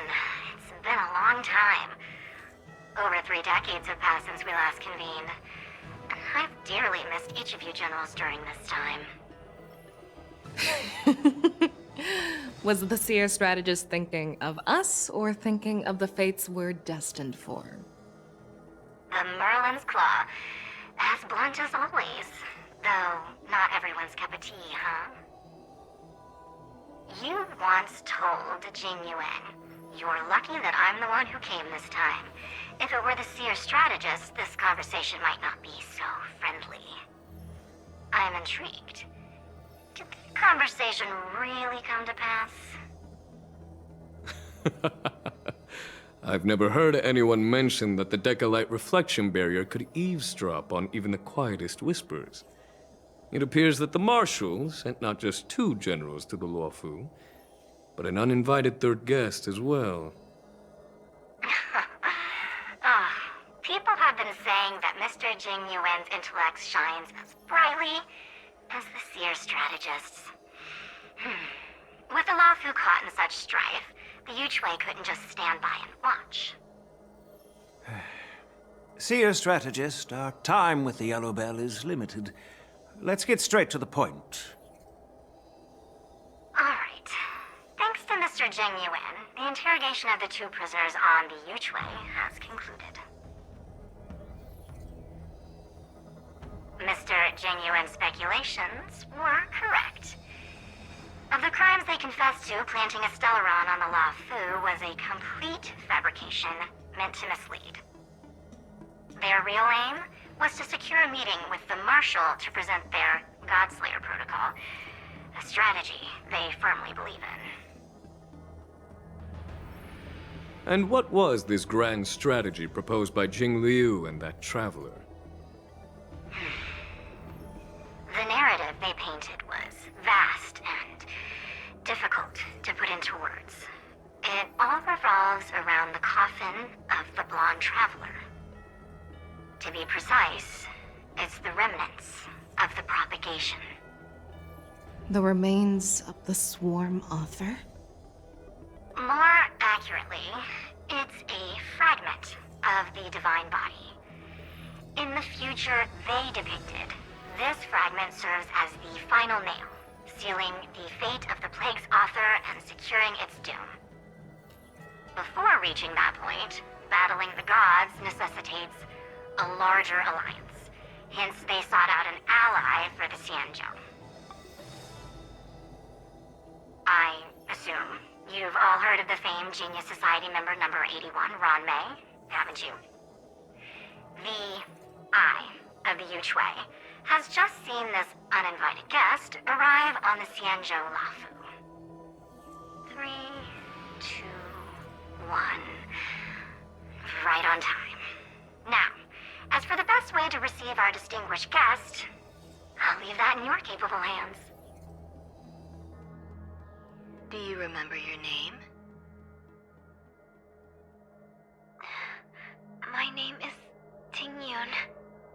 I serve as an ambassador of the Whistling Flames Merchant Guild on the Xianzhou Lafou.